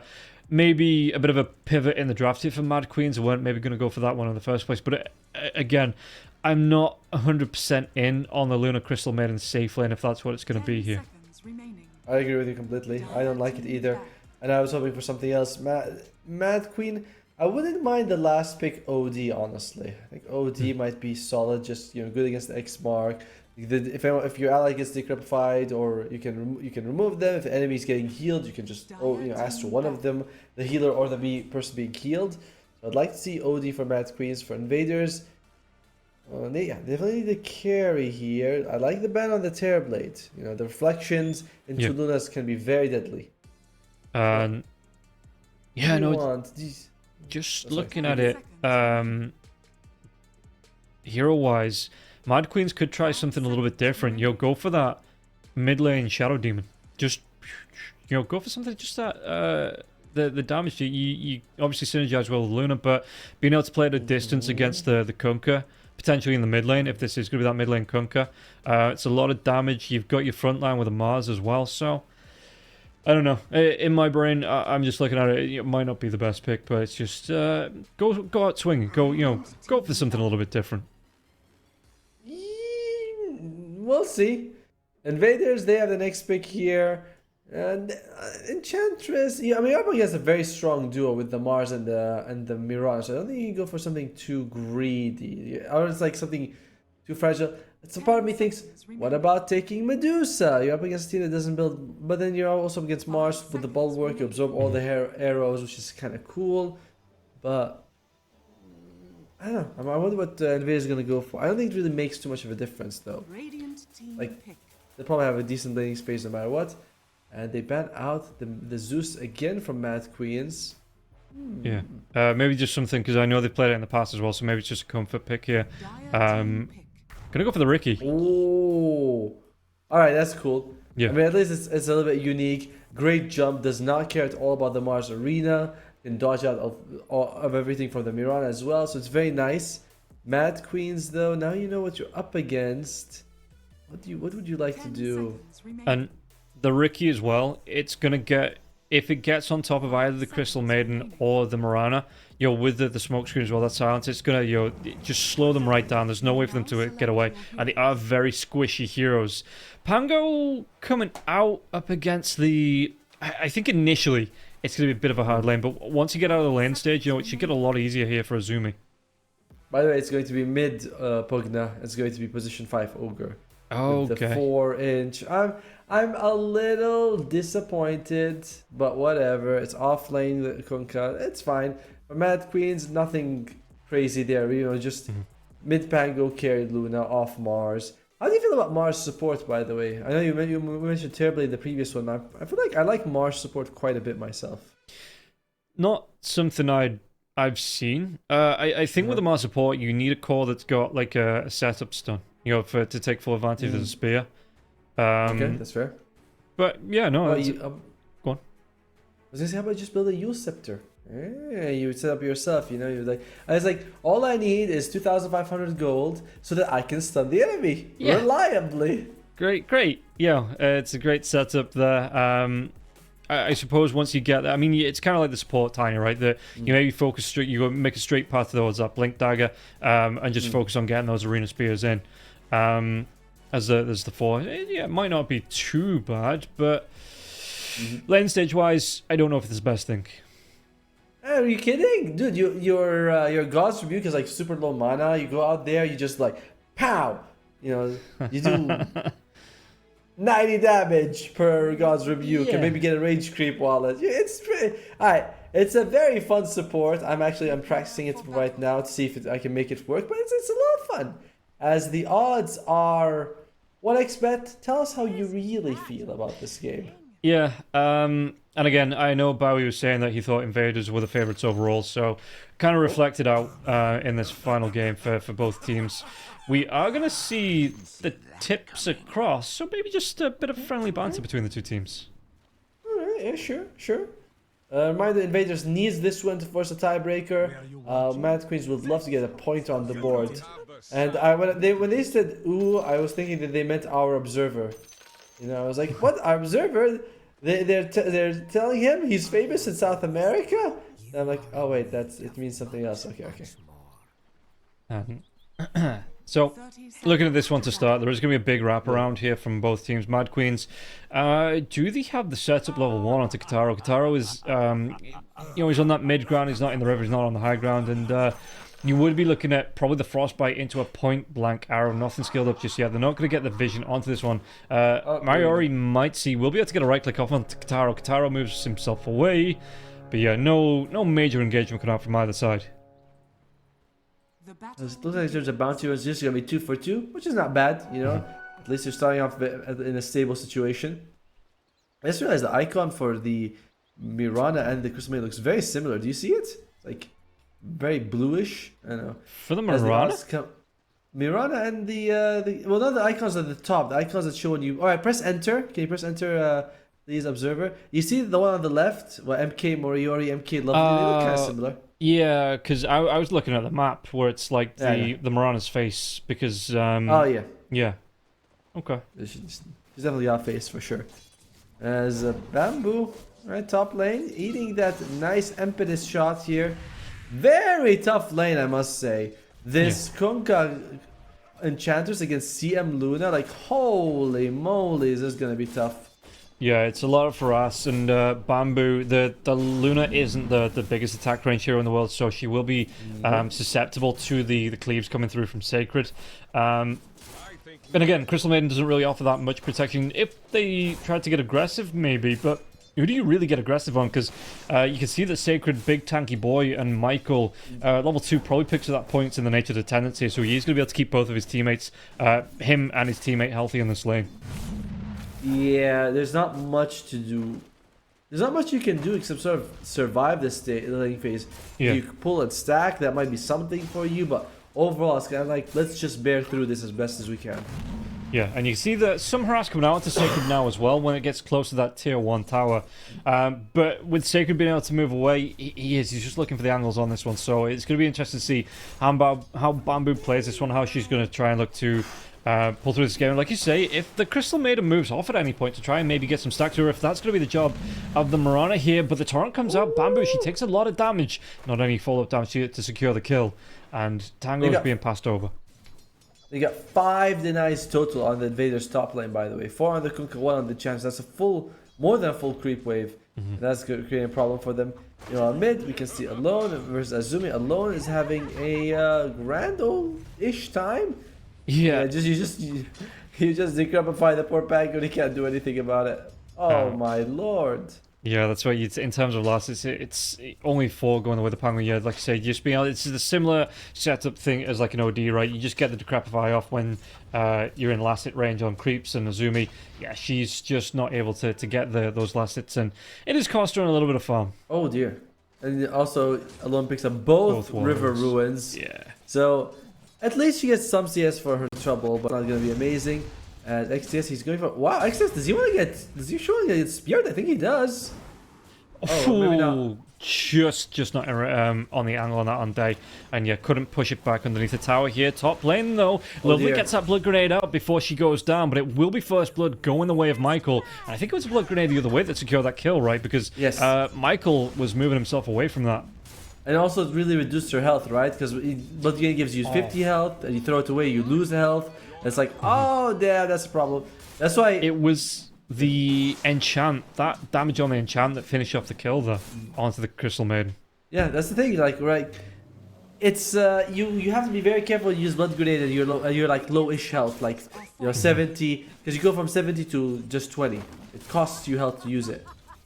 Oh wow, it costs you a lot of health, by the way. It uses 75 for you to throw it, and you lose 50 because you lose the items. So it's 120. I also thought that it used. I didn't realize it used health to use as well. Damn, I forgot about that. Yeah, it is a big commitment to use, but I think if you're sitting max health, does it only take away the 25? Because it takes away like the 50. I don't know. Like I generally don't. It takes a lot of health. It takes way more. It takes a lot. It takes a lot of health. A lot of health here. Day in the bottom lane. Spear does come through. Day trying to get back, but Kataro, he had the jump, was able to get the kill here.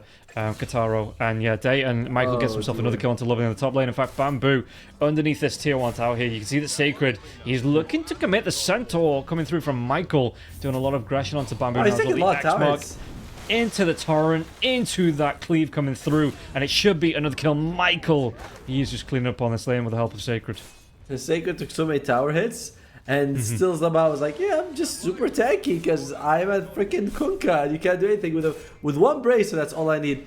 Top lane, bit of a disaster. Bottom lane, Day's getting some decent-ish farm, and that's, I think, more important, that your Mars has a good game, because that Mars is going to be the one setting the tempo for your team. Him and the Day as well as the Pangolier. Yeah. Was that a second bracer coming out, or was that a soaring? No, it's a second bracer coming out, so it's going to be, well, looks like triple braces here for Day. So I thought it might have been the single bracer into the soaring coming out for this Mars, but XTS could be taking a lot of damage coming through. Mayuri could be able to commit that Starstorm though. The Fire Blast onto Day. Day's in a little bit of trouble. The Spear onto XTS, and now the tower's going to focus him down. Day, is she going to will be able to get that last right click onto XTS, and XTS now on the dive though onto Kataro. Kataro is going to be able to take down Mayuri. Underneath the tower though, the creeps will take the aggression, and Bamboo, she gets the kill onto Sacred in the top lane. Really good pickup there for Bamboo. Now that is a big one. You know, we were saying like, should we unkill Michael?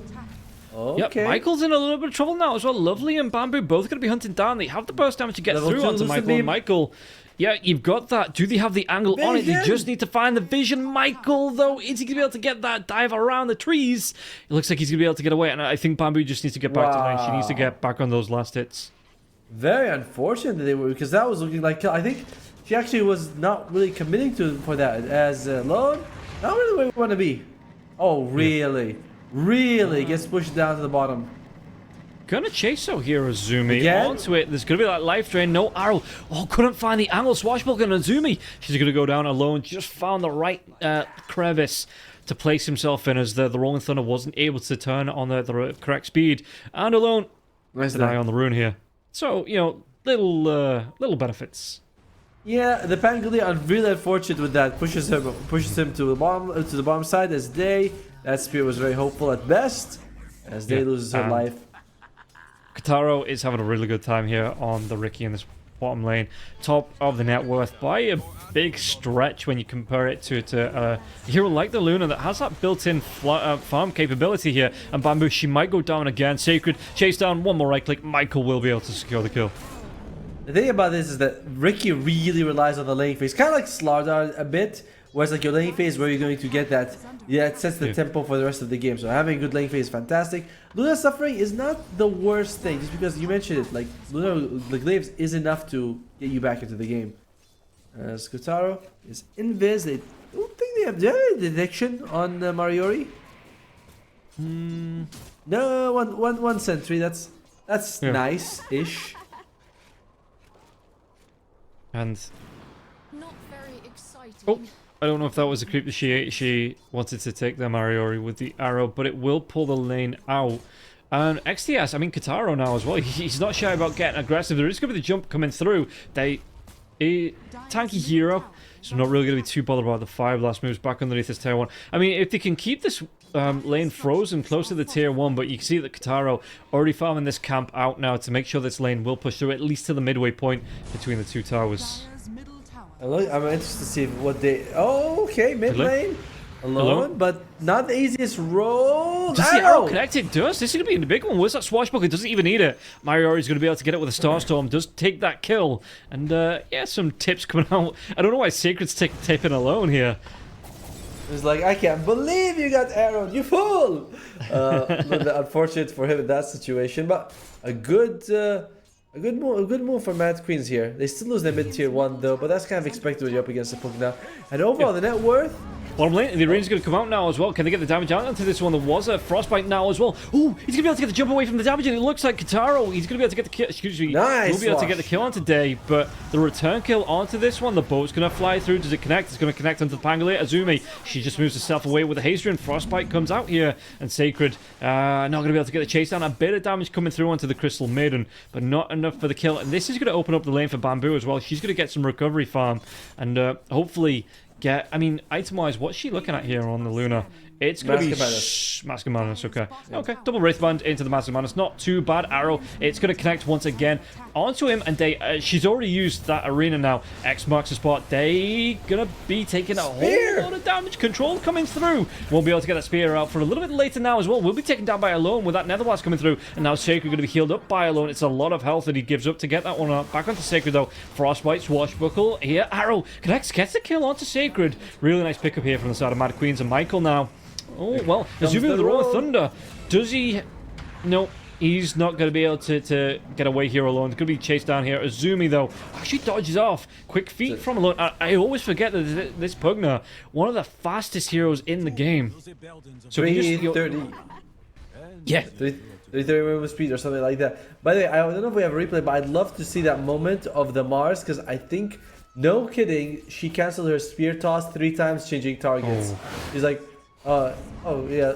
Well, not exactly. Is this is a little bit early. Yeah. This is a little bit earlier, right? Because there's a moment. This is definitely not this fight. I bet the ones just happened.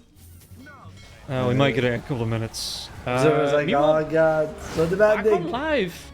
They do take down Alone. Spear will be used with the Well, arena worth it. here. Katara, though, hunts down. That was a 3-4-man hunt, it looks like, from the side of Invaders to get invading on the Dire side to get the kill into Bamboo. And she, inside her own triangle, just gets caught out. And in fact, it looks like Invaders, once again, they're looking to get aggressive. Torrent on the high ground connects onto the Crystal Maiden, and it looks like it's going to be another kill here. Lovely will fall. Chase down. Do you think it's a drive back onto Mariori? Here we go. Look, by the way, it doesn't matter. She's gonna look at how many times she can. 1, 2, 3. Do you see that? Yeah. Like 3 times, thinking, who am I gonna toss it to? A little bit unfortunate because there was a puck down using life drain. It might have been an easy one, but they still get a nice arrow. I feel like Mariori has been the MVP of this team in game 1 with the Tiny. In this game, landing a crucial arrows. The mid kill on the puck down was because of her.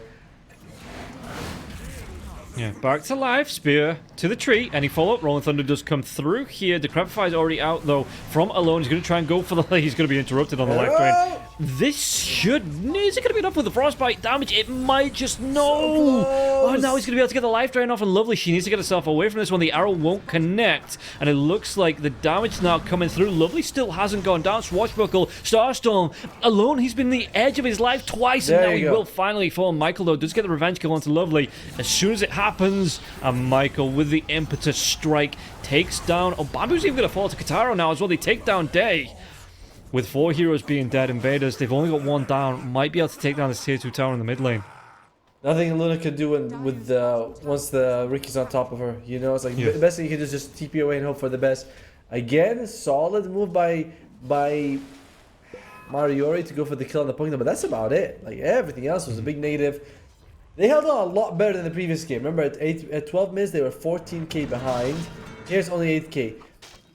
Your improvements come fast when you play against a team like this. And oh my god, Mad Queens is gonna take it. Yeah.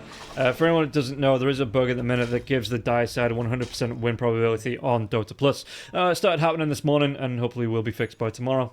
But that is what's happening in the minute. Vlad's finished on the Enchanters. I was actually... Let's see. Nope. I was hoping Stinger would go for the Hand of Mice on the Ogre, but he's not gonna do that, and that's very disappointing to me, I'll be honest with you. Like, Ogre, Hand of Mice is... Like, you always think about it. You're like, you know, it's a good Mice game, guys. Oh, Ricky. When Thunder comes through, they have the arena into the spear. The Frostbite, they get the kill. Kataro, he will fall now. Are they going to be able to go for any more onto this one? It's a big ultimate commitment here. Alone, he's had himself in the trees. Do they have the vision? They're going to be able to get the Frostbite off, but the life drain coming through. And now the control as well. The Nether Ward is down. They will be able to clean this one up. And you can see that Mad Queen's trying to play the space in the position really well. Move themselves away from the aggression coming out from the side of Invaders. They've already got the kill onto the Ricky. And they just think that's enough. Yeah, they don't want to overcommit here. So they get their 1 pick. They get themselves a Nether Ward takedown, and they just move themselves away. Wait, Luna's walking around without TP scroll. That's actually kind of risky. If you get caught by Ricky, like we mentioned, your best thing to do is just to TP away, but without it, as she has one. Yeah, okay, she's getting one delivered right now. I like that. Meanwhile, though, Mad Queens, the kill on the Ricky kind of stuffles their aggression for a little bit, but they're still just gonna be taking this mid tier 2. Nice D ward coming out from Lovely. Like, a lot of small things are adding up to a much better game for Mad Queens. X-Mark into the boat. They might be able to get the kill onto Lovely, though. There is going to be... It doesn't matter. It doesn't matter if there's a Moonlight Shadow, because they do get the kill onto Lovely, taking down this tier 2. So, Invaders, 20-9. I mean, this game's got a lot better here for the side of Mad Queens. You know, they are putting up a fight, and this is what you want to see. That's again, I'm going to keep saying it, you know, that just marked improvements, just being able to take the game, you know, it's not always about the win. It's about establishing yourself and getting that experience and being able to contest like this. And again, Invaders, in my opinion, is the strongest team in Group A. And they came in day 1 going 0-33 against, I don't know, was it Kali or something like that? But definitely not Invaders. And now, like, you're holding your own ish, and that's still really, really good. I'm happy to see it. But Invaders, right? Sorry. Mad Queens right now, he'd love to be able to get a smoke. The problem is your Luna's not farming. She's just not able to get a whole lot. There's no stacks because their team is making space, but yeah, a couple of stacks that would help the Luna. She's really far behind.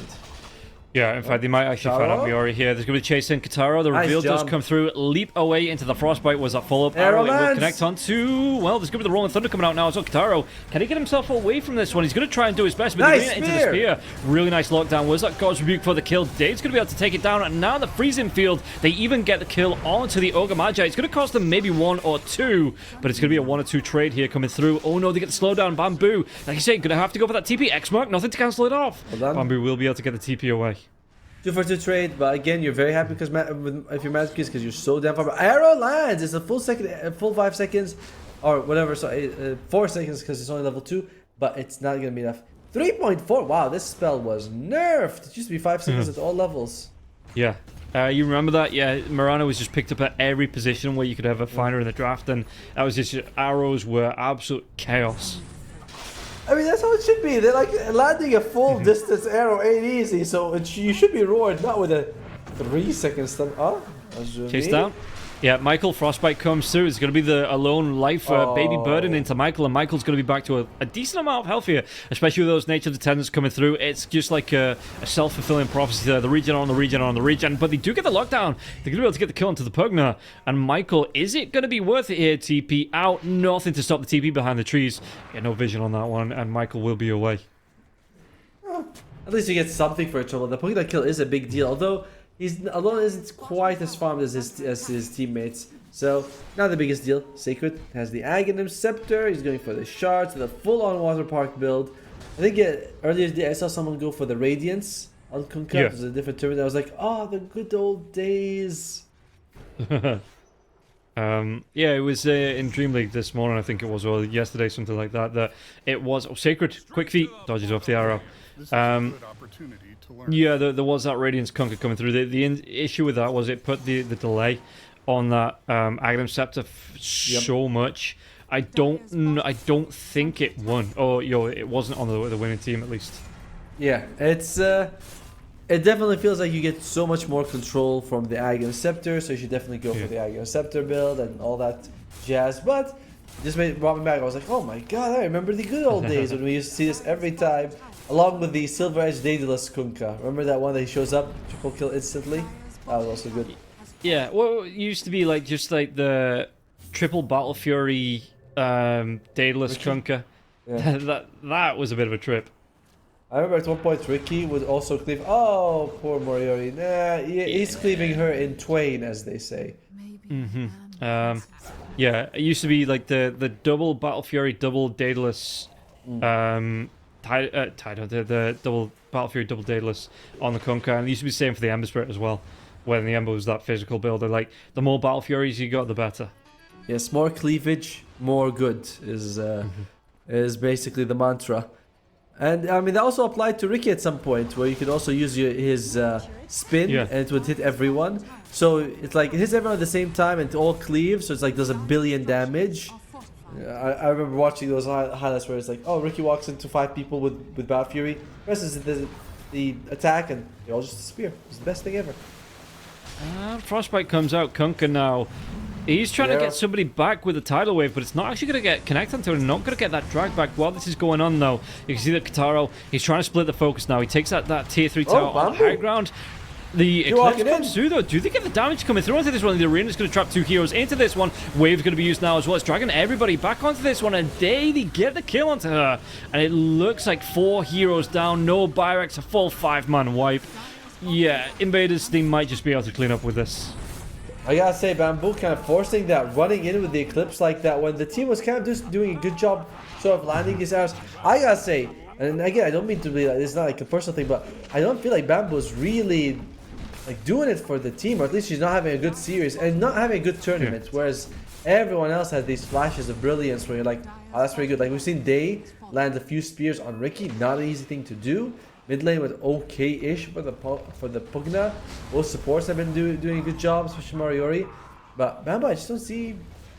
I don't see what she's been able to do this whole series. Cleaning up outside the fountain here. It's going to be 2 more dats. It might be another one on today as well. Sacred, he's going to be able to pop that blade mail, and it just forces everybody back. In fact, the Mantis Star's been popped here. Bamboo has to go right back into the fountain. Life Drain comes out, and Yeah, Invaders, they're going to be able to camp this one out now as well, trying to get away. There's going to be the roll up onto Azumi. She just wants that full protection. And, I mean, that's the thing, right? That Mad Queen's not the highest level, so it is going to be low cooldowns on the respawns. Yep. And pushing through into this one. It looks like it's going to be another lane. In fact, there's no tier 3 tower on the top lane now as well, so this might be Mega Creeps coming out up against the Mad Queens. I mean, why? What else, right? Like, what are you going to be doing here for? Can they defend this somehow? It doesn't look like it. They do have the ultimates though. There you go. Yep, dive in. I mean, Boat's going to connect onto the Kunkka, so he's going to get a run buff out. Rolling Thunder's going to come through, so Azumi, what can she do? It's going to be actually the end of the Rolling Thunder now as well. The damage actually, Kataro gets that dive onto Mariori. Mariori is going to go down. It's going to be Lovely next, even with that God's Rebuke, trying to push them away. And yeah, they are being pinned, right back into the fountain, it feels like, on the side of Mad Queens. Sega's got no health. Needs to be careful here as an arrow. Sorry, well, an arrow. There's no arrow, but they could get a kill on him. Sacred. A spear comes out. Oh, they really want to go for it. They throw everything, but he's still alive. Yep, Eclipse going to be used here, but Bamboo not going to be connected. In fact, Kataro dives right back in, will be able to get the kill onto Bamboo. Dead for 43 seconds. And yeah, Azumi dragged back. Silenced out by the smoke screen, so won't be able to use this one here. Azumi, even the wave going to pull a little bit, so we'll be able to finally get away. But the dive out from Kataro slowed down. Moonlight Shadow here, freezing field into the frostbite, into the arrow. It's not going to be enough. The silence here onto the Crystal Maiden. Kataro just looking to try and clean up. The right click damage coming through. Another lovely kill onto Lovely. Not sure they need the leap there to get the stun on the Ricky because he was already frostbitten. So it's like that was. You get much lower stun as Sacred finally loses his life. He does have to be, at 50% health when the fight begins for that to actually happen, but you don't care, you kill them. And now we're going to have another arena pin back onto the Ogre. The Ogre is a big tanky boy, and once again going to be baby birded by Alone outside of that arena. And Mega Creep's not too far away now. In fact, it looks like they're just going to try and farm Heroes. Bamboo, caught out position, will be killed off. Spirit Away, and Alone gets that kill onto Bamboo. Now, finally here, Invaders, do they have that Mega Creeps come out? The Creeps on the top lane, going to be able to finish off that last set of racks as the Invaders Heroes themselves, they go for the tier 4s. Frostbite onto Alone, pushing through. And what can they do here? Dive through. And again, they're going to be fountain farming onto this one. They might lose a couple of heroes, though. The spear comes through. Day gets a kill on the XTS as he loses that last tier 4 tower. Now, the Ancient has been exposed. Day pops his BKB. Pops her BKB. What can she do with this one? Lovely on the back lines. Has to be careful. Kataro, one jump in. X-Mark onto Azumi. And Azumi, can she get away? Does she have a Rolling Thunder now? She doesn't. Shield Crash comes out. And the right click sits. Not going to be enough to get the kill. Sacred might get it with a cleave. Kataro's going to be godlike. And they're going to dive once again to clean up inside the fountain. Byrox out from Lovely, though. What can they do with this one? Bamboo's going to try and go with Eclipse once again, but the damage, it's not going to be enough to spread across the entire team, and Bamboo diving Kataro even inside the fountain. That's going to be the Ancient being popped, and yeah, Invaders, they do get that top spot along with the other two teams, and Mad Queens, unfortunately, they go out without a win. I mean, it looked pretty decent for like 60 minutes, I'd say, because, there was a 10,000 gold gap, but that 10,000 was not increasing from like the 10 minutes mark. So I was like, all right, this is pretty solid, looking okay for them. Unfortunately, once Bamboo got involved, the team felt like, all right, we're compelled to play with our care. We have to do it. And like we were just like forcing fights that didn't need to be done. A couple times she walks in with Eclipse, gets burst down. You're like, not really what we needed. Yeah, and that is going to be it for the second series. We're going to take a quick 10-minute break. We'll be back with the final series of the day here. The two teams that are going to be playing it off. It's going to be Kali versus Lava, I do believe, the final two teams. And we'll see how that series is going to go. But first, this 10-minute break. 1xBet and Eva Alfie present betting on all esports events on the website and in the 1xBet app. 1xBet. Play with Eva.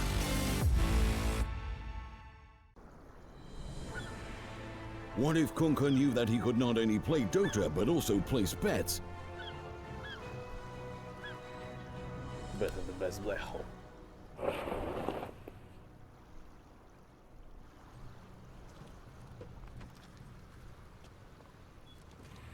1xBet, bookmaker company.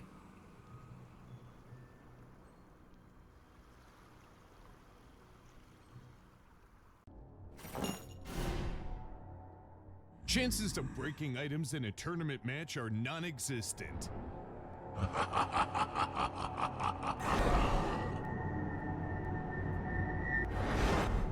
Chances of winning at 1xBet are always real.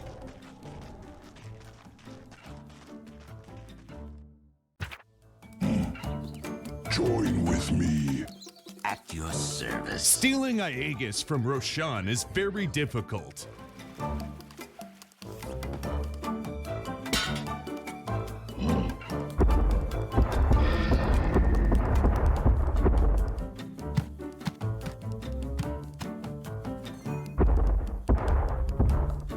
Winning at 1xBet is super easy.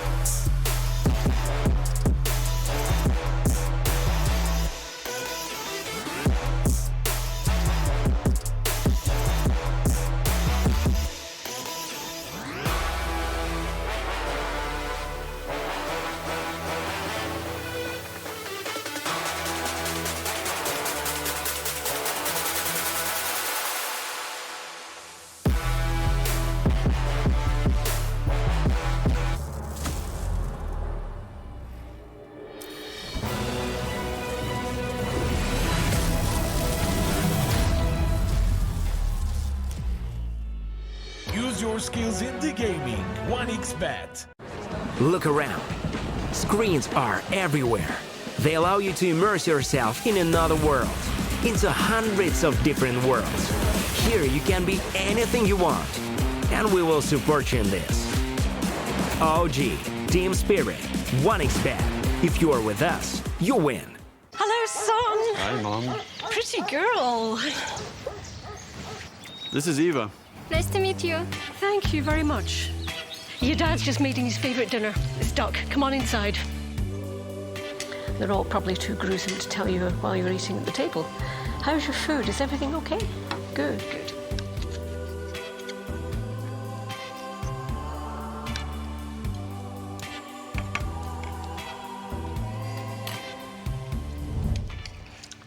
You seem to know each other. Yeah.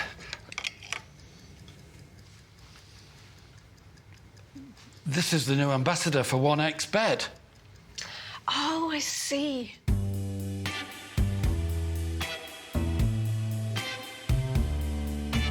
Everyone felt good when Eva Elfie became the new ambassador of 1xBet.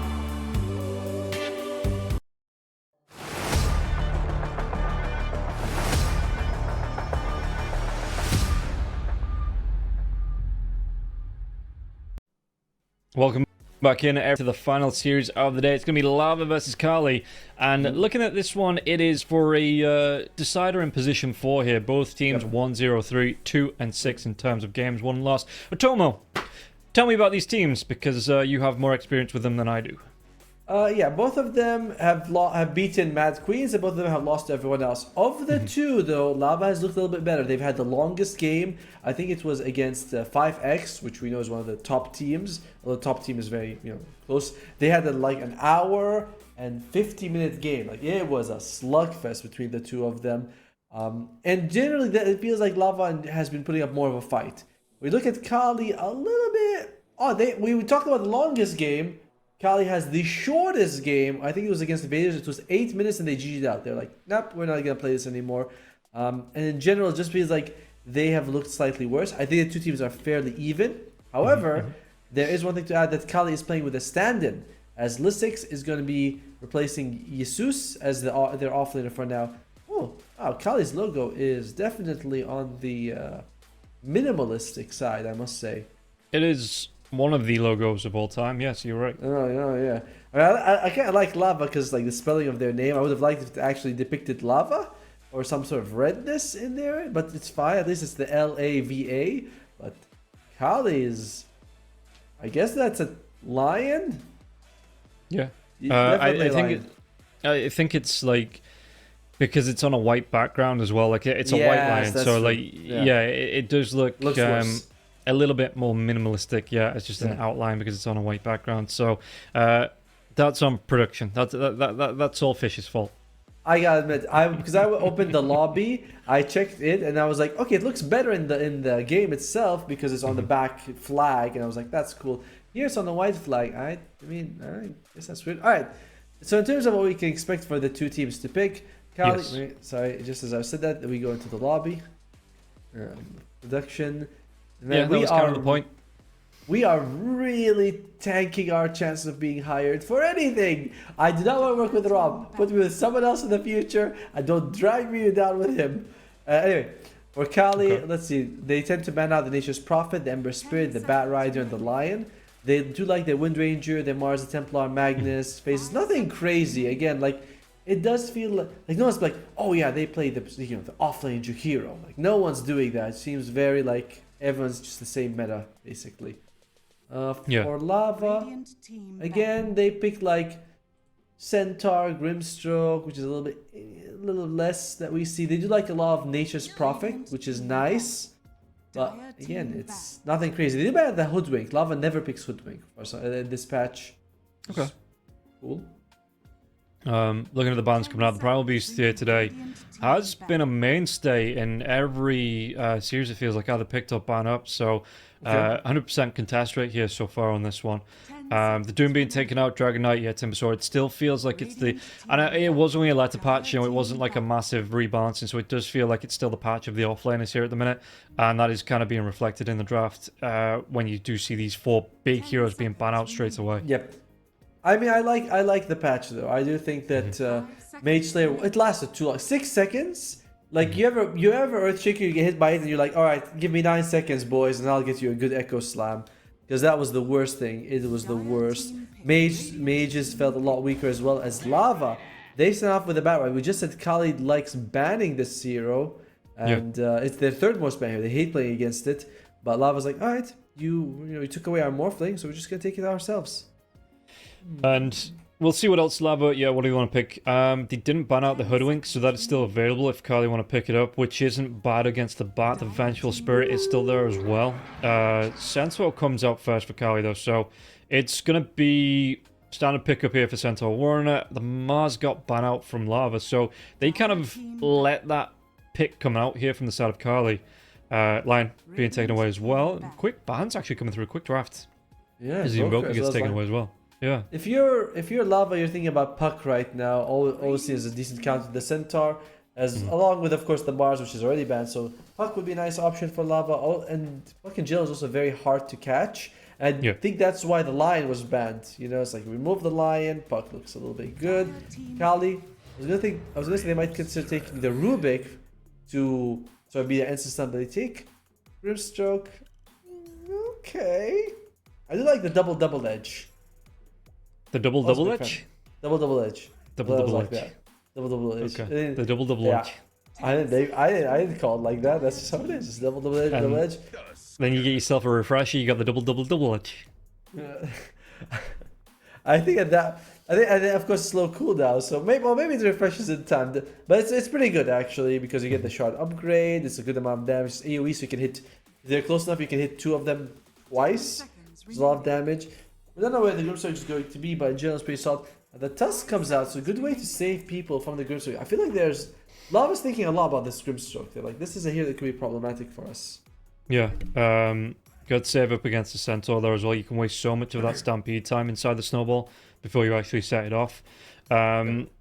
It's not too bad as well with the Bat. You obviously got the drag back with the Bat Rider. You can block any heroes off with a shot. I'm surprised that Kali didn't opt. Maybe they don't play the Venge, to be honest. If this is going to be like the Grimstroke Centaur combination that they wanted to go for, it does mean that they gave up the option to pick up that Vengeful Spirit. Now, Venge is their 6th most played hero, so they do play a lot of it. It's just that they prioritize. They play the Tusk. Yeah. The Snapfire comes in. Okay. Snapfire, unusual for them, but I don't know if I really love it that much. With the Centaur, you can usually get the Grimstroke close enough to throw his wife, the Phantom Embrace, the wife's embrace, on the Snapfire to stop her from using anything. It's not like the save is particularly amazing. You already have the Tusk. It's fine. I am feeling like it could be the Snap and the Bat Rider in the same lane. Just so you can get them on top. That's why the Firefly looks pretty good. Yeah, I don't remember the last time I actually saw a Snapfire here as well. It's not been that long, but in terms of builds, are you still building towards like the Daedalus, opting towards the full little shadow right click build for the Snapfire? I'm seeing a lot of them go for like Diffusal, so you can mana burn people with a little shredder, and maybe get a Gleipnir. That's sort of the option. Then they just sort of like try to get levels. The hero does not feel like a core, just because the talent changes. It just feels like she's nowhere near as good as we used to be. Luna comes out, Lava. You can definitely have a good kill lane against the Luna. No matter what, Snapfire plus either of these two is a lot of damage. I feel like you need to pair her up with a Undying or a Clockwork. Actually, Undying is not so good against old Snappy Snap. No, you could. No, you can't. I suppose you could if you wanted to put that Centaur as the 5, just being able to stand that in front. But that's a really good offlaner that you're sacrificing there, just to swap things up. They go for the Marcy. Okay. Alright, that's kind of solid-ish. Or so the extra movement speed. She works okay with the Luna. Although I I mean, she's kind of good to keep forward just because she runs away, but that doesn't mean her that durable. You know what I mean? Yeah. Like, I still think you can get her. I feel like some Marcy 5, Grimstroke 4, but the Marcy could go either lane. The thing is, I don't think the Grimstroke can go either lane. I don't think you want Grimstroke Luna the same lane. Like, I feel like that's miserable for you. Yeah, I think you run into the same problems that Mad Queen's run into in that last series, that you need that body of protection there for the Luna. And if you're opting towards the Grimstroke's not going to soak up too much punishment because he'll just die. Okay.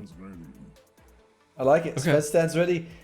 Pretty solid. I like the Sven against the Luna matchup in general. I think that he's fairly tanky, so even if you put Centaur plus either the Grim or Marcy, both of them are strong plays. No matter what the Centaur gets to as a support, he's going to have a decent time. But Centaur's like, I can handle it. You know, I'm okay with that.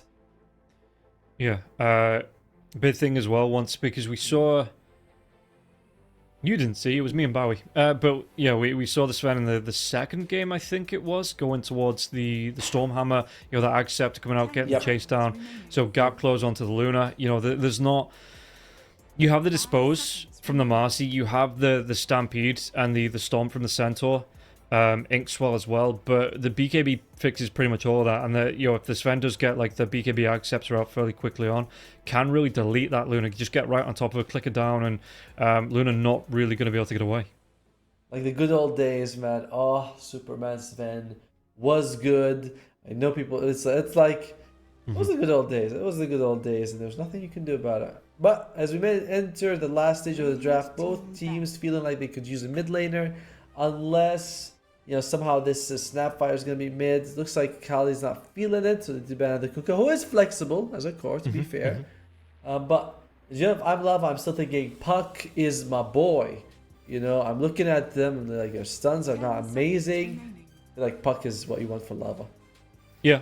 Answers back to the Stampede. If you get a good Dream Coil off, it keeps heroes in range of the Sven as well. Even inside the, for the Mortimer Kisses, it's just one of those heroes that, again, Kali, how do you really lock this hero down? How do you, because you're not going to get anyone that's an Orchid builder. You know, it's answer-wise, this Puck is going to be an absolute menace, and we've seen a bit of an uptick in the Puck picks as well, because I suppose, I mean, they have the next pick, Lava, so if they wanted to, they could ban out the Tiny here, and then immediately go into that Puck pick if they wanted to. Yeah. Oh, the Puck, of course, gets banned. Like, it's way too... It had to be banned. You're looking kind of like, eh. Now, if you're Lava, there are still decent options. I actually wouldn't mind to see an Ember Spirit. I know the hero's not as good as before, but this particular draft, he feels like he could be solid. There are other options they could go for. Besides Ember, let's see. Quap is okay, but she doesn't. She feels like she's easier to catch than the Ember. Sorry, by the way, I'm slightly sick today. I've had a bit of a fever, not fever, sorry, sore throat and a bit of a flu, but I'm getting better. Well, that's good to know. And I mean, how better to recover than with several games of casting Dota? You know, casting is good. It's the playing that gives you the cancer. You're playing like, oh, I feel so much worse. I don't know what's happening. Right. Oh no, you absolutely know what's happening. You're playing Dota. You're at the mercy of 9 other people who it's like herding cats, and it's not what you want when you're sick. I have this thing, this app that on my I have this phone that shows you my stress level. I don't know if you can see, but like it peaks somehow when I play Dota. It just shoots up. You can see it. I have to take it off for you to see it the right way. But my God, is Dota stressful. As Ember Spirit, they do get Lava gets rid of the Ember Spirit. I felt like they could take it for themselves, but they don't want it. So what mids do we have? We have the Storm, who's pretty good. We have the Quap that's been popular. OD is in the pool as well. You can of course go for like the Viper if you want to win. I think Windranger. Lava's a big Windranger player, aren't they? Yes, they are. No, so that's Kali. Kali's a big Windranger player. Yeah, I mean, what else are you looking at? The Invoker is still there as well. No, the Invoker is banned. Oh, no, yeah, no, he is, you're right, yeah, so it's going to be the Storm Spirit. And again, good. I wanted to see a Spirit. Sorry, you go ahead. Yeah, no, I was just going to say, good backline dive. You know, if you can get the kill onto the Grimstroke before that fight really starts off, even the Marcy control, really. Just being able to get yourself in. And then later on, we could see the Ag Scepter coming out. So it's like a poor man's dream call if the Storm Spirit does go for that. Oh, well, Wind Ranger's still in the pool if Kali wants to go for it themselves. What else? That is their most picked hero. Not bad against the Storm. If you go for like Fusel or Maelstrom, you're actually pretty good against all the armor from the Sven, so there's benefits there. The catch from the other side is also like Windrun's good. You know, it's like barely solid against everything they have. So I wouldn't mind seeing the Wind Ranger. I definitely don't feel like I want to see the Queen of Pain as much. Would you still not? I mean, 7 seconds left. I wouldn't mind the OD here either. OD is always good, yeah. Yeah, just being able to get the control on the Storm. There you go for the Quap. You may now select your Okay, we all know how Otomo feels about that then. I mean, I can fix her. I'm not saying anything about that, but she can make me worse. Yeah, I don't know if I love it. I just don't know how I feel about this Quap. She does scale, like we're seeing a lot of them go for like Parasma, going for damage items and things like that. They get an Axe, but that's about it in terms of magic. So she scales better, but I was hoping for something else. I'm all in on Lava. I like the draft. It's going to be the position 4 Tusk, by the way. It's going to be the position 5 Bat Rider, Tusk, Snapfire. Woi! Very scary. On the other side, you have Marcy and Luna. I feel like that's going to go all Lava. Mid lane, kind of a wash. Maybe favoring Faker a little bit more. Faker, really. And the top lane is going to be Bat Rider as Sven versus Gru. That one could go for Kali. Like mid, Kali favored slightly, but top a little bit significantly more for Kali. Yeah, I'm looking at the drafts. I think, again, if the Sven does get a good start, doesn't really get too interrupted, because, I mean, he's going to be able to flash farm as well as this Luna is with the cleave, built-in cleave. And I think, yeah, the BKB into, because he is going to be building into, potentially go into the Echo Saber, split it off with the BKB, build out into the Ags, into like a Bloodthorn later on. So I think I'm backing Lava into this one. But Kali, they have some good kite ability, so I'm not ruling them out of it. You know, if they can take control of the Sven in these fights and just make sure he can't stick on one target, they can definitely take some really good fights. Agreed. I'm not saying, like, it's for me, it's like 80% Lava, you know, 20% Kali. And the odds disagree, though. The odds are like, we believe in Kali, baby, you know. Okay. Kali forever. So you guys know what to do with these odds. Bet your babushkas on Lava, because that's what the caster said. Your babushka's your grandma, right? Yes. Do you actually want to bet your grandma on esports? It looks like they're going to be able to get themselves on top of Lisix. So Lisix Centaur, can he get himself away from this one? It's a lot of damage in Euphoria. Well, I mean, it would have been better on the Storm, but that's a really good setup for the carry here. Being able to pick up that first blood, and it's just going to be... What's he going to go for, a bracer? Yeah, these bounty runes coming up. It's going to be an early bracer, it looks like, for the Sven. And by the way, that is also that's the debut of their stand-in. The 6 shows up, immediately dies, and Kali's like, oh man, we hired this guy. But yeah, it happens. You don't expect them there specifically. They've got Faker. They're going to be fine. Of course, yes, Faker. I don't think it's that Faker unless he's decided, you know, he wants to take a break and he's picked up a different hobby. Better one for sure. Oh yeah. Times of bounty runes though. Did they get a 3 for? No, it's going to be 2 for 2. So yeah, this is going to be Euphoria. Pretty much free bracer coming out for him right off the bat. Which, you know, it's going to be a. The bottle would have been better on the mid lane, but in the chaos of the fight, you get that kill as quickly as possible, and Euphoria getting a free bracer out. Now it's updated. Alright. A little bit less for Kali. Yeah, slightly. It was like 2.5 for Lava, 1.7 or something like that. And I was like, okay, alright, cool. But I will expect the odds to shift a little bit, you know, quite a lot throughout as the game progresses here. Yeah. As top lane, there's something though. Sven's health pool level 1, 2. He has good strength game, but doesn't start like with an unkillable amount. You look at Centaur, he's got nearly 900. Damn. Yeah. What's the strength growth on him? You know, Centaur 4. Yeah. More, baby. like you every time you level up, you get 88 health, which is crazy. So I think Sven's got a decent amount as well. Oh, looks like we might have a tiny bit of an issue here, and there you go. It's fine. Yeah, can we look? What is Sven's strength here? I think it's something like 3 It's 3.2. It looks like. I was gonna say. Okay. I was gonna say it was like 3.7, but I was only off by half a point. Yeah, and that's it, right? The Sven, like I say, he's gonna be able to get these farms, so every little bit helps in him to get the experience, to get the levels. Meanwhile, in the mid lane, how's it looking? Faker, he ain't doing too good. I suppose when it's not just skill shots that you're throwing out, it is a little bit harder to play the lane. And Wonder Kid, he's doing okay here. Storm Spirit, 11 last hits and 1 deny, and Queen of Pain, not as good. Just the 8 last hits, no denies on the field here for him so far. So yeah, we'll see how Faker's going to be able to play around this lane. Still a relatively minor change. As Queen of Pain, level 1, she started off with a Scream of Pain, but she does take 2 points of Shadow Strike, which is kind of what we expected her to do. Each mid is going to refill their bottle. You know, gotta stay hydrated. I should drink more water myself, to be honest with you. But overall, the mid lane is kind of what we expected, a bit of a wash. Although I thought it would be more in favor of Faker. However, now that the Shadow Strike spam is coming out, maybe that will shift it in Faker's favor. Do you prefer that in general, like the Shadow Strike build, or do you lean more towards the Scream? Because usually the builds that I see is like a 1-1-4 build coming up for the Queen of Pains, maybe like a 1-2-4, just to be able to get that full burst damage out. No, I think that most of the time I'm seeing the Queen of Pains is like, yeah, you like the burst, but getting a couple points in the Shadow Strike wins you the lane. Like if you're up against a Pango or Primal, the spirits, like it's really you really favor the extra Shadow Strike, especially because Storm can't actually dodge it. Ember can, and so does Void Spirit, but Storm can't. Does it not disjoint on Ball Lightning?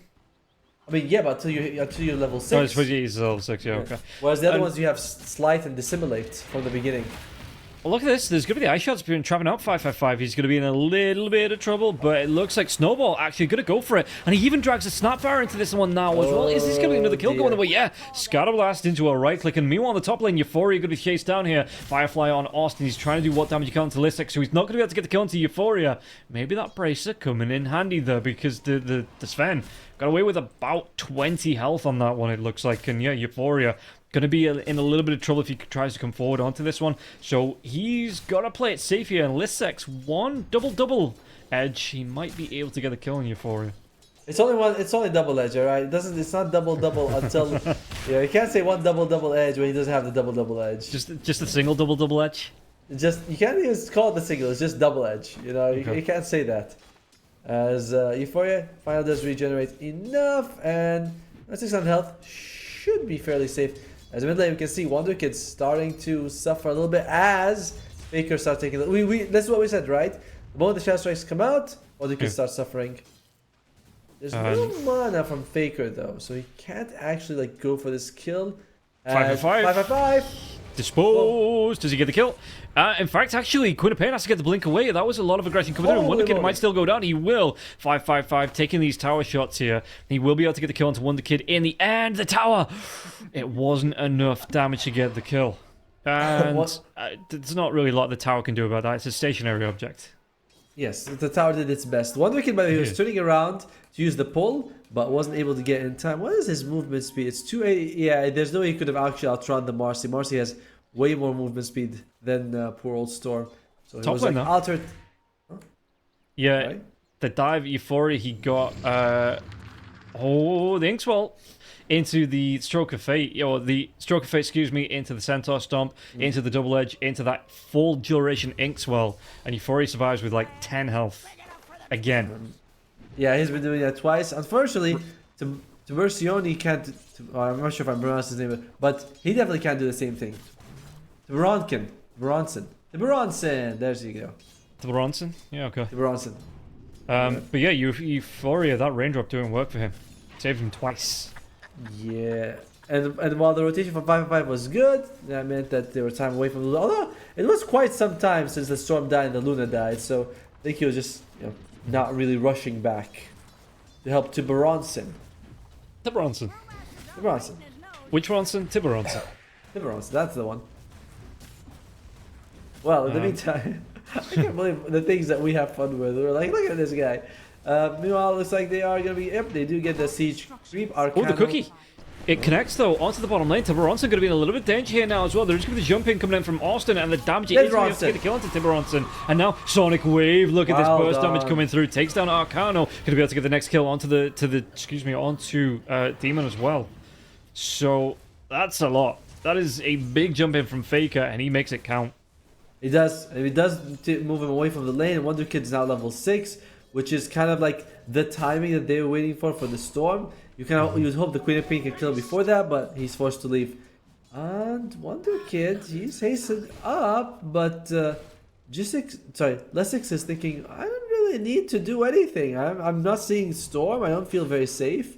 And now they know exactly where the Storm went. Yeah, I mean, if Wonder Kid had made the dive there, do you think that the Sven and the Storm get that kill onto the Centaur?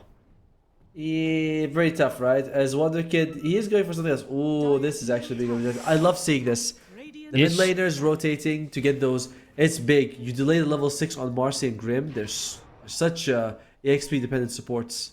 Yeah, the Marcy was like the second on the TP, you know, like 1 or 2 seconds off from being able to get in there, maybe even stealing it away. Or I can't even stealing it away because it's theirs that's claiming in the first place. And now they jump in Faker though. Whereas that control, do they have the vortex damage coming out? There's going to be the remnant being dropped by the Storm Spirit. They might be able to get the kill into Faker. Faker though, no. The Dispose comes out, will eventually get this one. And the Snowball, it doesn't save the Storm Spirit's life. They're going to be able to get the silence of the Tusk. Can he run himself away from this one? Demon, he's going to be stacking up. You've got a 3-hero train behind you, mate. And are you going to be able to get yourself away from this? Shards doesn't bounce himself around anywhere. Dispose into the rebound comes through. We'll be able to get the kill onto Demon. I mean, they killed Faker. You know, that's the most important thing. But that was weird. Can we look at 3 though? I was gonna say, let's look at the net worth. As Faker is still very high. Arcano is number 1 in terms of net worth, and as the farming carries are struggling. As Wonder Kid, he wants to make sure he gets that ruin. Oh, Dispose comes out. Yeah, into the rebound here now as well. 555 are going to be taking a lot of damage. Actually, the Flame Break, he's going to bounce it back. Sonic Wave comes through once again. 555, there's going to be the Stampede here. And it looks like 555 will be able to get himself away. They get the kill into the Bat Rider. So Kali, really good commitment in these last couple of fights. Yes, he did lose the Queen of Pain in the last one, but overall the trades have been very positive for them. The use of Stampede, I feel like that's the biggest thing, right? Using a Stampede to save your ally. Otherwise, they would have lost the Mars. It would have looked like a win for Lava. Any stacks? Can we look at any triangle? I remember that there was a stack in the Radiant. Nothing here. Radiant had... Yeah, there you go. That's the one. Yeah. I don't know if... I feel fairly confident Lava knows about this because they were fighting in that area, so they probably got some vision of it. Yep, rebound comes in. Snowball's going to be there point blank now as well. What can they do? Demon's going to be able to get the War's Punch out now as well. 555 though. He has that damage. It doesn't matter because Arcano has the damage right back, and Faker should be able to get the kill with the help of his teammate. Nice. TP comes out, and the Storm not going to be there in time. Arcana. There's no Roshan there, but it is nighttime. Snapfire is like, when did it move? Old character, Wonder Kid. He'd like to get rid of the Observer without having it denied. He does get it at the end.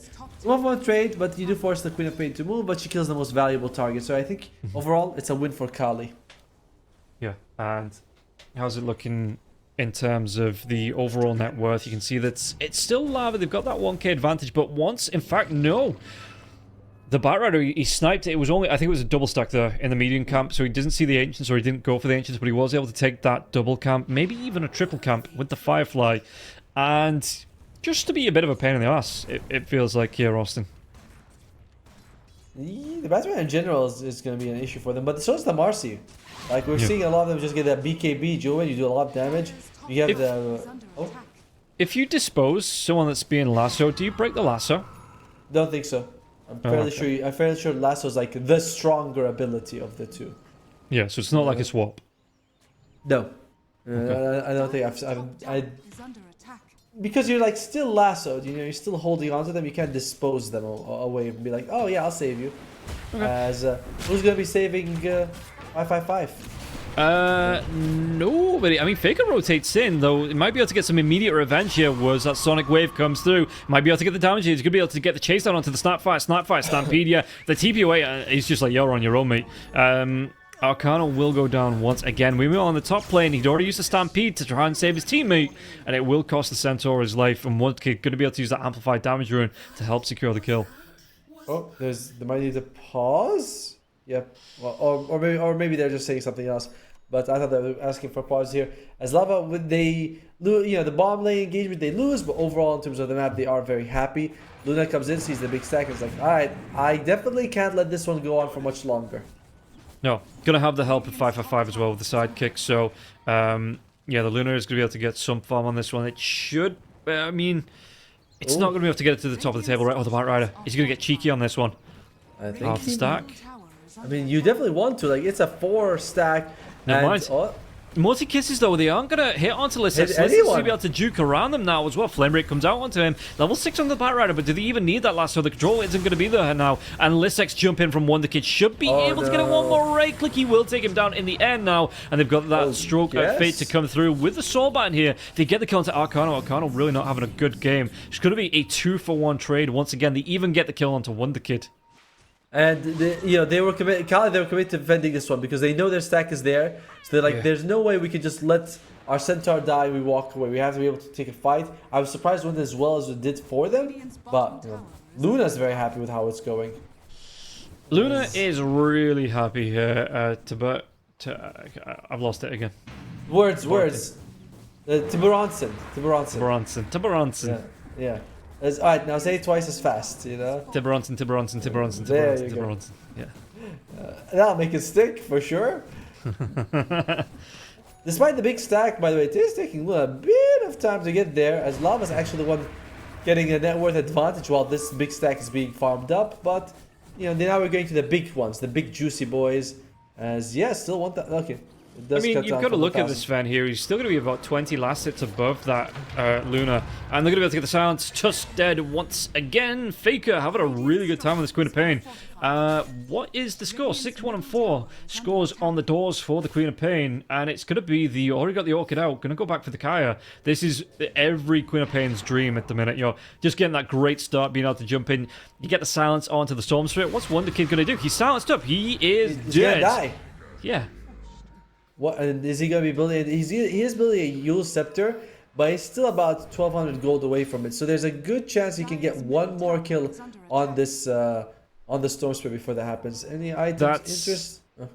That's a really bad feeling on the Storm Spirit. You want to be the one with the Orchid Kaya jumping in, getting the kills, and maybe a Witchblade here as well. They might be able to get the kill. Inkswell catching up. Stampede, they will get it. Sonic Wave, and Faker gets the kill here onto Demon in the mid lane. Yeah, this is looking really good here for the Sadakali. I was fairly confident in Lava, but they're just not executing in the minute. And maybe they do when the Sven gets involved, because this is the thing, right? It feels like all 5 heroes on the side of Kali are getting involved in the fights. Meanwhile, Sven's doing his best to just be like the recluse, be the just avoiding everybody here at the minute, being that introvert. I like that though. That's what we kind of want from Sven. Let him farm up. He'll be fine. In a core-to-core matchup, I favor the Sven significantly more than the Luna, so I don't mind him being like, all right, guys, give me space. And again, even though you kind of saying Kali's like doing well, but they're not ahead in terms of net worth in any real way. It's like it's been an even game the entire series, the entire match. But I think the way that they force the itemization out again, specifically for like the Storm Spirit, it feels like in terms of fights that they do have this advantage now as well. The Inkswell comes out as well. The blink away from the Queen of Pain, even forcing out the Multiple Kisses here. They might lose the Grimstroke. They will lose the Grimstroke. But that was, again, Multi-Kisses committed, and they still get the kill onto Wonder Kid. Dear. That is a problem right now, losing Wonder Kid several times. He is not yet a support, but he's entering support territory with that net worth, as his supports are doing fairly well. Can we actually do the item roundup thing where we see all the items at once? So we can see Tiburonson just going to go for Mask of Madness into the Dragon Lance, 5-5. I think he's rushing probably the BKB, as Faker has got the Kaya. Oh dear. Yeah, and if you're looking at this one, the Storm Spirit is going to go in for a Yule Scepter Hand of Midas. Yes. I don't feel good about that for the Storm Spirit, because it means that you are playing catch up on a hero that you want to be high impact hero that isn't having a high impact, so you're going for the Hand of Midas, but it means that if you do get jumped, I mean, you've got a Yule Scepter. What's offensive about the Yule Scepter apart from the fact that the Storm Spirit has to pick it up? I'm a little bit offended by that myself. You're offended by the Hand of Midas? No, by the Yule Scepter on a Storm Spirit. Oh, okay. Well, but it's a good item. He needs it. I don't know. It is no. It's not a good item on the Storm Spirit, but he does need it, is what I'm saying. Like I say, he's being forced into that when you want a Witchblade, when you want that Sanjkai, when you want the Orchid, and you have to go Yule Scepter. That, to me, that would be, at the end of that game, I'd be shutting down Dota for the day, to be honest.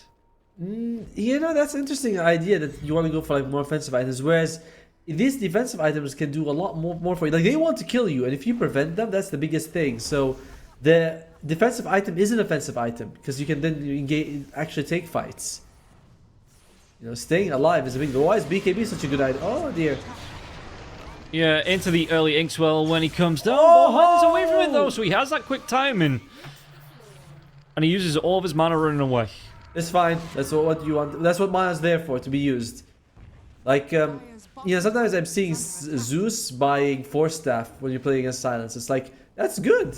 Like, you want to do that. That's a good thing for you to do and make sure that their control of you is wasted. Tusk. Only the very bare minimum touching there, and the Tusk was able to get himself away from it. And while this is going on, though, you've got 3 heroes stacking up onto this tier 1, tier 2, tier 2. Tier 2. Yeah. By the way, there's blinks on both lava supports, but I don't think we've been able to see a good jump save or jump catch, which is what these 2 supports give you. Not a whole lot. Like, they give decent damage. Oh, Faker.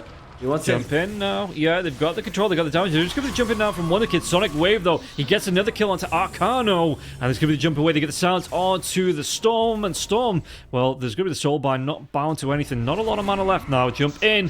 Finished off. And look at this one. They want to carry on going. The Stomp's not going to land here from the Centaur. While this is going on Euphoria, he is desperately trying to get towards that BKB, and he just needs a gold. He's got the gold for the recipe now. Should be able to split that Echo Saber, and should be able to have that BKB out. Euphoria, though, it's going to be able to get the TP away. Never mind. I thought for a second he'd be considering jumping on the Luna, but without his own blink, is like, that's going to take too much time. He has to farm safely, because right now the only thing that Lava has really going for them is that Euphoria is farming well. Because your Wonder Kid, he ain't looking like a Wonder Kid. He's looking more like, just Kid. Yeah. It is, it's starting to make me wonder why they picked the Storm Spirit, to be honest.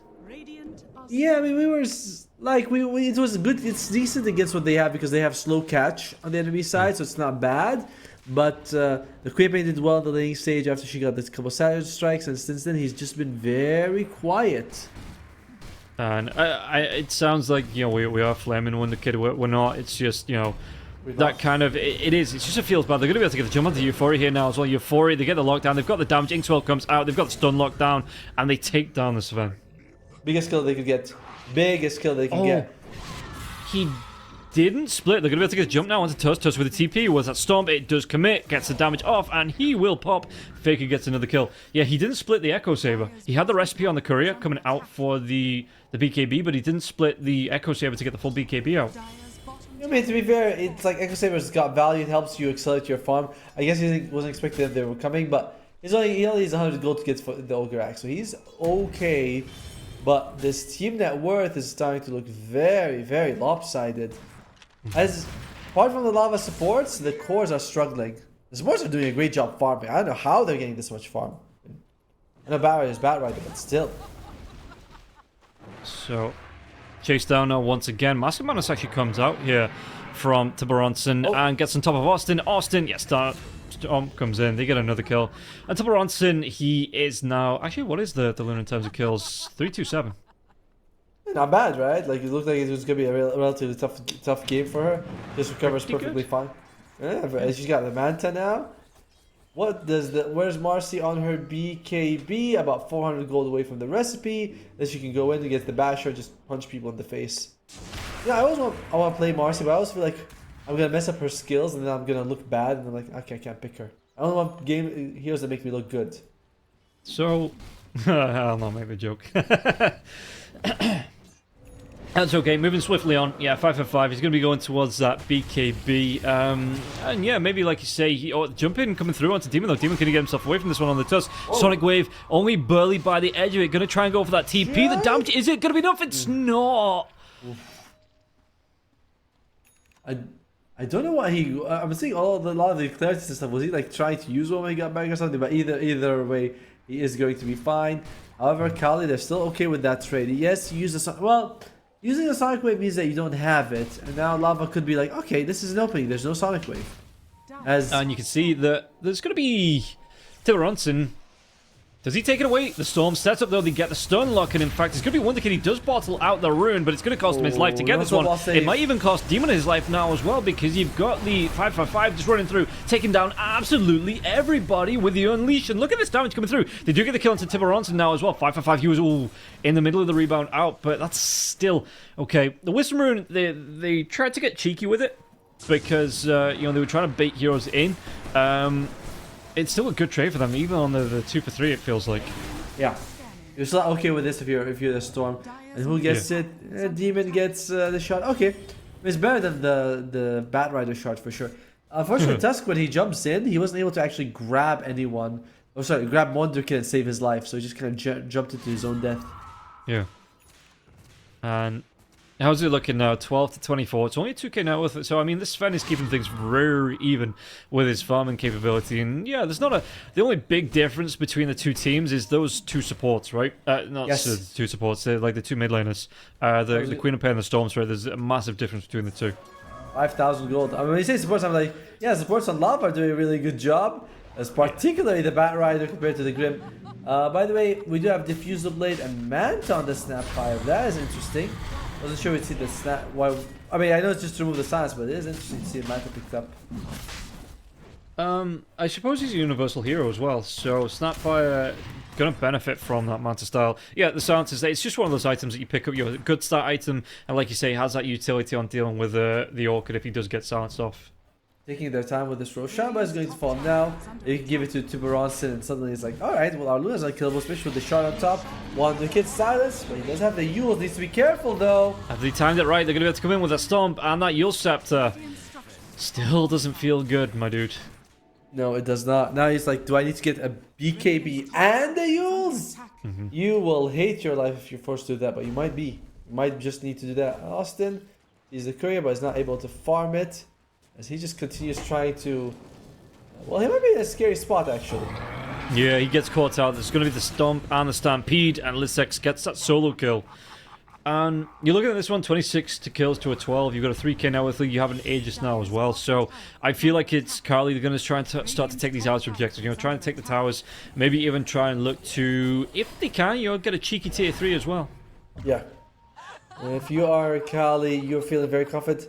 I wonder how much of this Aegis you want to use, because, again, Sven is doing well, and so are the supports on Lava. It's just that Wonderkid has no net worth. Dude, he is behind the Tusk. Yep, that's what I said. He is just, it's looking terrible for him here. And again, I'm not putting it on him. I just think that Kali have had a really good game at shutting him down. And it's forced him into items that he doesn't want to go for, and it's really put the aggressive Storm Spirit that you expect on the back seat. Whether we intend to flame or not, it's like the reality is the reality. Is that this is not his game, basically. As I say, I don't want to make it sound like I'm flaming the Storm Spirit. You know, it's just he's in that position. It's just, it happens sometimes. You just don't really have that game, and it's not down to you. It's just down to the team being able to shut you down. Well, he does have the Kaya, which does help because you have that extra mana regen and all that. So you are able to at least farm creeps, not worry too much. You're walking around with mostly full mana now, thanks to that. He puts up the BKB next, feeling like, yeah, I need the BKB. Well, he's got something else being delivered. Oh, there you go. This is the Kaya. Yeah, and it's a nice step in the right direction for the Storm Spirit, but he does need to, like you say, he's got that BKB queued up. What? Why does he have a Oblivion staff? What's that building into, actually? Is it because he's not like finishing it up into anything? I might have just Witchblade. Is he going Witchblade now, or is he going after BKB? Because he has BKB queued up. Yeah, I imagine it's just going to be... He might go back for that Witchblade later on. You know, after he finishes the BKB, but the BKB is way more important. I think it's just been proved there that the Yule Scepter's nice, but as soon as if they have that overlap here on the side of Kali with that Stomp or an Inkswell or something like that, that he can't rely solely on that Yule Scepter. Yeah, I'm not sure like what is going. As Tiburonson, he's like, I got Aegis, I got 2 minutes. this is what we usually just use a couple minutes of the Aegis to farm, then you use the... Oh, well done. Look at this, though. He's being forced right back underneath the Ancient. He is going to pop him. The multi-kiss is starting to rain down. His teammates trying to get in range to get the help now as well. Stormspray once again going to be trying down. And Faker's going to be able to get that kill. It will cost him his life here. But it's going to be a 2-for-2 trade, including the Aegis. And now the Eclipse comes through. They're going to be able to get the rebound into the Dispose, getting that lockdown here onto the Snapfire. Even the background on the backlines here. Right click's coming through from the Luna. And Euphoria, punches. He's not out of it as well. The unleashed damage coming out from 555. He kites him out. Oh, the BKB, the damage coming through from 555, the sidekick lifesteal now as well. That was more than enough to keep him alive here. And yeah, Tiburonson, this is the power of the Luna. Once you break that tier 3 tower, you immediately clean up every building within that bounce vicinity.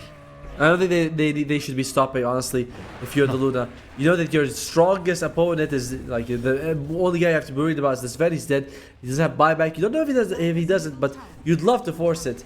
As, yeah, Euphoria, they keep on going. Sidekick damage also should not be underestimated. How much is it? Plus 50 or something like that? Or 65? Bonus damage 48 and then 25% lifesteal. Okay, 48. It's still a lot. Alright. Yeah. I thought it was 65 at some point. I don't know why. It's there's the plus 65 psychic damage talent. So that might where you get your 65 from. I'm pretty sure it was 65 at some point. That was nerfed. But yeah, it could have just been 48. Even no matter what, it's a good amount of damage. As they decide not to push the mid-tier 3 too heavily. We go back in here. Could be opening for lava as this Luna is all the way in the back of base, still recovering, trying to get her mana back. Yeah, they were close to Faker here as well, but the Batrider didn't have vision, didn't want to go for the blink. You're blind uphill as well, even inside the smoke. So it looks like Kali, they know something's up. They are just playing it back. They're playing it safe. They've had the Lunar Illusions pushing this bottom lane as well, which is going to push in anyway, thanks to having that lane of racks. And again, it's not a massive pressing issue now, but you do have to be careful about these buildings going down because the creep wave will push in, and the buildings with the super creeps, they make quick work of those buildings. Yes, they do. I mean, these are all the buffer buildings, so they don't matter too much, but eventually they'll get to the real stuff. And by the way, Lysix does have the Aghanim shard on the Centaur. This is such an S tier shard. You know, it is super good. Yeah. It's marks of 5 stacks there as well. Yeah, no, it's a really nice one. I mean, it's one of those that... Did he get it from the Tormentor or did he buy it? Tormentor. Oh, okay. I mean, yeah, I think you don't really see him prioritize it. You don't really see the Centaurs prioritize it, but it's really nice to get off the Tormentor. I mean, it could give you up to 75% extra strength, which is a huge deal. So it's generally worth buying, but I agree with you. It's not worth, like, I gotta get first item, or I gotta get 50. It's like, you could get 2 items with a blink, then go for it. Yeah, how's Sven looking? He actually kept that Echo Saber, didn't split that one up. Now, BKB's up, he's got the Chrysalis, he's building into the... Is that the Harpoon? It is going to be the Harpoon to come out for him. Daedalus and Harpoon. Yeah. I don't mind that. It helps the kiteability on the Sven. You'll make sure you can get the lockdown onto a hero. Could even go for the Ag Scepter after, so you've got the 2 ways of making sure you're not going to be kited out. We'll see. He's definitely the big character. You know, he's a protagonist in this story, and everyone else really feels like a side character. On the other side, Luna, Bronson, you can't lasso him anymore because he doesn't have like this Tusk debut an Aghanim Scepter in the previous fight. Because I'm pretty sure I saw him kick her away. Yeah, the snowball's starting to the kick, so they do have a good separation set up here from Demon. Smoke's coming through as well from the side of lava. This is going to be... I don't think it's going to be a do-or-die fight, but it's going to be a big fight, especially as soon as the big man Roshan. He's back up in the next at least 55 seconds here. Do they get the kill onto? They do. They take down that Grimstroke almost immediately now as well. The backline dive coming through. Sonic Wave, though, it's a lot of damage onto the Batrider. The Batrider might still get away from this one. You've still got the damage coming through. Look at this. He unleashed the sidekick. It's keeping alive that lifesteal damage. It's just way more than enough to keep 555 going. The unleash carries on. And he's going to be unleashing even more now. Snapfire. Little Shudder comes out. It will get the kill into 555. But it might cost him his life for doing so. Lucent Beam was that stun, slows him down into the Centaur Stomp, tries to dodge off for the Manta style, but he still gets cleaned up here in the end. Lysix gets the kill. There's a DD rune, by the way. They didn't spot it on the Radiant side, but that could have been given... Oh, late. No, they're picking it out now. And it's like, did he ruin on our Luna? Sven did not buy back in the previous fight, so they feel like he more than likely doesn't have it. Arcano's also dead. This Luna is presenting to be such a problem for them. And now, again, no Sven, 40 seconds, fortification on cooldown, tower goes down, and it's even going to bounce to the tier 4 towers now as well. Look at this one, dive comes in, the Mad Style immediately comes out here for Luna, and are they going to go for Megas here? There's only one tier 3 tower remaining. Tiberonson, he's still got that amplified damage now as well. Lincoln gets broken. What can they do to follow up? They're going to have that control. No kick. And there is no kick yet. The Walrus punch, the Walrus kick, not effective here. Buyback comes out from the Snapfire, but Arcano, what can he do to help his teammates defend this one? Because this is going to be Megas here. If this tier 3 tower goes down, how quickly will the Luna go through the buildings? Super quick. Look at these bouncing around now. And yeah, even still, it's still bouncing to the buildings, going to the tier 4s. They just make it one, like they go up, they just take 2 sets of racks, they basically slap their moms and say, hey, what are you going to do about it? As Kaya Sanchez finished on the Stormfire, I did not feel like this was the item you want to go for. You know, like, I know this. It really feels like this has been the Faker show, the mid lane, and Wonderkid was completely shut down. Now I don't know why he did not go for the BKB earlier. He still does not have it. He went for Kaya Sanj. I like the Kaya. I don't think you need the Sanj that much. Yeah, I suppose it's cheaper by half than a full BKB in terms of adding to your survivability. And sure. It looks like he just needs the Sag Scepter. You know, he needs to be able to get the dive in, to get that full control off, and just really help set up for his Sven. So you're thinking he still doesn't need BKB? I think that you might be right there. It's like, let's just go out for damage, because it looks like we're not living no matter what we do. Again, it's the same kind of issue, right? That you get the BKB, that you keep yourself alive, but you have no offensive option there as well. That maybe if you get a good dive in, you get that 5-man vortex, your Sven cleaves everybody down, and you win the fight, you march down mid, and you end the game. But BKB doesn't do that. This could be something. Tiberonson, you kind of revealing herself.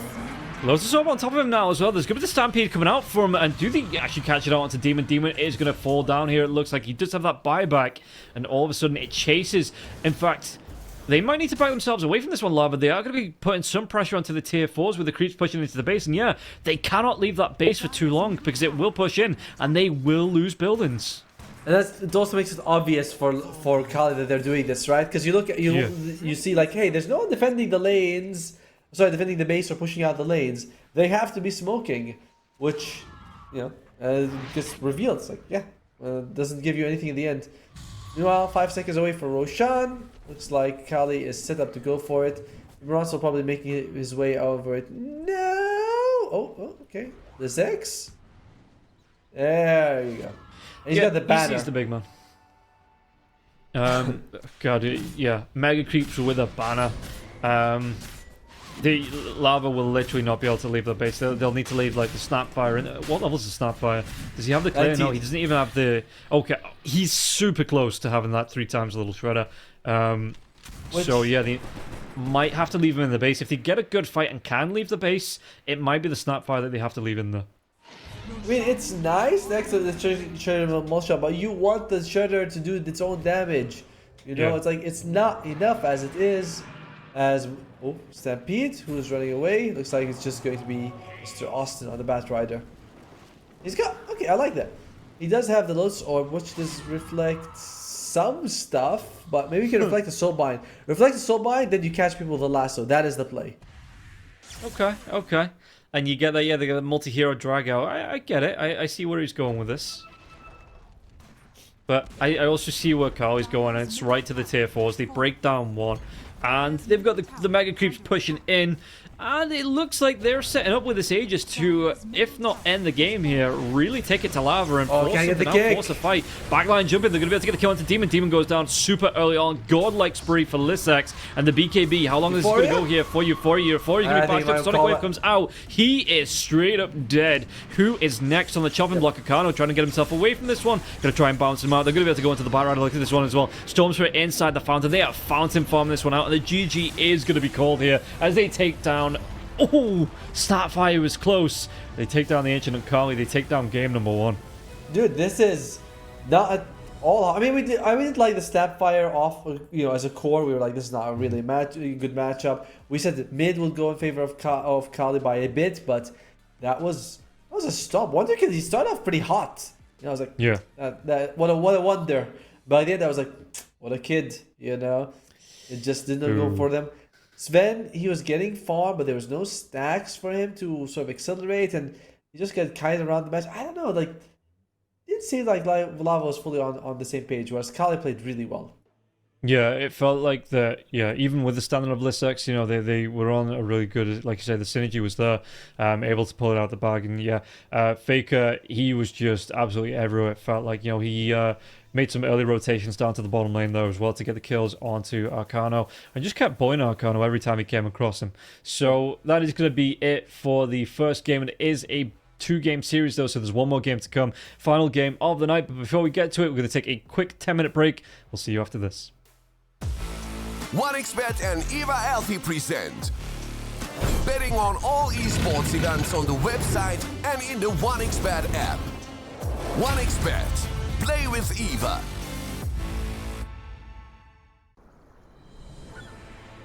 What if Kunka knew that he could not only play Dota but also place bets? Better the best black hole.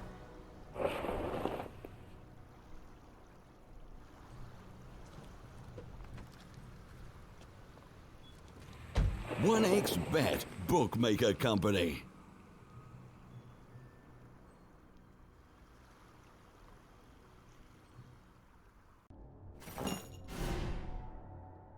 Chances of breaking items in a tournament match are non-existent.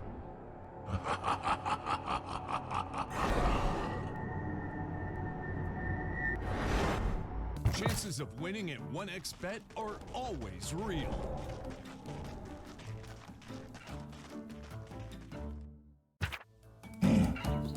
Join with me. At your service. Stealing Aegis from Roshan is very difficult.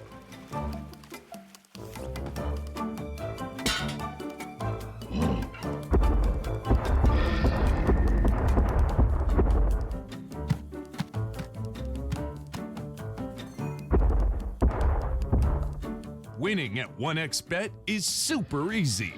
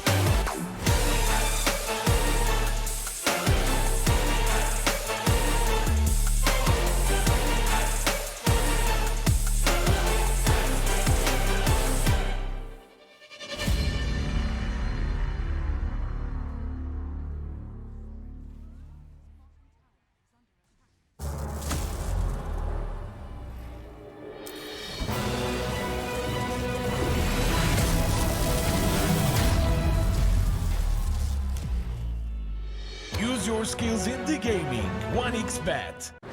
Look around. Screens are everywhere. They allow you to immerse yourself in another world, into hundreds of different worlds. Here you can be anything you want, and we will support you in this. OG, Team Spirit, 1xBet. If you are with us, you win. Hello, son.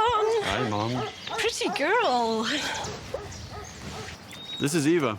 Nice to meet you. Thank you very much. Your dad's just making his favorite dinner. It's duck. Come on inside. They're all probably too gruesome to tell you while you're eating at the table. How's your food? Is everything okay? Good, good.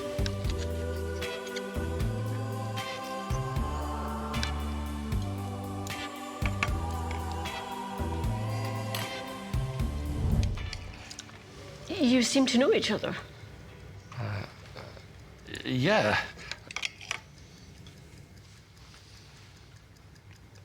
This is the new ambassador for 1xBet. Oh, I see.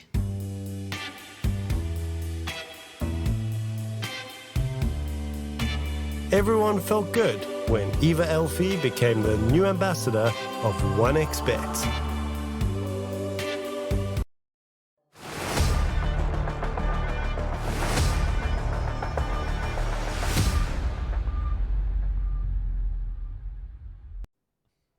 Welcome back in for the final game of the day. Everybody here, we're going to get started, and it looks like we're seeing Carly, going to be placing that 4th place, going to be racking up some of the points.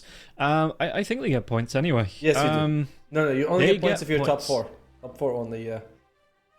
7th and 8th get 15 points. Yeah, well, 7th and 8th is like the 4th place for the 2 groups, right? 4th place from this group and 4th place from that group. Yeah. Yeah. So I know it's getting late at night, but that's what I'm saying. So Cali finished 4th in the groups here.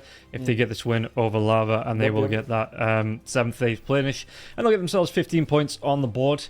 But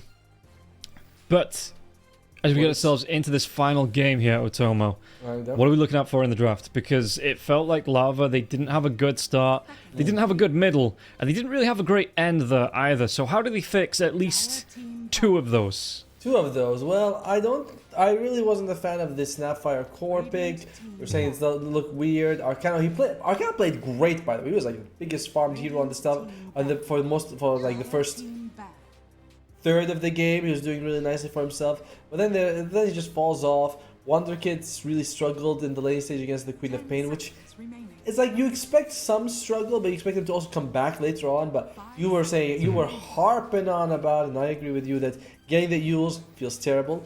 And he went for the Kai, and we were like, okay. And he goes, then instead of getting the BKB, he goes for like Kaya, he gets a Sanj on top of it, and we're like, no, not good. And then he wants to get Aghanims, and super expensive. So definitely feels like they were too slow. To summarize, they were too slow. You have a farming Sven, you have a Snapfire that does nothing from like level 15 to level 25, and you have a Storm Spirit who is completely neutered. So they're too slow, they need something to counter that. Yeah. And Lava with the respect band there on the Marcy, that was position 5, going for a BKB. That was a position 5 that went toe-to-toe with the position 1 Sven and won, I think, twice. Yeah, it was... It's always so fun to see the support smack a core, and you're like, hit him again! So, yeah. I think the sidekick had something to do with that, so as long as he had a hero in range or a teammate in range, you could get that sidekick off from. But he very legitimately, that last fight, he did solo the Sven with that going, just purely thanks to the lifesteal, keeping him going with the Unleash. Lava, how are they going to go? Mars right off the bat. No, not a Lycan, Mars. Much. I said I like it. Jeez, man. Yeah, alright. So here's the thing. For Warp, it's very late at night. For me, it's very early in the morning. So we are definitely coming in this with different energies. I like it because it means that we're probably going to be something a lot more active. They've left the Centaur in the pool. They're like, you want to take the Centaur, boys? There he is, right for you. Just put him in my arena. If I was... okay, they go for the Venge. Okay, this hero did receive a bit of a nerf, which was... what was her nerf again? I think... it was a higher mana cost of Wave of Terror or something like that? Something... let me do the Wave of Terror. Alright, you're very... Alright, I'll look through the patch notes. Cooldown got increased on Magic Missile, Wave of Terror, magic damage got reduced. Yes. And that's it. Yeah. Okay. So the cooldown for Wave of Terror, that was a little unfortunate. But you still do have You're asking me to remember things at 20 to 1 in the morning after, I've been going for, what are we on now, 5-6 hours that I've been casting for. So, I'm not at the most, I'm not at my peak recall, in terms of you're at 98%. notes. You're at 98%. That's pretty good. That's pretty good. All right, Lava, they get rid of the Sven. Luna's still in the pool. Kyle looks pretty good with the Luna. Is that something they're going to consider removing? Luna is... they played a decent amount here. Yeah, I wonder if you do as well. I mean, I know we talked about it in the last series that the Luna doesn't really, it needs that protection hero, and that's not something the Venge is going to do. But I think the Venge is in that unique position that if it is that Venge Luna lane, you have the Magic Missile, you have the Lucent Beam that's going to be able to get some lockdown, but you have the big damage boost coming out as well from the Haunting Wave, as well as just those auras that come out as well. So while on paper it's not a very protective hero, it does mean that the Luna can get incredibly aggressive here if Carly want to go back for it. Yeah, so it's also a bit problematic. Like, you may be worried about kills, but if kills don't happen on you, that sort of harass from the Venge Luna really adds up, Yeah. Like, every time Mars comes in, he takes a lot of damage, he's going to suffer from it. However, Lava, they have options as well. They can take the Hoodwink 4, they can put a Snapfire or a Techies. So they have some real offensive power that they can add to this Mars. I think they don't have to pick the carry straight away here, Carly, because we're at the ban stage. I think if Lava go for like a Hoodwink, or they go for a Techies, or they go for something like that, Carly just pick up the Alchemist. And they say, okay, cool, you've got a really squishy hero. Magic Missile, Haunting Wave, Acid Spray, Unstable Concoction, that hero's going to disappear. You call it Haunting Wave? Because I thought it was Wave of Terror. It is Wave of Terror, and at some point, because it's the Haunting Wave, because it's that face that flies through, so it's it's spooky. I guess so. All right, so Kali, they take the Tusk now, so probably gonna be the Tusk 4 just because I feel like he's a better 4, but you never know. And the ban of the Shadow Demon again makes me think that they're going for something that has strong illusions. You were on with the Alchemist. I'm also thinking that's a good option. Could be the Luna though. But whatever it is, it's a hero that does not want to have illusions of its own. So like Lava.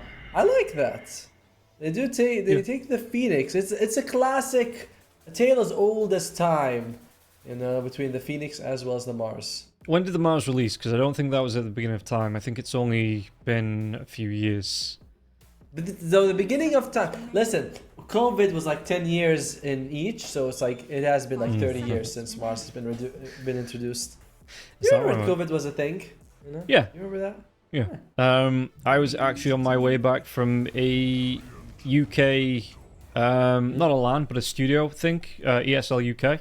Nice. And we got locked down, say literally on my way back, and we got locked down like the very next day. Damn. So. It's very crazy to me. All of a sudden they're like, "Yep, everyone's gonna be. You can't go out. You can't go out." You look at outside and the road, and it's empty, and you're like, "Holy crap, no one's outside." You see like one car moving, like he's breaking curfew. He's breaking curfew. Yeah. It made we're nerds. We don't go outside anyway, so it made no difference to us. Well, what might make a difference right now is if Lava can win this game, and they have the team fight for it. Let's be honest. Like, these 3 heroes by themselves are all the team fight you need, with the Treant Protector, the Phoenix Egg, as well as the Mars Arena. If you're Kali, though, all you have to do is kill like one of these guys, it'll be fine. I also don't really like the Phoenix Mars combo in the lane. If you're picking something like maybe a Faceless Void, I think Faceless Void could be something Kali looks for right now. They play a bunch of it. Yeah, they do. I was just thinking about that. The Lava. Yeah, you've got the Mars that's going to have the damage coming out with the God's Rebuke. The Spear's going to be there. It's going to be nice. But I'm looking at Lava now. That they need 2 heroes. Maybe they do steal the Queen of Pain away from Kali because they need some burst. They need some big damage heroes to come out. And even if they do, like the Venge swap's going to be really useful if the Venge doesn't get caught out in the arena herself. Yeah. And I really like this this Death Prophet pick. You know, you look at the other side, you're like, your burst damage is...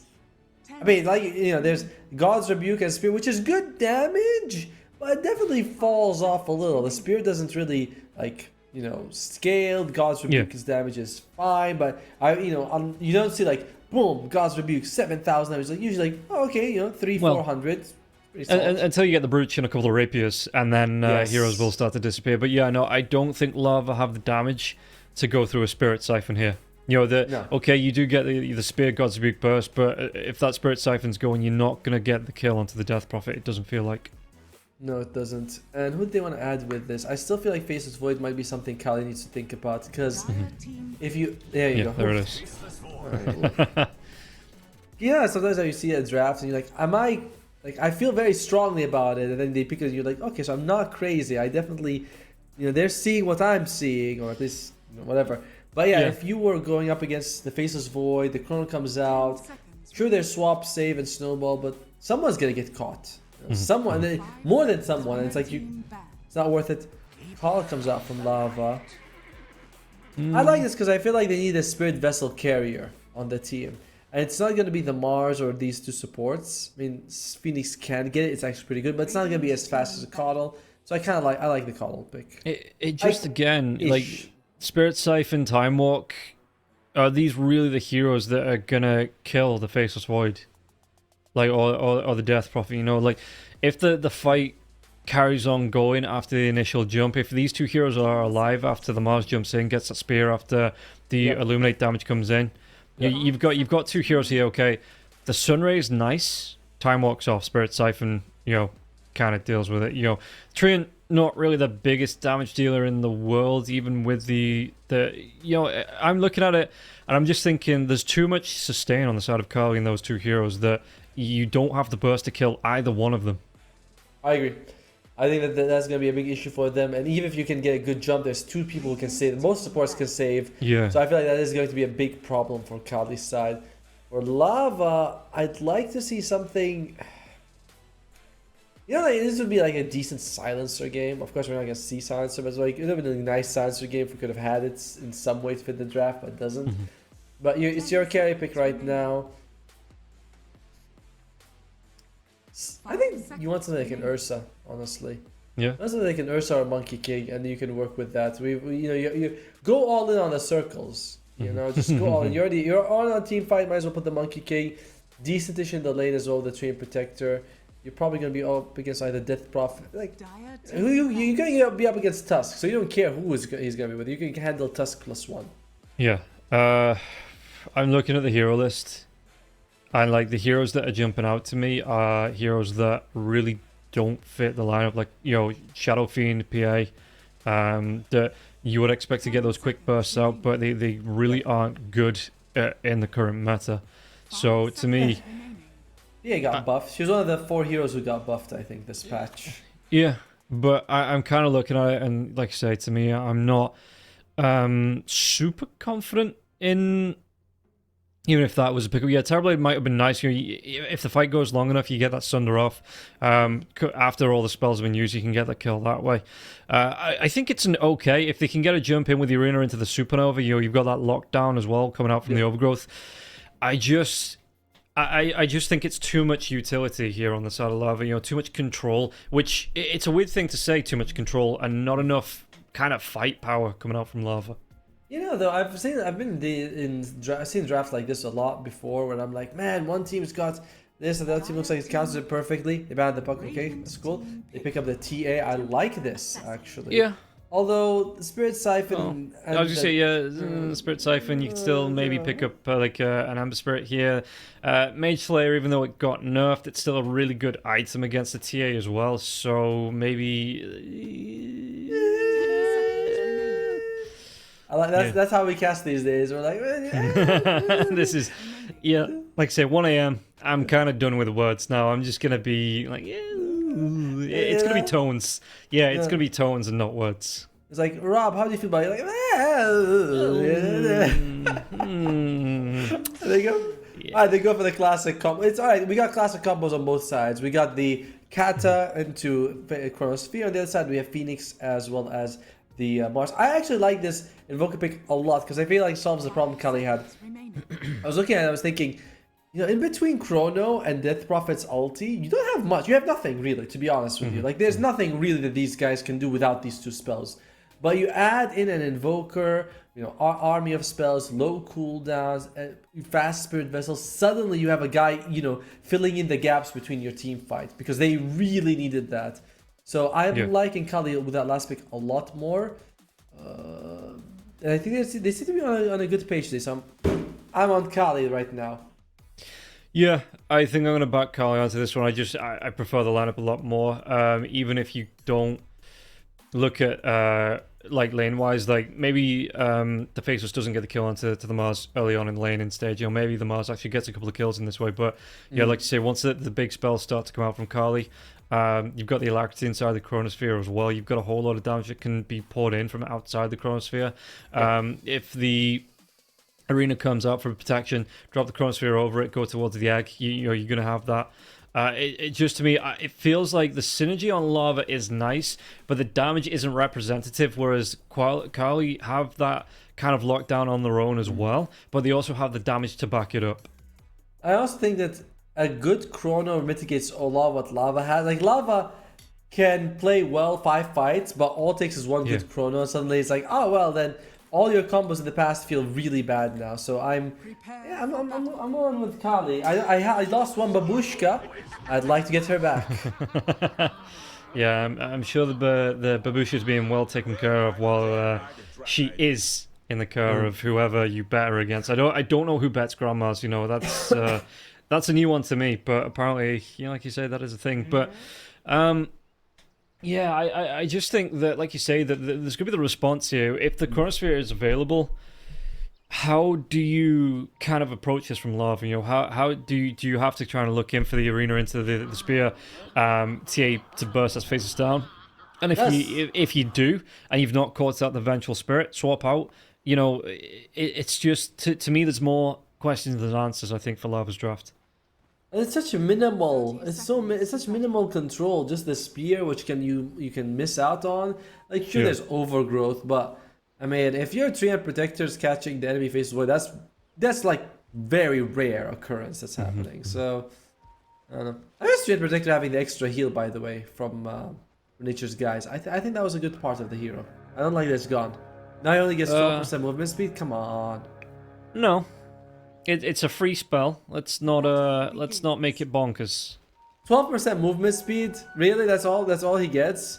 I mean, you could just give him more movement speed and that's it. Like, don't need to give it 12%. Just give him more movement speed from the start and that's it. What's the difference? No. No. Well, in fact, I think 12's too fast. Let's make it an even 10. No, dude. Okay, how about this? We make it 10, but we give him 30% extra healing. Nope. We make it 10, and we also, what we're also going to be making is maybe a kill here onto Austin as he walks himself through the trees. Just putting the fear of God in him. We make it 10, and then we also take away Nature's Grasp to make it 4 spells on the hero. Of course. Pretty much, I think like Nature's Grasp is kind of his best spell, but all of his spells are actually pretty good. As Austin goes up, there's a Leaf Seed, and Tusk is like, well, I don't want to do this. There's actually 2 heavy hitters. Tusk is one of the highest strength gain heroes in the game. You're up against Treant Protector, so both of them, it's like 3.9. Jeez Louise. And Treant is 3.1. Okay, I mean, I know he's 3.4, but he starts off with higher strength. So these guys can definitely punch each other quite heavily. Yeah, I actually think the Tusk animation is really good, though, right? I suppose it makes up for having 90 damage here.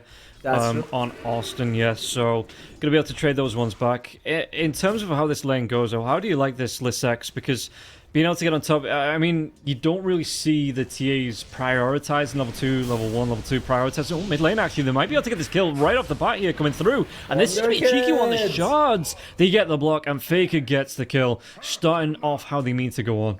By the way, he was 8-4 to like the 2-0 of Faker. Like, he was crushing him. And then Wonder could you say that again? You say it in a cool way. Well, the damn. Yeah, that's really cool. But yeah, he was just crushing him in the mid lane, and suddenly he steps out of position, just moves. Because I saw him TPing from the top, and I was like, oh, he's leaving. and didn't realize he was going mid, but he does get himself a nice kill. As Bench, just a little bit of harass here, a little bit of poke. Very fun to lane as a Phoenix. You just always have to be lining those fire spirits. Phoenix is just such a fun hero, honestly. Yeah. I will admit, when I do play support, you know, he's one of my favorite supports to pick up. I don't play the support all too often, but when I do, I can't even say it's a Phoenix. It's usually not. It's like a Gyrocopter or something, but he is still a fun hero. It's very fun. I mean, yeah. Let's see. I feel like okay. I like playing Disruptor. Disruptor is also a fun support. You know, that we get the best feeling. Looks like the back. You know, tipping after, super good stuff. In terms of the laning phase, by the way, it is looking really good for Lava here. In the mid lane, doubling CS. The bottom lane, it's very close. And the top lane is also in their favor. Like in general, the CS is looking really nice for Lava. Yeah, meanwhile, there is going to be that Tornado MP. I think the MP... did it still affect? I think it did still affect Wonderkid there. I thought it came out just a little bit too late, but Wonderkid turned back into it now as well. Not a lot of mana left now. Cold Snap coming through, right clicks, and Faker. Oh, he's going to give up the ghost. And it looks like... Yeah, like you say, Wonderkid having a lot better time here in this first... it's since the first game, excuse me. Euphoria, though. The Spirit Siphon starts to come through. Those refraction charges not going to be super effective up against the Death Prophet. Tried to use the side blaze to get that kill, but wasn't happening. As Austin, he is like, I want to get him! I want to get him! At the same time, Euphoria is kind of baiting them. Both teams playing with a low life hero to be like, oh, are you going to kill me or are you going to kill them? Oh, here we go. Yeah, they're going to try and get up with the tag team now as well. The ice shots come through. Euphoria's got some heals coming through from that Leech Seed, but it's not going to be enough. Lysix gets the kill here, and it looks like the Tusk... he just had to use a snowball. Well, I mean, he had to use a snowball to make sure Austin didn't kill him, to be fair. That's pretty good. That's pretty... you're very happy for Kali. You kill their carry first, and you lose your guy second, so it's all very nice for them. I'll make sure that's exactly what happened. And yeah, Lysix, very happy. He gets the experience. 3.5. What does he have? Does he have level 2 Spirit Siphon? Ooh, I think it really gets better at level 2. Really twice as effective. Double the charges, double the heal. And... yeah, and again, it's making quick work of Euphoria. Euphoria just can't sit and be Spirit Siphoned off. Exactly. But if he gets close up, you know, he is going to be at risk of being sharded into the tag team control as well. It is... I mean, he's doing okay. He's got himself 16 lasted, so he's not doing the best, but he's still getting what he can out of this lane. Yeah, as long as he has some lanes to farm, he'll be okay. As the courier is going to die, Demon gives away a good amount of gold for the enemy team. 175. Again, these couriers are very lucrative to kill. Very lucrative for the killer. Really nice pick. I mean, the time dilation was used by the Faceless, but the Icarus dive wasn't on cooldown. So, well, Magic Missile is going to connect. He does a loop here now as well, but is this going to be a bait back in? The spear comes out. 555 goes down. It's going to be the rotation from Faker. Can they find that angle onto anybody? Tornado comes through into the EMP. Did he get control now as well onto Arcano? Arcano trying to get himself away from this one. He will be able to leave him. Faker, that TP, not going to pay off this time here. No charges on the urn. You know, that's the problem. You get when you get the urn, you're like, yeah, this is such a good item, but you have no charges. You're like, oh crap. Do I kill myself? I hope I can find someone that would be better, but that's not what ended up happening here. Meanwhile, I mean, the TP away now, so Lysix is in danger. One more right click. Is he going to be enough? Can he actually catch up to this one? Lysix, he's a fast little hero.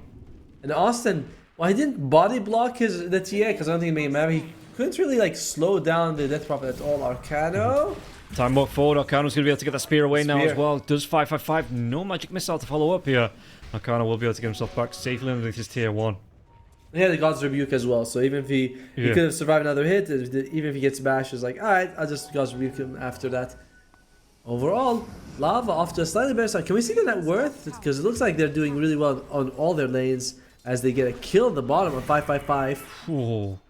Close onto the Faces there as well. He did get that time walk off, got a little bit of health back, but yeah, he's probably not going to be stepping up against two heroes too often. Just trying to get these pulls through and get what farm he can out of this one.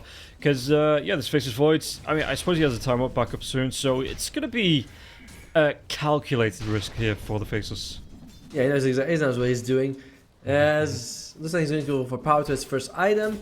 Generally, if you're playing carry heroes, a lot of people think, oh, I should get my farmer item, but it's pretty good for you to get the power threads earlier because it's a huge amount of attack speed that helps you out. Like, don't just rush Battle Fury or Midas or whatever.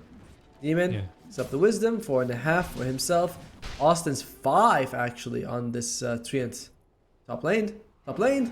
They're going to try and go, but the TP is going to be coming in now as well from the Keeper of the Light, so Wonder Kid going to get involved here. Listek's going to be the solar bind onto him. Chase down, look at all that magic damage coming through, but there is going to be that snowball here for hero rotation. What else can they do to do this one? The tag team comes in, 5-5-5, trying to back up his teammates, but it looks like Listek's once again, solar bind comes out, and Euphoria is going to be able to get a kill. Wonder Kid gets the second. It pulls a lot of concentration here from Lava, though, onto this one lane, and we'll see. I mean, Faker, he looks like he was rotating up, so not going to get the benefit from this TP away from the Keeper of the Light. So you don't have Spirit Vessel before he gets a single earn charge. That is a massive problem for them. By the way, there are some stacks in the triangles. Not much. It's just a couple of double stacks, but it does have... And another one on the Dire Tormentor side. I don't know what to call that area yet. The Mines? What's it called? They all have a name for themselves. The... Fallen... yeah. There's like the Springs, there's the Mines, then there's something else. The Gate, I think. It's a statue, and then there's that fallen whatever it is, like the fallen Titan or whatever. Well, and anyway, there are some stacks here for Lava to work with later for the TA. They definitely would like to have triple or quad, as Kali. They know this is here now. The moment they stack. Do you mean a double? Double? Yeah, I would like a quad, or a 4 stack.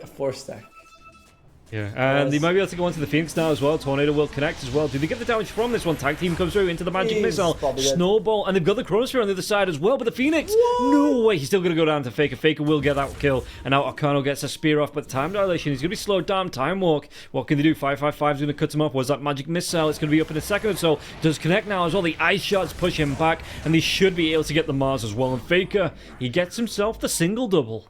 That's what you want. That's what you want him to do. He just finally gets himself on charge just as the vessel arrives. They get D-Ward. Oh, actually, there was not a D-Ward. That's a Radiant Sentry. Sorry, Radiant, a Dire Sentry. And looks like he's to Bronson thinks, alright, it's not worth keeping. Let me get rid of it. As Kong also finished up his Spirit Vessel. Guys, I have not seen Wonder Kid do much this game. Except for that rotation top.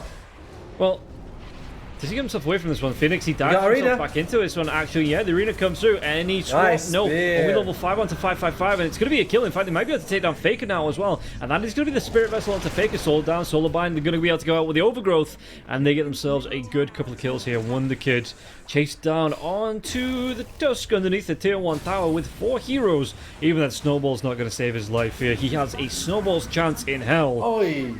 And that's exactly where he's going to be sent by Wonder Kid. Yeah. Yeah, that's a double and a half right there for Mr. Wonder Kid. We would just say he's been having a quiet time, but he's got a Spirit Vessel now. He's very close to the Boots of Travel as well. You want this if you're Lava. You want this someone to keep upping the tempo, because I feel like ultra late game it's still favoring Kali just because of the easy to execute combination of Chrono into Exorcism, sorry, into Cataclysm. So many isms in this game. Yeah, there is. Thank you for pointing that out. Yeah. Just make sure we have that. But as long as we don't have any bad isms, only good isms, that's a good thing, right? Because we don't like the bad isms. That's an ism. There is going to be the exorcisms. And that's a bad ism here for Lava, as that Tier 1 tower will be taking a lot of punishment. They have the fort if they want to use it, and there's going to be the snowball coming into the shots, Magic Missile, and the tree is going to be felled. Oh, Mars actually TP's into this one. Did you want to go for the arena onto this? It's a lot of damage with this exorcism still going through. Fortification will be used. Arcano, he has that arena. What are they going to be able to do with this one? The arena is going to be trapping both supports out. They bounce around the tusk. Magic Missile comes through now as well. And 5-5-5 should fall here. Chase away as the exorcism just starts to fly out now. Faker, though. Do they want to go for more? They have that supernova. Sounds comes out from the Death Prophet. Slow down on the Solar Bind here. He's inside the Ghost Walk form. Do they have the reveal? Faker. He's still going to go down. Wonder Kid. I don't think they had vision. I think that was just a blind Illuminate coming through, and Wonder Kid gets the kill. Damn. And that has stunned Otomo into a sense of shock here for him. So, let's take a look how they want to carry on going onto this one. Item-wise, anything big coming out? Yeah, Spiritual Reversal for Wonder Kid. How's the faces looking? Going towards, it looks like the Maelstrom here for him. Yeah, it's Mythal Hammer queued up. He's about 1,000 gold away from it. We'll be able to pick that up quite soon, which should really benefit, his net worth and get himself right back up the table, because he is fairly far behind on this net worth table at the minute. You're back now, bud.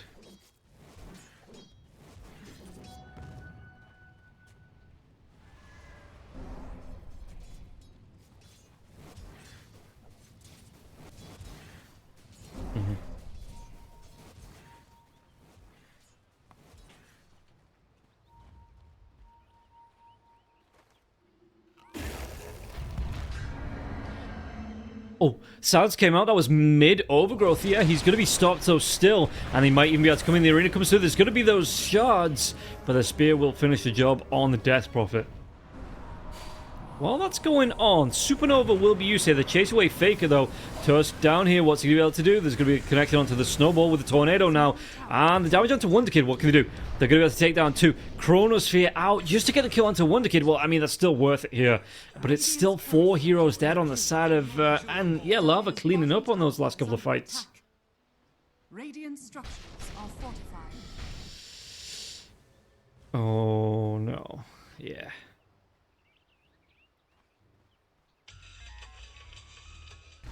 Radiant are scanning.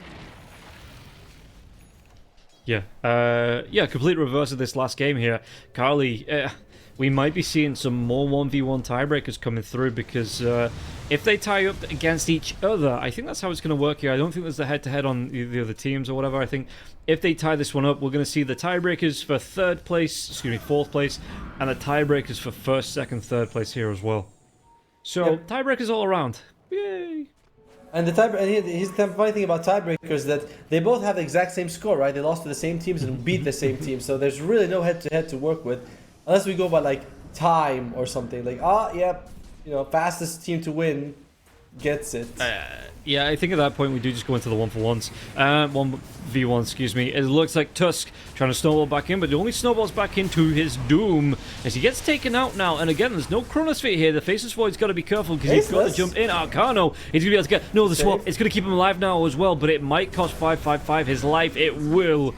So quick fingers on the swap there to get the Faceless Void out of trouble, but it does mean he lose both supports and the tier 1 tower.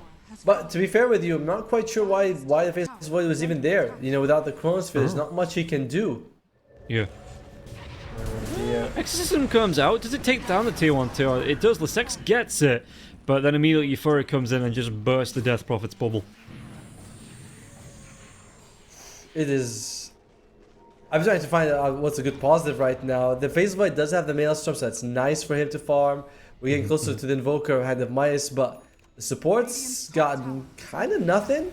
Kali needs about 800 gold for Chaika's Blink Dagger on the Tusk. And Death Prophet, he's good at very defensive items. Yules, Greaves, it's nice, but... Yeah, you should see like the Shiva's guards for you to be more offensive and things like that. Yeah, and this is going to be a quick cleanup on the Roshan as well.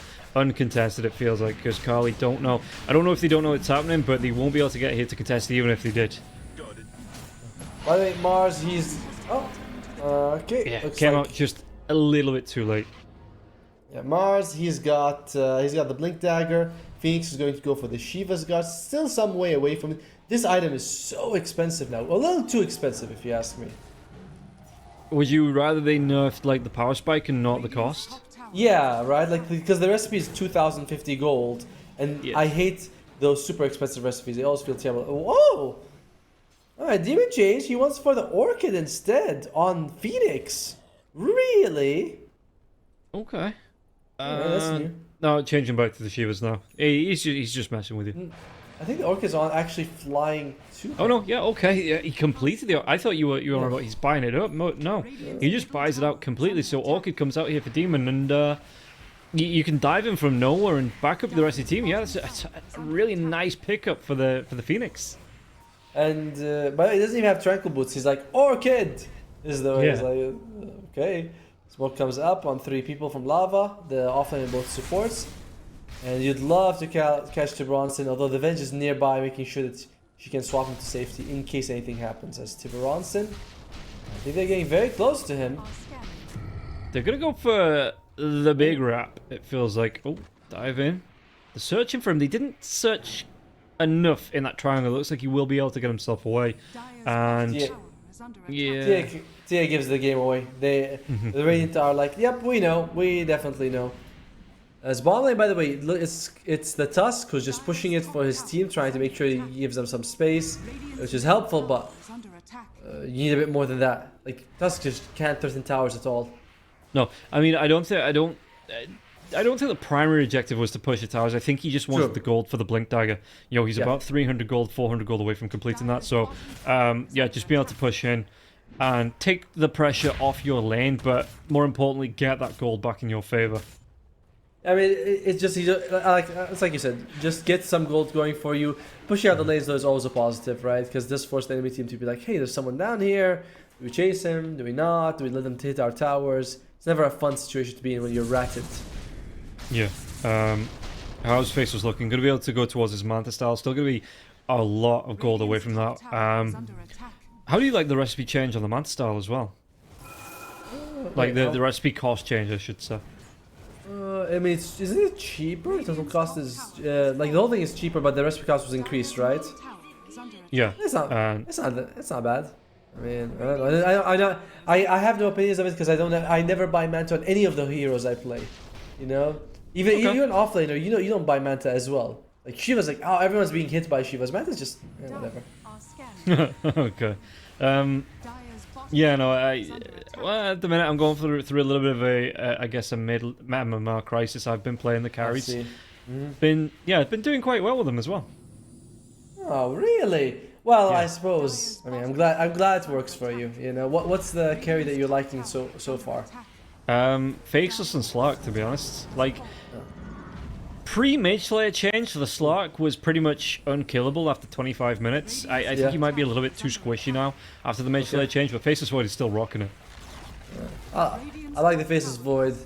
I like the Faceless Void a lot. Although they seem like very different heroes. Where it's like Slark, you want to fight. Mage Slayers, well, Faceless Void is kind of like, okay, you gotta throw ultimate, then go farm. As Lava, they've been using this ages just to get as much map pressure as possible. Take down the tier 2 top. Their net worth has been slowly decreasing. It was like 10k, now it's down to like 7, 8. But that's this might jump it back up a little bit now as well. They get the arena dive in now as well. Anyone else catch out? There is not. So it's just going to be onto that Tusk. 23 seconds on the respawn though. It's not the slowest respawn. They will still lose this tier 2 tower, it feels like, because look at this Euphoria. Just going to be able to right click down with the help of the creeps from a distance as well. This is, by the way, Invoker, he's got the Hand of Midas, he's been using it, and he's catching up to the Mars, but he's going for the Force Staff after, so still some way away from the Aghanim Scepter, which I feel like they might need, right? It just feels like they're so far behind right now. No one's really doing damage. Yeah, and I was completely wrong with this lava lineup. You know, I mean, I don't think we've seen a full 5v5 fight just yet. You know, they've been great on the skirmishes, getting the jump in, getting these kills, and both teams are going to trade out these Tormentors now. Who does it? Oh, nice. 555 gets it. The double magic missile is always fantastic. In the meantime, who got it from the other side? Did we see the tree? The tree? Oh, okay. Yeah. I mean, it's good, certainly. It's just like, tree and protector, man. Reshard. Exactly. But you know, like I say, I guess I was thinking more towards the late game, the impact that, like, for both of these teams, but Lava played this early game really damn well. You know, they've had a lot of control, skirmish pickoffs, you're getting in, taking down 1 or 2 heroes, getting themselves back out. So I don't know, this power spike time that I was thinking of in the draft has definitely been delayed on the side of Carly. And when we always talk about like damage for Chrono, and while Lava doesn't have, you know, saves per se, they have a lot of healing. Oh, that's a good Orchid. Yeah, slowed down by the Soulbind into the arena, into his doom. He is gone. And you can see that, I mean, Kali is smoked up. They're looking for a response, but nobody's going to be here for them to jump on, it feels like. I like how, you know, Arcano was able to wait last second to throw the arena so that the Invoker actually walks into it. Like, that is a lot of familiarity you gotta have with the hero to do that. And yeah, we were talking about like saves. If someone gets Chroned, you put Living Armor and you put Sunray on them, they have a huge amount of extra heal and armor per second. Well, heal per second and armor. It's not easy for the Face Void to deal with that. And yeah, I mean the Faces. He's just, I mean, he's 1-1-1 on the Faces Void now. He's not really been too involved with his teammates because obviously he's got a bit of catching up to do, farm-wise. Going towards the BKB as the second, third item, I guess, after the Maelstrom and the Manta Style. I don't know how much of a fan I am of that because, no, I suppose you do need it to make the most impact out of these Chronospheres, right? You need it, but it never feels good. It's like you said your last game on the face on the Storm Spirits, right? It's like you'd much rather get Mask of Madness or finish up the morning. Oh, Chrono on. That's good kill. Yeah, Sunstrike's gonna be the Overgrowth though. Snowball, no, there's gonna be a lot of damage, but it's not gonna be able to get the kill now as well. And now Supernova comes through. Look at this one. They're gonna be able to get the swap out, but the Faceless Void is still gonna go down. And all it does is it puts the Venging Troll. It puts Demon on a triple kill. God damn, dude. I mean, a lot of it comes down to the Overgrowth by the train to be able to stop the Faceless Void from going for the kill. Yeah. And Tusk is like, I got you, bro. You know, snowballs him right into the sun as a Faker. He's in trouble. Well, looks like he's able to get that TP off in time, immediately recognizing it for what it was. But I feel like if you're Lava, you might consider going high ground just because you may not have Aegis. But you can also be like, well, they don't have Chronosphere, and you have no guarantee that the Aegis is going to be a fast spawn. Well, we'll find out. Well, we'll find out in 6 seconds what the spawn's going to be. Yeah, we'll let them know.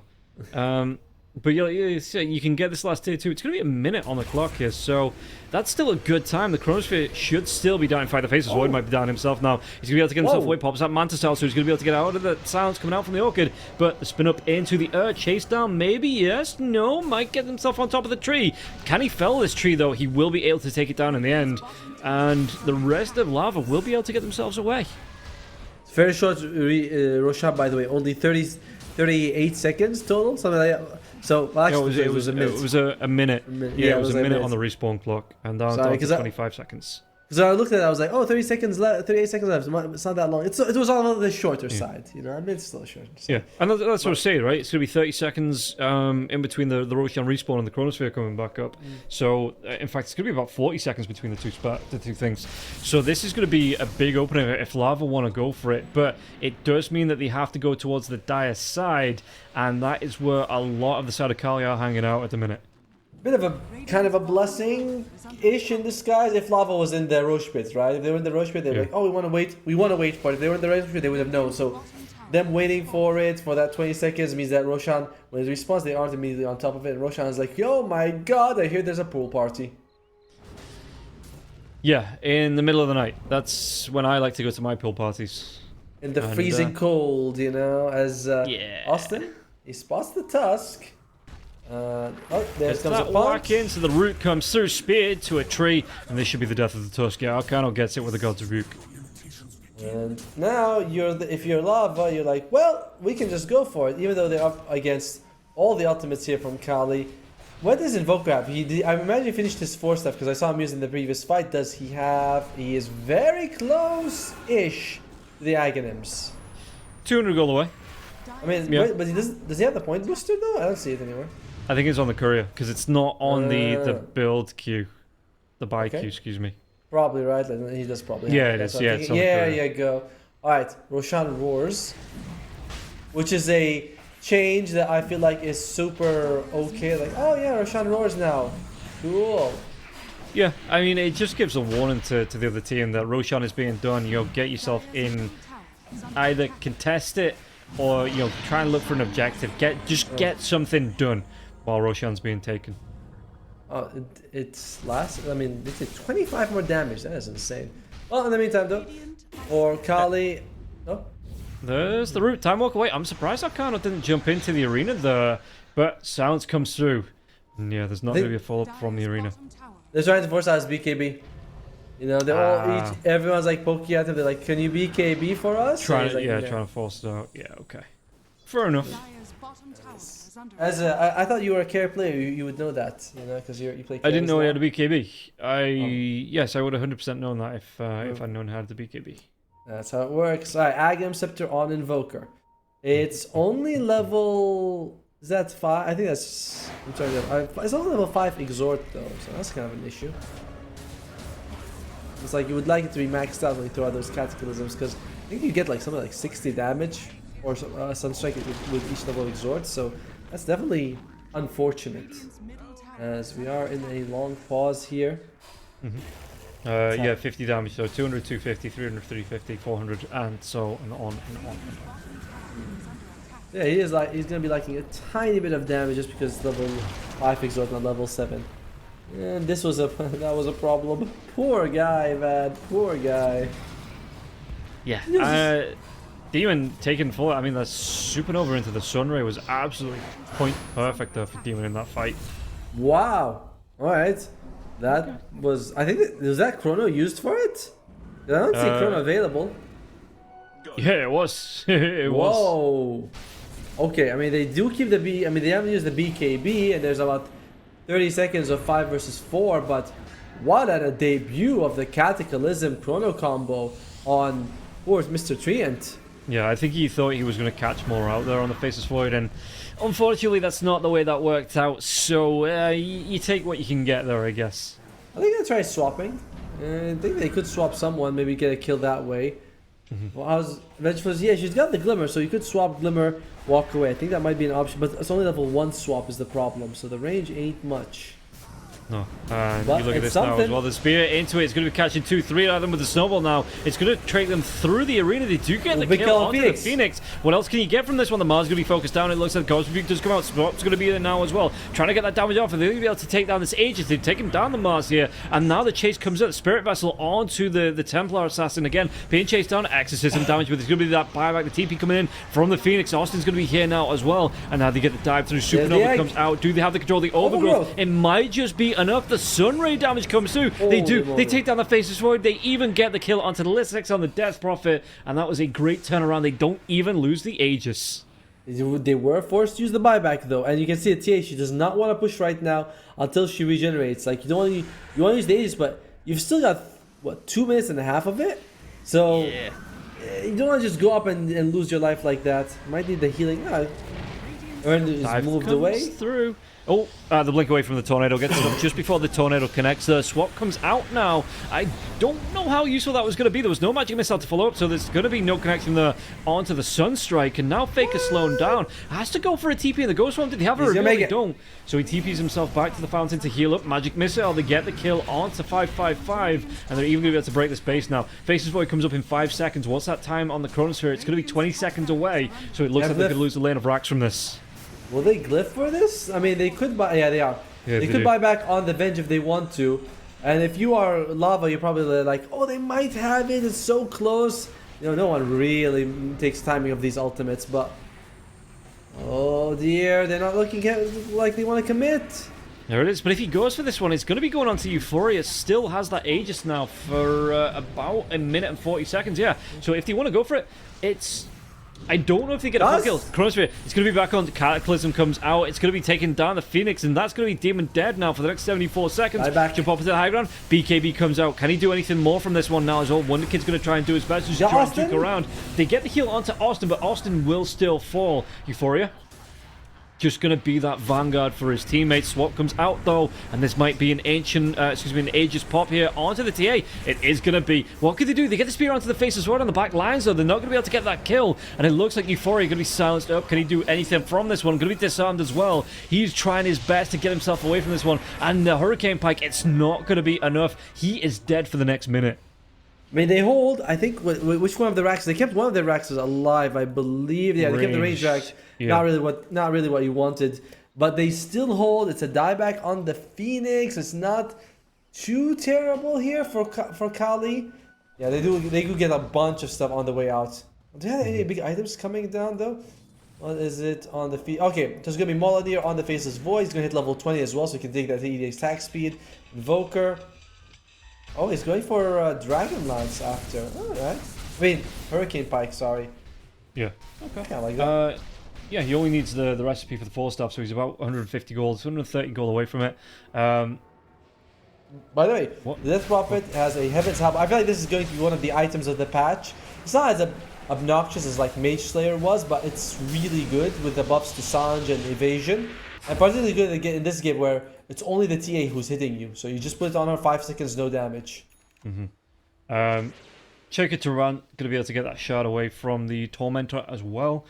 And how we're looking shard wise, 2 on the side of Kali, 3 on the side of Lava. Fairly even split. Yeah.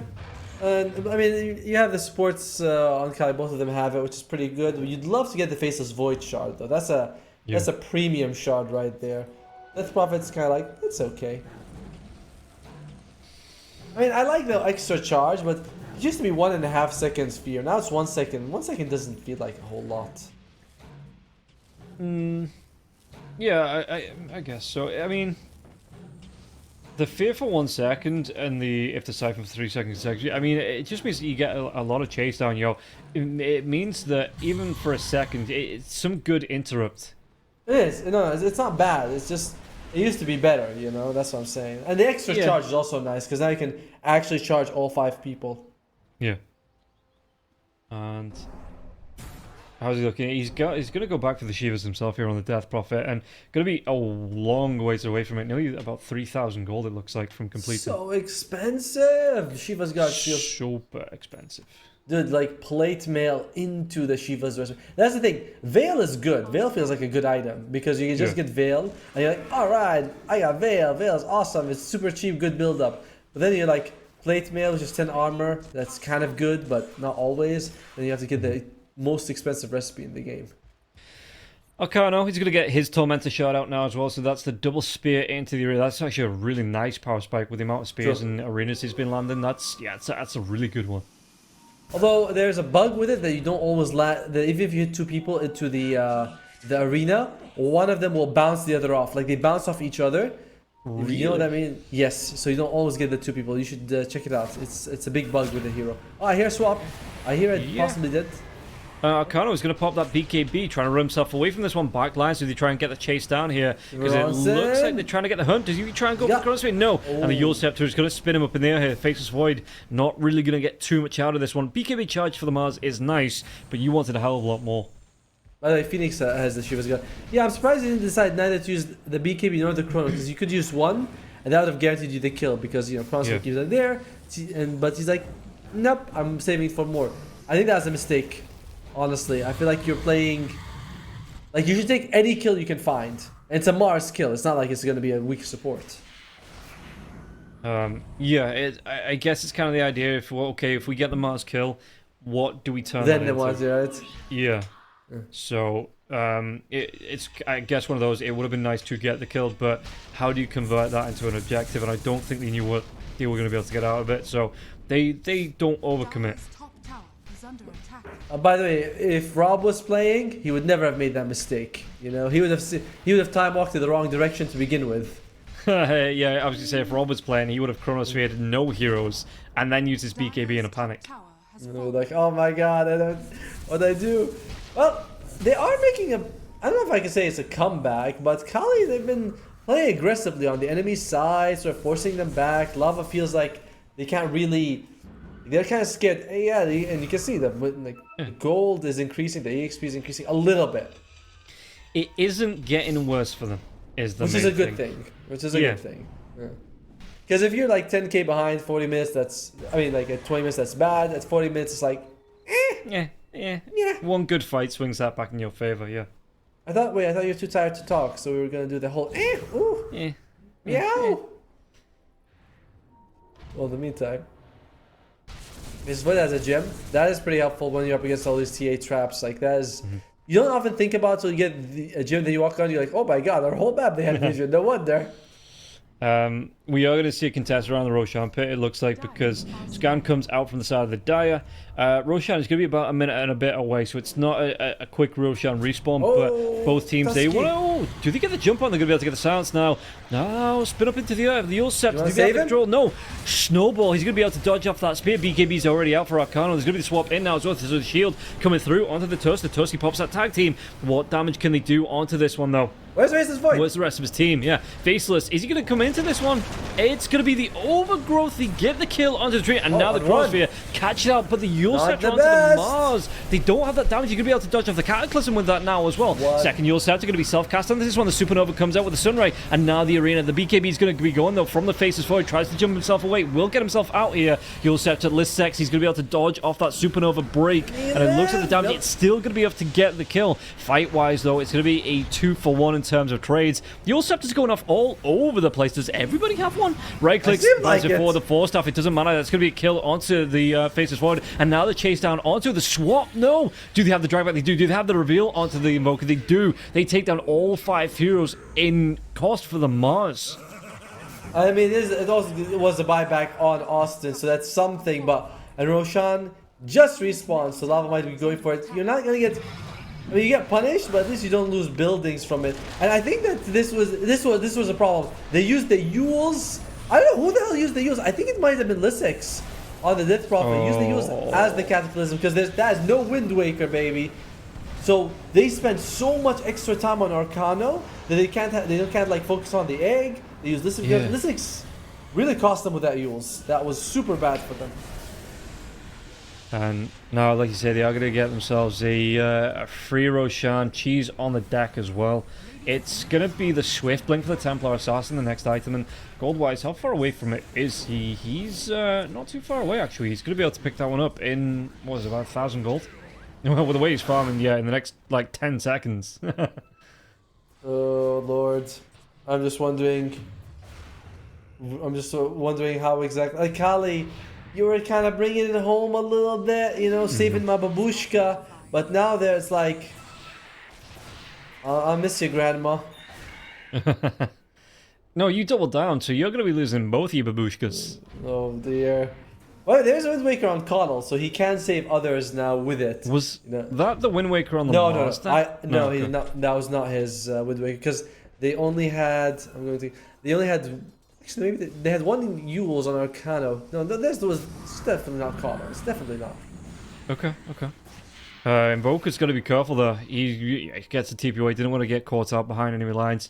Lava looking for this push into the base. And do they want to go? I mean, they've got the Aegis now, so they've got one lane of racks as well. They can try to put the pressure on.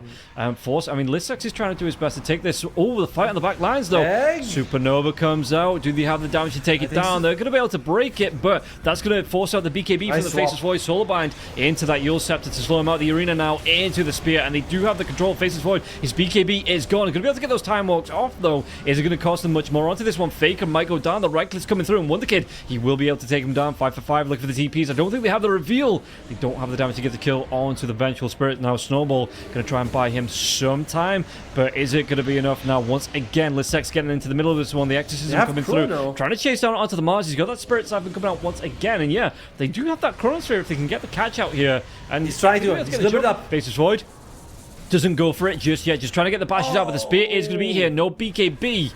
And if he'd committed that Chronosphere, maybe he wouldn't even be able to get it, because there was that blinding light coming out from the Keeper of the Light. And the Wind Waker. He's very cautious. The Bronson is like, I need to make sure that this Wind Waker does not ruin my whole combo. And unfortunately, well, actually, he's got vision there. He gets to catch two.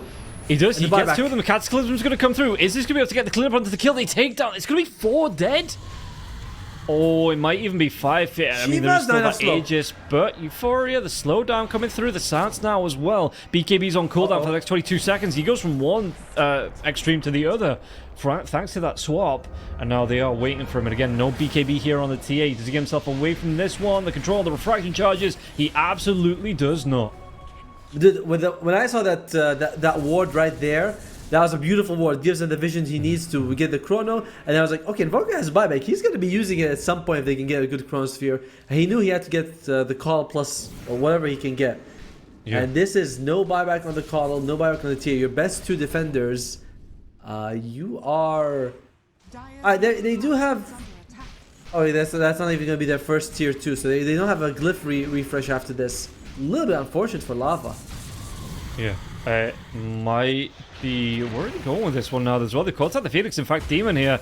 Snowball going to have a lot of control onto him. The swap comes through. The magic missile connects. He is dead again. 75 seconds on the bench here for the Phoenix, and that was well worth it to go out of your way to get that kill. Just to put him up, because again, with the Sunray, he could have done some great, some okay defending onto the high ground. And with this going down, still 34 seconds without the TA, this should be a base breaker.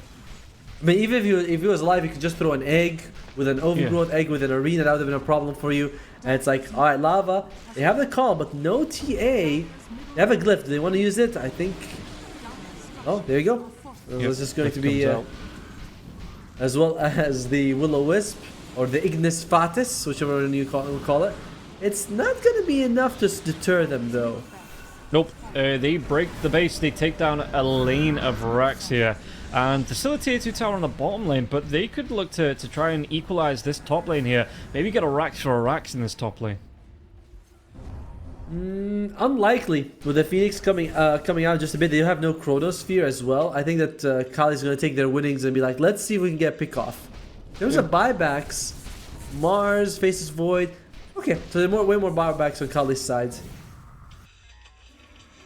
And 42 minutes in, you know, both teams. Kali need this one to get themselves those points. Let's say get the placement, get the points on the board. Make sure there's no 1v1 coming out in the next couple of days, the next week or so, I think. Is it? Wait, are you sure it's is it really 1v1 mid for our tiebreakers? That's what Bowie was saying. So if Bowie says it, I'm going to believe him. Oh well, I have very different approaches to that, but sure. I thought it would be just like we have another best of 3 or something. That's going to be the one that decides it.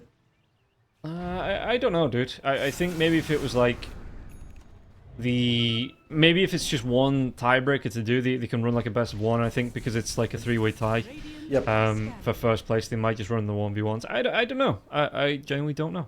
Yeah, I'm excited to find out. Austin, he's walking around with a gym. Invis Treant with a gym.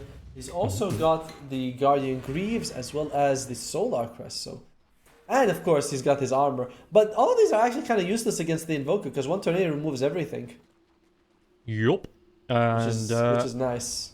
Chronosphere is back up now as well, so they could be looking for another good fight on the side of Kali. And again, one good fight could see them claim Mega Creeps here. You know, if they can get like a... And again, the net worth, they've brought it right back down. I think it was up to like over 20k at one point, and they brought it right back down to 12k now. Yep. Still in favor of Lava, but yeah, it is a big swing.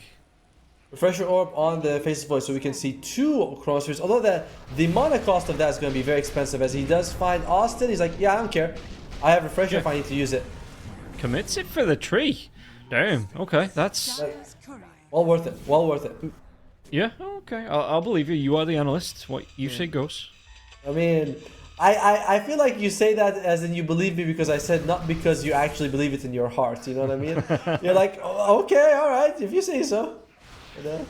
I'm not patronizing you, but I'm not 100% on board with the Chronosphere for a tree at this stage of the game, even with a Refresher Orb. I mean, to be fair, by the time tree is up, there's only going to be a minute where they don't have both Chronos.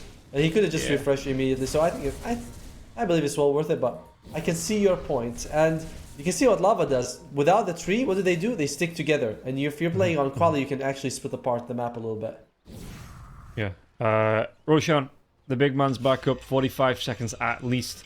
Is it gonna be? It's gonna be another nighttime Roshan as well, even at max respawn here. So yeah, you can see that again. Kali maybe trying to look to get in position to contest this one, and Lava don't want to let this one go. And it's kind of the advantage that Kali have here. If it is a nighttime Rosh, they can even keep this lane pushed out, even though they've lost the lane of Rax on the top. But by the way, the Phoenix has got the damn, what's it called? Aeon Disc. It is disassembled though. He will lock it when he feels like he needs to use it.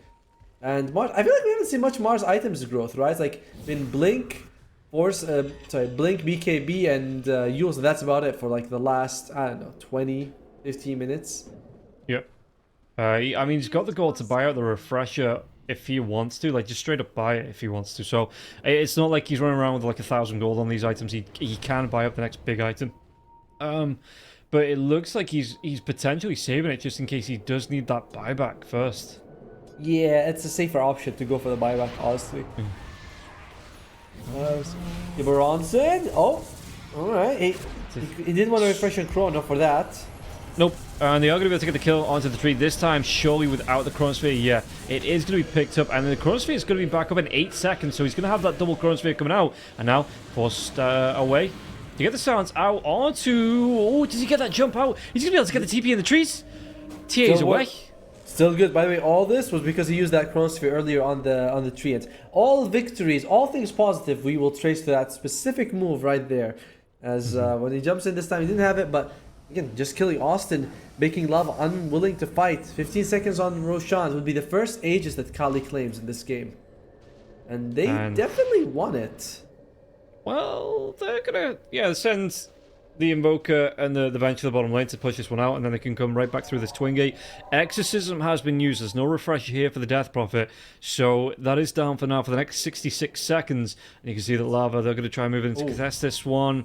Do they have vision of this at all? They are going to see the Mars walking up onto this, so they'll be able to get the jump. It's going to be a good Chronosphere now as well. Onto the Phoenix, the Supernova comes out, the Cataclysm comes out, and there's no Supernova just yet. That is going to be a buyback.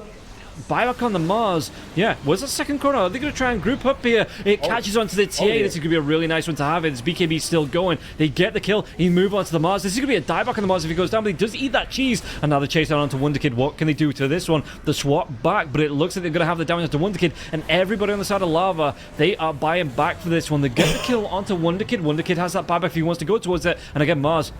Supernova, it might break here. And Tornado was just a little bit too early on the Supernova break, so won't catch on to the Phoenix. Okay.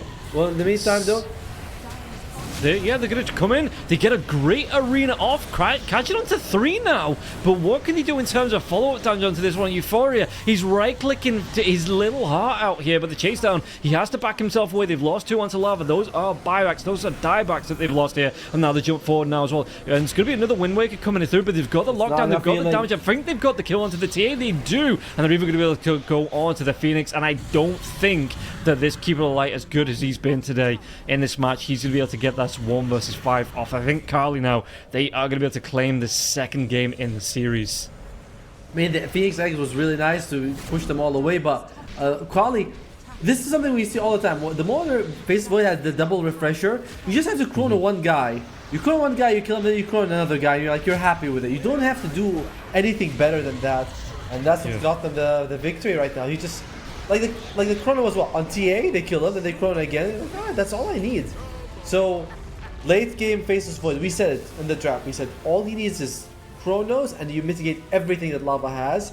Took them a long time to get there, but once they had it, that was it. The game was in their hands.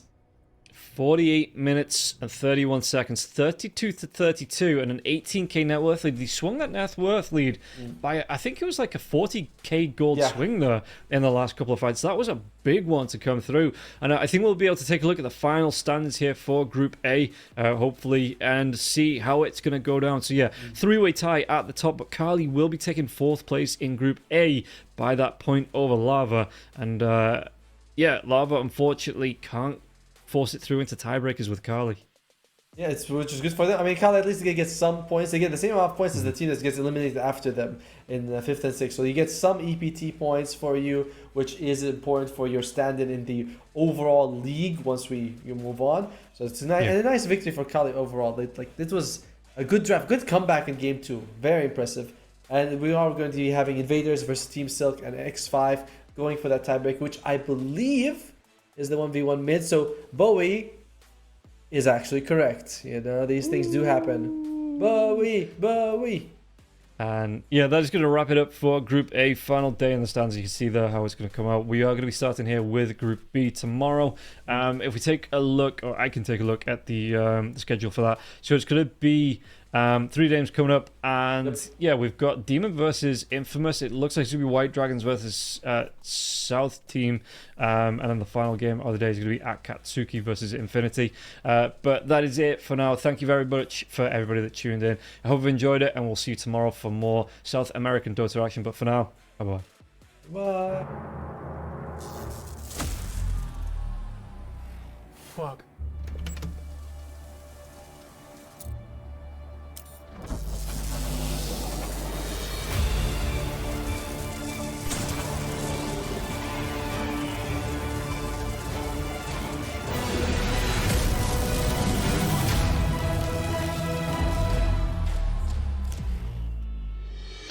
your skills in the gaming. 1xBet.